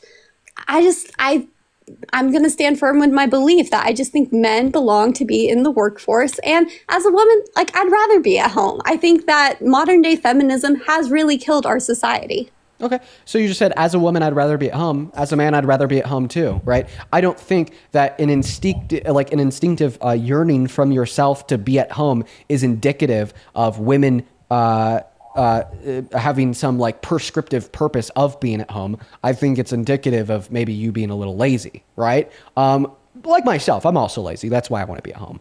But anyways, I'm not lazy. now I'm going to go ahead. Ideally, I would be at home. Now I'm going to go ahead and respond to the other thing. So I gave you like a full breakdown and like reduction on how it's unequivocally false that women are more emotional than men by giving you studies, biologically speaking, about how they've and I think that some of the argument that you made about men, right, which evolution designed in them to be less emotional, did deal and manage stress better, and then we also went over all of those other empirical outcomes. You absolutely just ignored them all, and then told me, well, men are physically stronger in average compared to women, which could serve as a helping hand within certain like workforces. However, it is the case, right, that physical strength doesn't make you less emotional. In fact, some of the physically strongest people I know are the most emotional. So here's where we're at. We're at a point where you are just re-suggesting that women are more emotional than men. You have no evidence, no reason, no argument whatsoever. But then when I give you all the evidence, all the arguments, and all the reason in the world to believe that you're wrong, you brush it off. What that tells me is that this runs deeper than fact. This runs deeper than logic. This runs deeper than reason, and runs straight into biases that you likely picked up at some point in your youth that you treat as fact. And I'm going to be honest, it's embarrassing. I invited you to unmute. Okay, so I was trying to respond to your argument that men commit all the murder. Well, I think that has a lot to do with testosterone. I do think women are more of thinkers. Like, I do think we think about a lot more and we get more into an emotional level. So that could be a reason why men kill more. To be honest, I haven't done a lot of research on why men kill more. So I don't have a good argument for you on that. Well, you're actually not giving an argument that men are less emotional. You're just describing potential reasons why they're actually more emotional. I'm saying men are less emotional just because of the studies that I have, or I guess, you've debated with Charlie before. He gave you that same argument. Let me just ask you this question. Is violent crime emotional? It can be, but it can also not be. Okay. So in what circumstances is violent crime logical? Well, I don't think violent crime is right at all, first of all. But, if it's not logical, like a then it's premeditated murder, I think would be different than like I'm super mad at this person, now I'm going to kill him. You know what I mean? Like something that's planned versus that. But premeditated murder, is that going to be based off of like some like line of like logical thinking, or is that going to be like deeper rooted within some subliminal like emotional response? I mean, it's probably deeper rooted. But I think it's different than like a spontaneous murder. I don't know. I've never murdered. I couldn't tell you. How about this? Can we agree for the most part that violent crime is emotional? I would say for the majority, yes, but I think sometimes no, if it's like a business thing, you know what I mean? If for the most part violent crime is emotional, then why do men commit 92% of violent crime given they're less emotional? Again, I think it's a testosterone-driven thing. That's not a counter argument. I just think women are like less capable of killing. Maybe that's a tough one because I never really put myself in like the brain of a murderer. You're asking me to do something that I just can't. Are you saying that maybe like women are less capable of violent crime than men because they're more? I just think we're more gentle in nature because they're more likely to engage in reasonable, non-emotional thought processes. I think women have a lot more empathy, and we wouldn't kill because we're just not like, you know what I mean? Like we are more emotional like that. So I think to kill is just. Oh wait, so you just said less that of women a- are more empathetic than men, so they're better at like placing themselves in the shoes of others and seeing the world from their perspective. Isn't that what a leader I would is agree with supposed you to on do? that. I'm sorry. Isn't that a good quality of leadership? Yeah, I would agree with you on that. Okay, so you just like we just summed up this argument about you attempting to convince me that men are better at leading than women by concluding. I still think men that are a women stronger possess leader, good though, just qualities because of the way they're perceived, though. I think women are taken less seriously. Oh, okay. So would you say that because there's anti-black racism in America and on the global stage, that white individuals are better at leading than black individuals because of perceptions through said racism? I never said that. I think that black I'm not- individuals can be just as good at leading. Okay, even though there does exist societal stigmas and negative perceptions surrounding black individuals in positions of power and leadership, right? And I didn't say that. Well, that's a fact, right? We had a black president, Obama. What do you mean? Like, Yeah, we did have a black president. Obama was our president. This doesn't change the fact that these stigmas exist. I mean, I personally don't see the stigmas. Like what? So what are then the why are stigmas? 95% of Fortune 500 CEOs white? That's a great question. I'm not 100% sure on that. Your I two would options are assume- to be a racist or to say that racial stigmas exist, leading to a I don't think those are disproportionate the amount of only two leaders that are white. options. And no, it is. Like you either have to say that white people are better at leading than black people, or black people have been systemically disadvantaged to exist in positions of leadership. I don't think they What's have the third the same option? opportunities as everybody else, though. So then How what's are they? so then how do you explain like a disproportionate amount of white individuals in like all leadership positions in this country, right? I find there to be two possible explanations. White people are better at leading than black people, and black people have been systemically limited from having those positions. Obviously, the idea that white people are better at leading than black people is fucking false. Meaning Yeah, that's that we could- crazy. meaning that the only thing that we're left with is the notion that there are systemic limiters on black individuals, preventing them Well, from what having are the as much systemic- access to positions of power as white individuals. And if you reject that too, what is your explanation for the notion that there's significantly more white individuals in positions of power disproportionate when compared to black individuals? I mean, I think there are less black people in our country, correct? Yeah, but I said Like, what is the- disproportionate accounting for population. So, what is the ratio if you compare how many black people are in the country compared to white people? Then how does that compare to how many are in positions of leadership? Like for instance, Fortune 500 companies, 5% of Fortune 500 CEOs are black. Meanwhile, 14% of Americans are black, meaning that they're disproportionately underrepresented within CEO positions of Fortune 500 companies. I'm so sorry. Say that one more time. I'm just trying to like wrap my head. 5% of Fortune 500 CEOs are black. 14% of the American population is black, meaning they're underrepresented proportionately speaking to their By population like 9. in Okay. those CEO I see what you're positions. saying. Right? So what Okay. causes that? Well, I couldn't tell you what causes that. Right. It's that they have less opportunity to be in those positions to begin with. But how do they have less opportunity when there's nothing holding them back from, like, they there have all is. the same rights. So I would say what would cause there to be less opportunity for black individuals to be in positions of power, including CEO positions of Fortune 500 companies, would be lower socioeconomic standards caused by slavery and its aftermath and systemic racism today, and B, like social pressures and social stigmas surrounding black individuals in those positions. Okay, I see what you're saying there. I don't have a good debate for you on this one. I do agree that I think that they do have a harder time just because of that, systemic racism. I think that's what you said. Yeah. But Yeah, right. but I still think they have all the same opportunities, and maybe they do have to work a little bit harder to get out of being in those shitty situations. Right, And, which means that they have less overall opportunity, right? That's just how we use the word opportunity. Definitionally speaking, it would follow via the existence of systemic racism and your acceptance of those facts, right?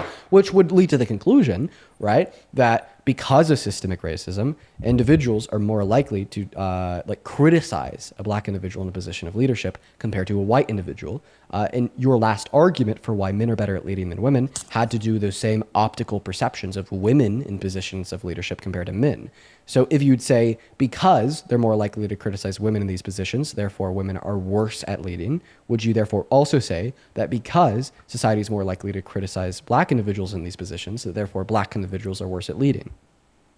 I mean, I was a Democrat 3 years ago. I thought Obama did great, so I don't. So you want it, right? Right, and I agree. You shouldn't yield that conclusion from the fact that they're more likely to be criticized. So why should you yield that conclusion? Because of the fact that women are more likely to be criticized. I guess I'm just like a realist on like how, because I'm a realist on how society thinks. You know what I mean? Like I'm not trying to change the game. I'm just trying to understand it. Well, I mean, I just pointed out a contradiction because you're using this basis of like this disposition of society to be misogynistic to yield that conclusion that therefore women are worse at leading, but you're not using a similar disposition of society to be racist to yield the conclusion that therefore black people are worse at leading.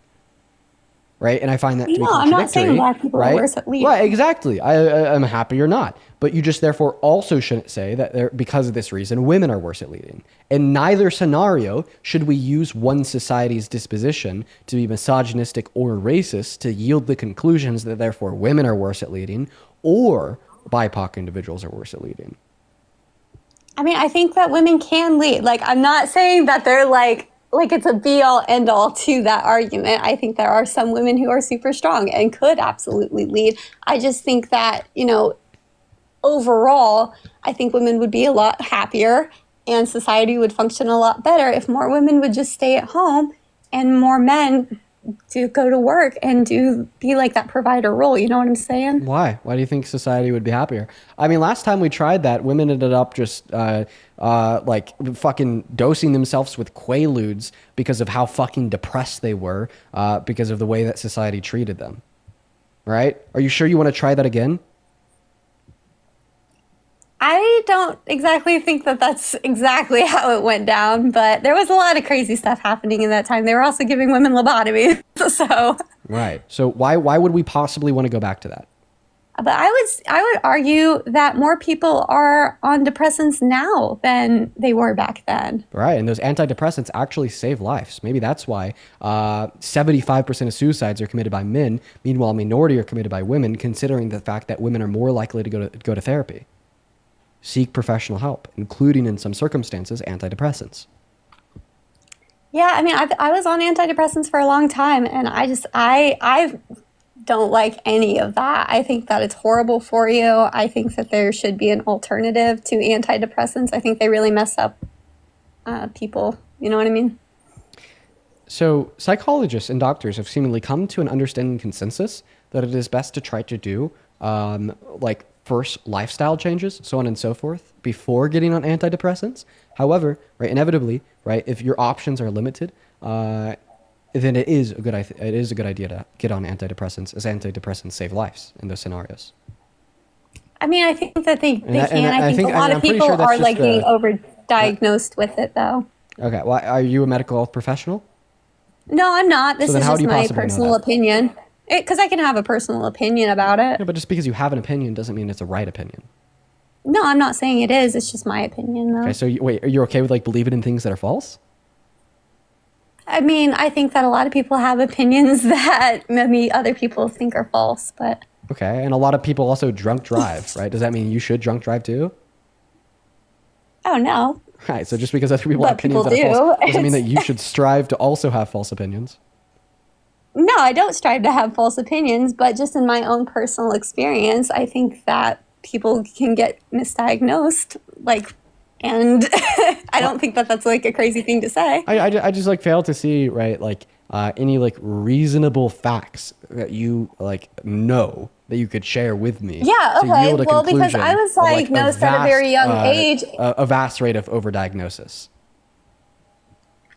Well, I mean, I was diagnosed pretty quickly, within 2 therapy appointments, and they put me on an antidepressant. You know what happened to me? I turned into a zombie. It was horrible. And, it just makes you not be yourself. So if it happens to me, I'm assuming that it would happen to a lot of other people just on how quickly it happened to me. So, and I don't think that Look, that's like a crazy conclusion to draw. I think that we're getting off topic because we were supposed to be debating why do you I think agree. women should stay at home and Yeah, men should go I to agree. work. So, why do you think we should endorse a traditional structure such as this?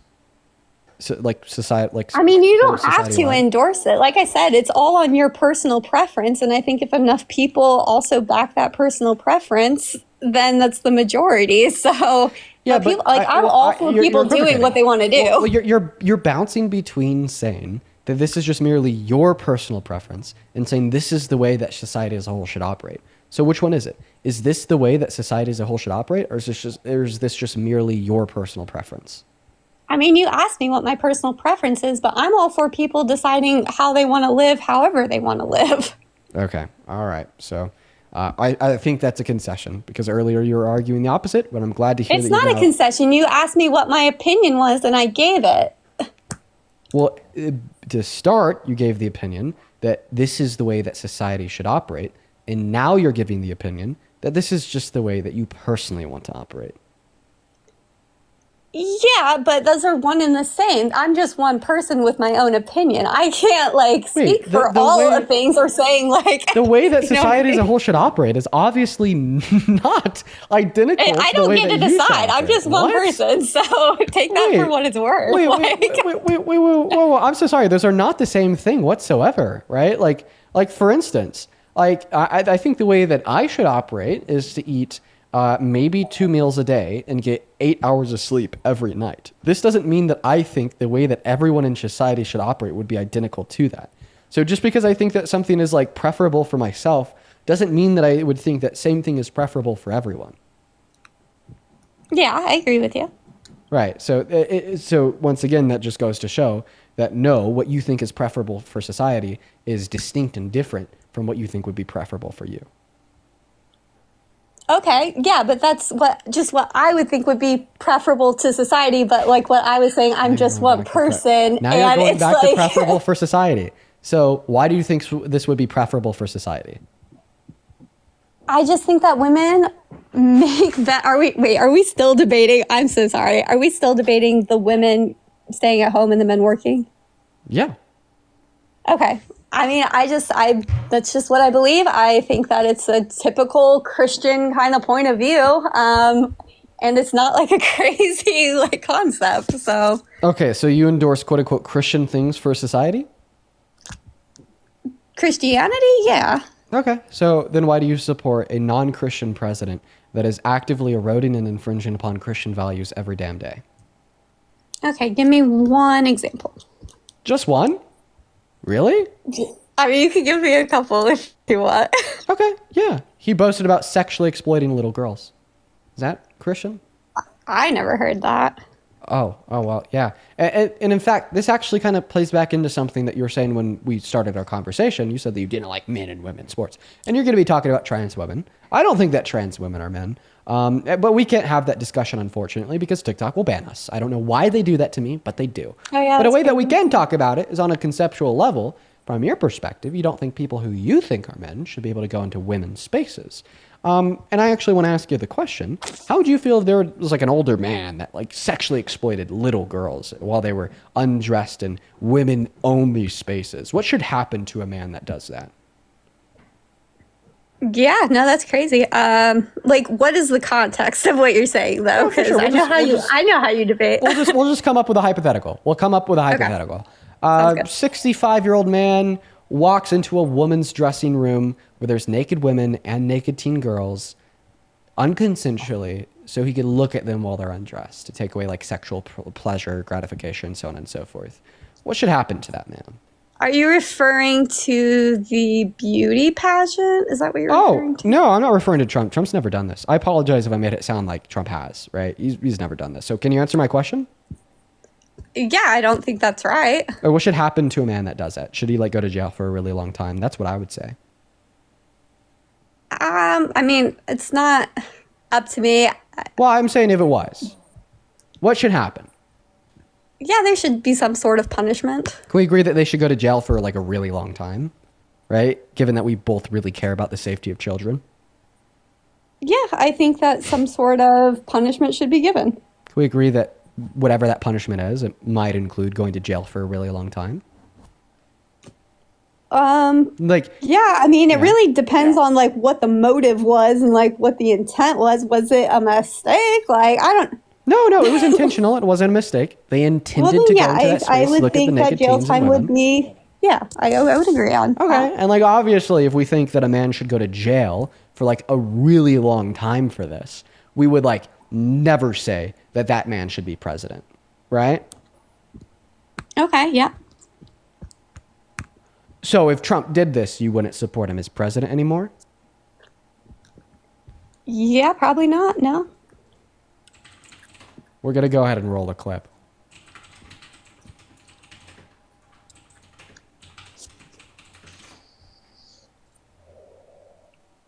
Got an ad.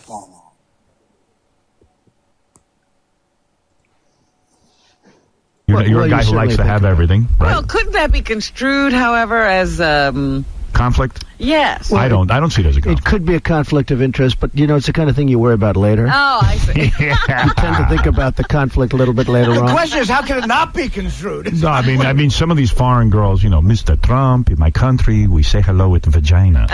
And Well, you could also say, as the owner of the pageant, it's your obligation to do that. So you have done that. Now, tell me I'll what tell you the funniest is that I'll go backstage before a show. Yes. And everyone's getting dressed and ready and everything else. And, you know, no men are anywhere.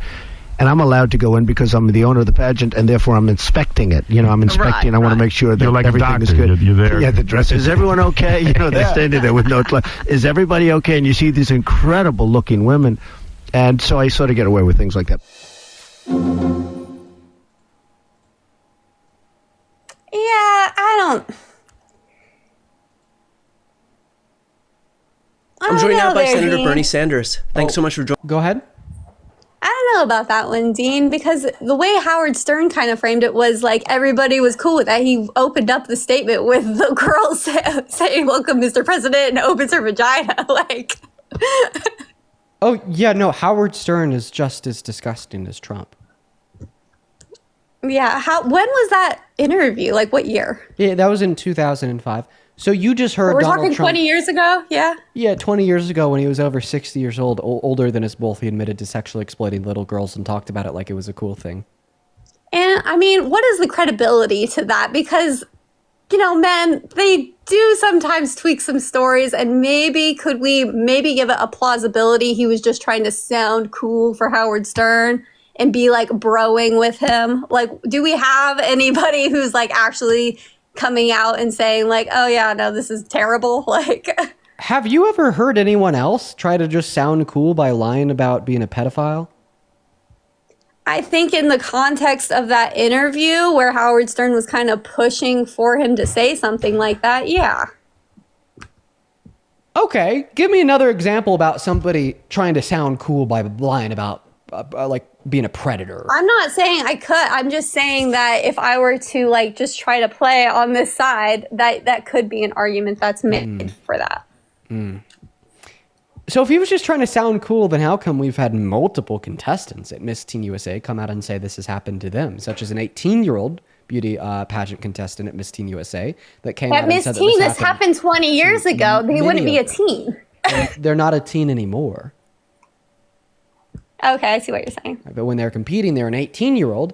And they came out and they said that this happened to them and many other individuals there with ages as young as 15 years old. So obviously he wasn't just trying to sound cool, which by the way is like insane to suggest that someone would lie about them like being a predator and sexually exploiting children. Okay, people lie, yes, but people lie in self-benefit. Obviously, lying about being a predator and sexually exploiting children is not in self-benefit. So I think it'd be insane to assume that anyone would ever lie about doing that, right? But just to further discount your position, I find it to be very clear that he wasn't lying, especially in consideration of the fact that we had girls that competed at Miss Teen USA come out and say that this happened to them. Yeah, no, I mean, this is like, I will say that the one part about any part of Donald Trump's character is the sexual allegations that do make me second guess. This isn't an allegation. This is what he admitted to. An allegation would be something that someone else is saying about him. This is what he said about himself. Okay, well, I'll correct my phrasing. Then this is the part of Donald Trump that I do absolutely despise, and I hate it. When I was Democratic, this was the part that I was just screaming at the top of my lungs that, like, this is super wrong. Okay, but yeah, remember how, like, 5 minutes ago I asked you if Donald Trump had done this referring to the sexual exploitation of naked teen girls in their dressing rooms? Would you still support him? And you said Then no. why haven't the courts arrested him and thrown him in jail for a very long time, Dean? Why Like, do I if need it to was like answer a that full question? fact. Why do I need Because to I'm answer just that saying, if question, it was like considering a the fact that he definite admitted to fact, it? then why isn't he in jail? Well, you're saying if it's a documented fact, it is. We just heard him admit to it. Then why isn't he in jail? Then I don't know. Go ask like the shitty prosecutors of wherever this happened. Go ask them why they never pursued any That's charges. what I'm saying. I think that that's after why he a lot admitted of to it, like, I right? think that's why But, a like, lot of people just don't believe it. That's a good question, but it's completely irrelevant to if it occurred or not. You should obviously believe that he did this because he told you he did this. Like, it doesn't get any more simple than that, you spineless MAGA coward with no brain that seeks truth or a better understanding of the Okay, well, reality around I you. haven't insulted you one time, so I don't appreciate that. I don't think you're care if starting you to get kind appreciate of it or emotional not. on that. I honestly, listen, okay, I'm going to go ahead and count on my fingers how many shits I give that it's like disrespectful.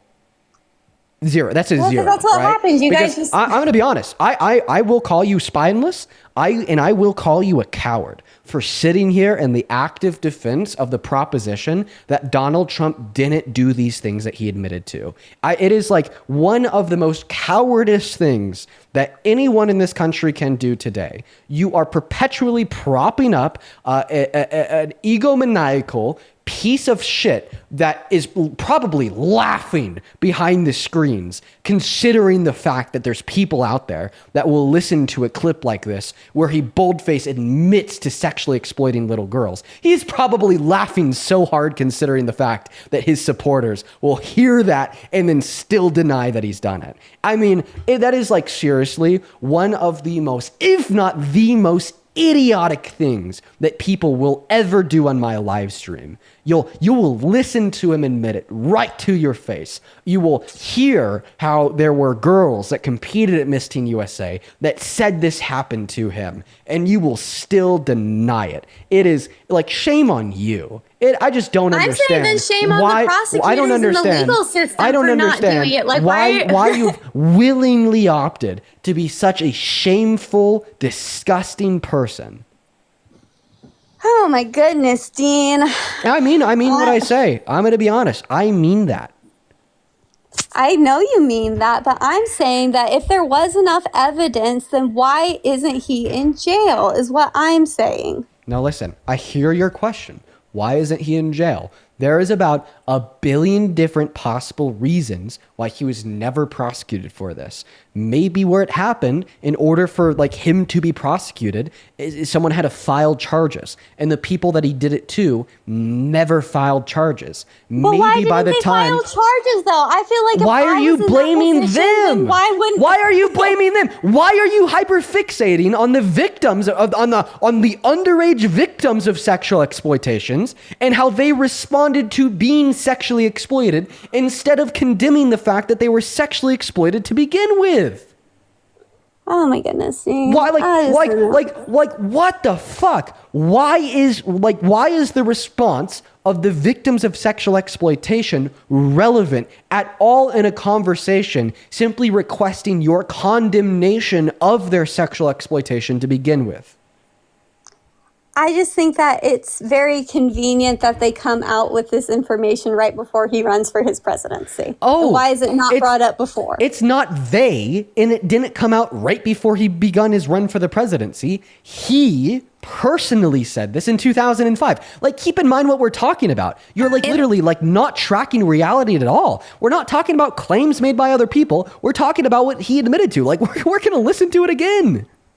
Well, couldn't that be construed, however, as conflict? Yes. I don't see it as a conflict. It could be a conflict of interest, but it's the kind of thing you worry about later. Oh, I see. You tend to think about the conflict a little bit later The on. question is, how can it not be construed? No, I mean, some of these foreign girls, Mr. Trump, in my country, we say hello with vagina. And, Well, you could also say, as the owner of the pageant, it's your obligation to do that. So you have done that. Now, tell me I'll what- tell you the funniest is that I'll go backstage before a show. Yes. And everyone's getting dressed and ready and everything else. And, no men are anywhere. and I'm allowed to go in because I'm the owner of the pageant, and therefore I'm inspecting it. I'm inspecting. I want to make sure that You're like a everything is doctor. good. You're there. Yeah, the dress. Is everyone okay? They're standing there with no clothes. Is everybody okay? And you see these incredible looking women, and so I sort of get away with things like that. You literally hear Donald Trump say, I would walk backstage and look at them when they had no clothes on and they looked great. And this was a space where there were no men around because it was a woman's only space. And I'd go in there unconsensually and look at them while they were naked. Mike, I appreciate you for the Vikings hammer. And then even at the end of that statement, he said that he gets away with it because he knows that it was bad to unconsensually look at naked women and naked little girls. But he gets away with it because no one holds him accountable. And what is your response to hearing that? Yeah, it's not great. I mean, I will admit it's not great. So are we still stuck on that page where you deny that he did it at all? I mean, I think after hearing it, he probably did do it. Okay, so now, after 15 minutes, me trying to give you every compounding reason outside of his direct admission to believe that he did it, and calling you a spineless coward for denying that he did it, we finally got you to a point where you now agree that he probably did it. Okay, so now that you agree he did it, and 15 minutes ago you told us that if he did it, then you would no longer support him as president, it's time for a question. Are you a woman of your word? Do you still support him as president? I will definitely be re-looking at what I think is true. I had no idea about this clip that you just showed me. So it is a little bit alarming that the Republican side just seems to have totally not ever shared that part. Just like they're not sharing the Epstein files by almost unanimously voting against their release in the House. I think they should release the Epstein files. That's crazy too. They're quite protective of exploitation. And further your comment section, it's not that I think it's funny. I just get nervous and I laugh. So. Okay. All right. Well, just know, I'm going to be very explicit about this. This is directed towards you and anyone else watching this live. If you listen to that and your response is to deny that it happened, even though he admitted to it, you're like a really bad person, right? Right? Because this isn't a game. This is a conversation about the very real world problem of the sexual exploitation of not just children, but of everyone, including children, because he did this to women too. And if your response is to laugh it off, if your response is to ignore it and say it never happened, even though he told you it did, right? You are fundamentally an actor of regressive tendencies, behaviors, ideologies, and beliefs to what society should stand for, what society should condemn, and what society should act on. And I mean that. I do. Yeah, no, I mean, I totally get what you're saying. I mean, yeah, it's definitely something that I think should be looked into more and just shared more and made more like public, because before you, it's like, I just don't understand why this was so hidden. Like, yeah, I would think that that would have been like from the Democratic running standpoint, like why wouldn't they have just like ran that clip over and over again? You know what I mean? Well, they tried that before his run against Hillary Clinton, but they just determined that the GOP doesn't care. Anyways, is there anything else you want to go over? No, I'm good. It has been a pleasure debating with you. You're my first like real debate, so that was pretty cool. We're gonna move on. All right, everyone. There's a handful of people I got to thank here. You guys have been showing so much love. I've just been really locked into that conversation. Because, man, that topic, you know, I'm like really good at maintaining my civility, my patience. But like when it comes to that topic and what her reaction was, I can't do it. And I don't know if I ever will. That like genuinely enrages me. There's just something so specially inhumane about what her original response was to hearing that will forever, like genuinely enrage me. But let me go ahead and thank a handful of people here. Nikki, thank you so much for the $100 over on Venmo. Nikki, Jesus Christ. Let's get 1,000 Nikki W's. Thank you so much. Thank you so much, Nikki. That is so fucking generous of you. I do not deserve that much money.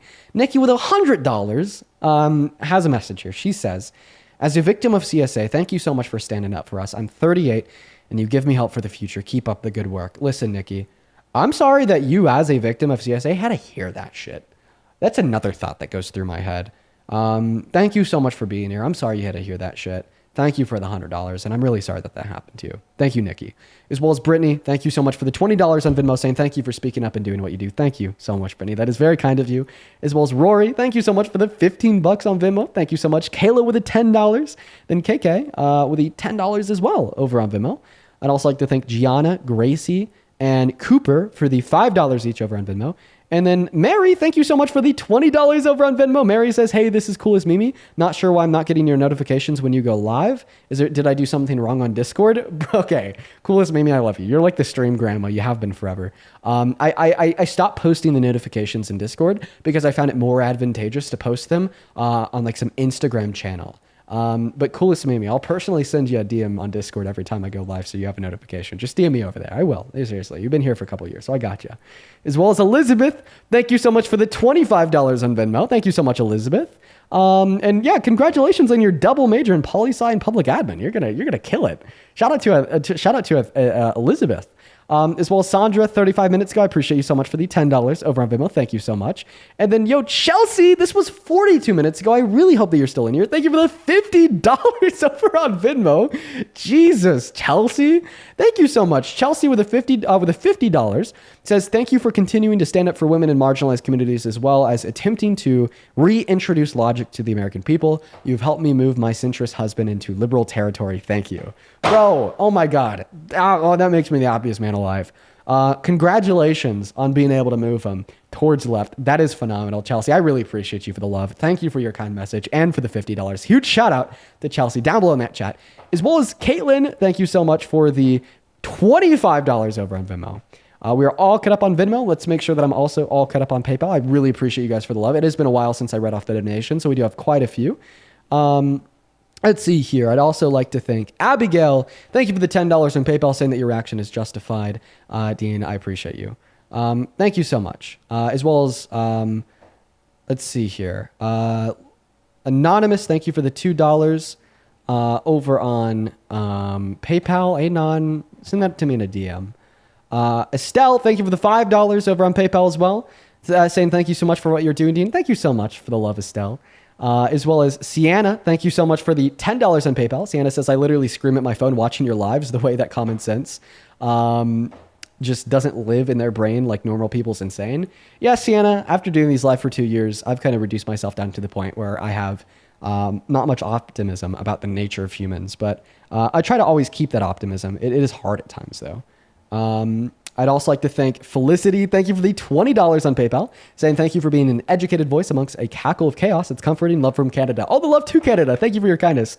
And then Lydia, thank you so much for the $40 on PayPal, saying you are far about your age and knowledge about what is going on in so many fields. I love listening to you. Thank you, Lydia. Huge shout out to Lydia. Thank you so much. There we go. All right. I believe that we're all cut up. Everyone in the chat continues to spam about Levi. Who is this Levi person you guys keep spamming about? Please tell me. And then 3 more people, brand new donations. Kristen, thank you for the $25 over on Venmo. I will read your note to myself. And then Kristen again with a different spelling of a different person. Thank you for the $25 as well. Saying been listening a long time. Thank you today for the explicit call out on this girl. We need more of that. Thank you so much, Kristen. As well as Hannah with the $10. And then Chael and Gracie, I both appreciate you both for the 5. All right. Everyone in the chat is telling me Levi854. Let's go ahead and see if we can find them. And by the way, this is going to be the last donation of the night. I'm like well overdue to get off. We're actually at about 5 hours. And I also really have to use the restroom. So if we can't find them, I'm going to go ahead and end the stream and send you guys on a raid over to Parker. Wait, I feel like I just saw them in the queue.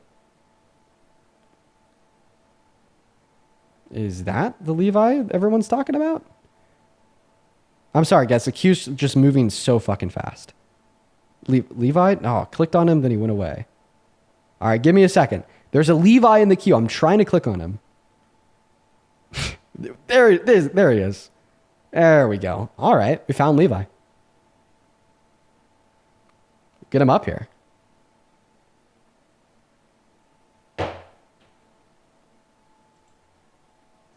He's loading in, chat. Who the hell is Levi? Okay, it looks like they're not loading in. Imagine they missed their big moment. Yo, Ro, thank you for the $11 over on PayPal. Saying, Dean, as a European, I want to thank you for what you're doing. Thank you so much for the love, Ro. That is very kind of you. And then Jamie with the $10, say nice work today. Thank you. And then Daniel, thank you so much for the $50 on PayPal. Saying, Dean, I have sisters and a mother and many cousins, whom are women. Some are victims. You give them a voice. Thank you, brother. Listen, Daniel, I appreciate you so much for the $50. And it sounds like you're a good man. So thank you for being a good man. Thank you for caring about this shit, dude. It means a lot to more individuals than just myself. Thank you for the $50, Daniel. All right, we're gonna allow Levi like another 30 seconds to try to load in. If he doesn't, I'm gonna end and send you guys on a raid over to Parker. Gary, thank you for the $10, saying thank you for everything that you do. Can't wait to move out of this red ass backward state, Tennessee. Denver's on my mind. Gary, Denver's pretty nice, I will say. After living in the area a bit for myself, I ended up not liking it too much, but you know, just for your consideration. Devin, thank you for the $10 as well. Thank you so much. I appreciate that. And then Hannah with the $10 asks, do you think that Republicans' feed is hiding so much of Trump's true character or just straight up denying what they're seeing? I think that a lot of Republicans just genuinely don't care. Like, unfortunately, I think that's what the truth of the matter is. As well as Jamal, thank you for the $5 over on Super Chat. Julene, thank you for the $10. Thank you for the $20 on Super Chat. Appreciate your message, Julene. As well as Disgusted Veteran. This came in like an hour ago, but I still want to thank you. Thank you for the $100 Super Chat over on YouTube. Saying, glad to see you're still showing up to fighting the good fight. To fight the good fight. Helping your generation to see beyond their communication bubbles is critical for a healthy future. Fact check everything. Peace and love. Sorry, peace and respect to you, sir. Peace and respect to you as well, Disgusted Veteran. It's good to see you again. I feel like I haven't seen you in a while. Hope everything's been well for you, man. And thank you for the $100. As well as Alex, thank you so much for the $20 over on Super Chat. Alex, remember, it is not your obligation to take illegal orders from the president if you're in the Navy. And then CJ and Che, I appreciate you both for the $10 over on YouTube Super Chat. Che says that TikTok is taken down and age restricted, everyone is saying. Oh yeah, I guess it did get age restricted. Okay, anyways, so Levi didn't load in, guys. I'm going to go ahead and send you all over on a raid to Mr. Parker. Right now he's fixing his audio issues, and then he'll hopefully be live. Let me go ahead and... Oh, now he's restarting his BC. Dude, okay. Parker will hopefully be on soon. We'll like very briefly find somebody to like fill the air while we're waiting on him to go live. I do gotta say, Parker, if you're listening right now, bruh, you gotta hop on. I'm gonna keep it honest because I gotta use a bathroom pretty bad. If you're not on in like the next 5 minutes, I'm just gonna end. But I want to be able to send you a raid, so... Yo, Jocelyn, thank you for the $2 in PayPal. Saying hi, Dean, love you so much. Thank you, Jocelyn. All the love to you as well.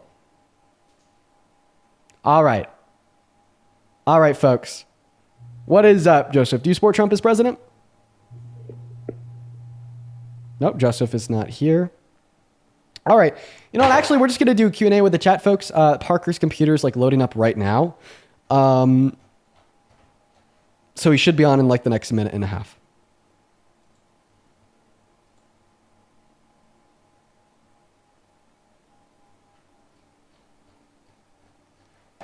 So feel free to ask away down below in that chat if you have any questions. Okay. All right. Looks like we're all locked in. Listen, here's actually what I want to say to you guys. I really appreciate y'all for showing up and hanging out on these streams. You know, it's kind of crazy, you know, like the impacts that these streams have had. And I think that I really only see the impacts of these streams when I'm like out in public, like meeting people that like enjoy the streams or have had their minds changed. And it's just like so crazy, you know? Like there's a lot of people that I will come across in the public that tune into these streams. And it just makes me so happy to know that there's a lot of people that care about critical thought and upholding good, well-supported belief structures with good reason. I think it's awesome. And ultimately, from my perspective, I think it is this critical thought. It is going to get our country back on track, heading in a positive direction.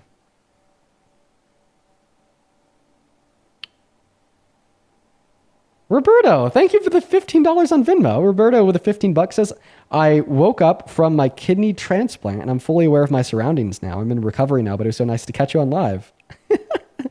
Roberto, dude, I'm really happy to hear that the transplant went well. Good for you, bro. I hope that the recovery process isn't too tolling, and happy to hear that it went well. Happy to hear that it went well. All right, folks, I'm pretty sure that Parker's now live. Let's see. We're waiting. I think that Parker's live.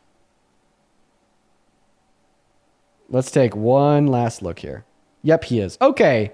Parker's live on @ParkerGotAGF. So for everyone hanging out with us on TikTok, head over to @ParkerGotAGF on TikTok if you want more debates. I'm going to get off for the night. It's almost been 5 hours and I need to go pee. I'm going to be honest.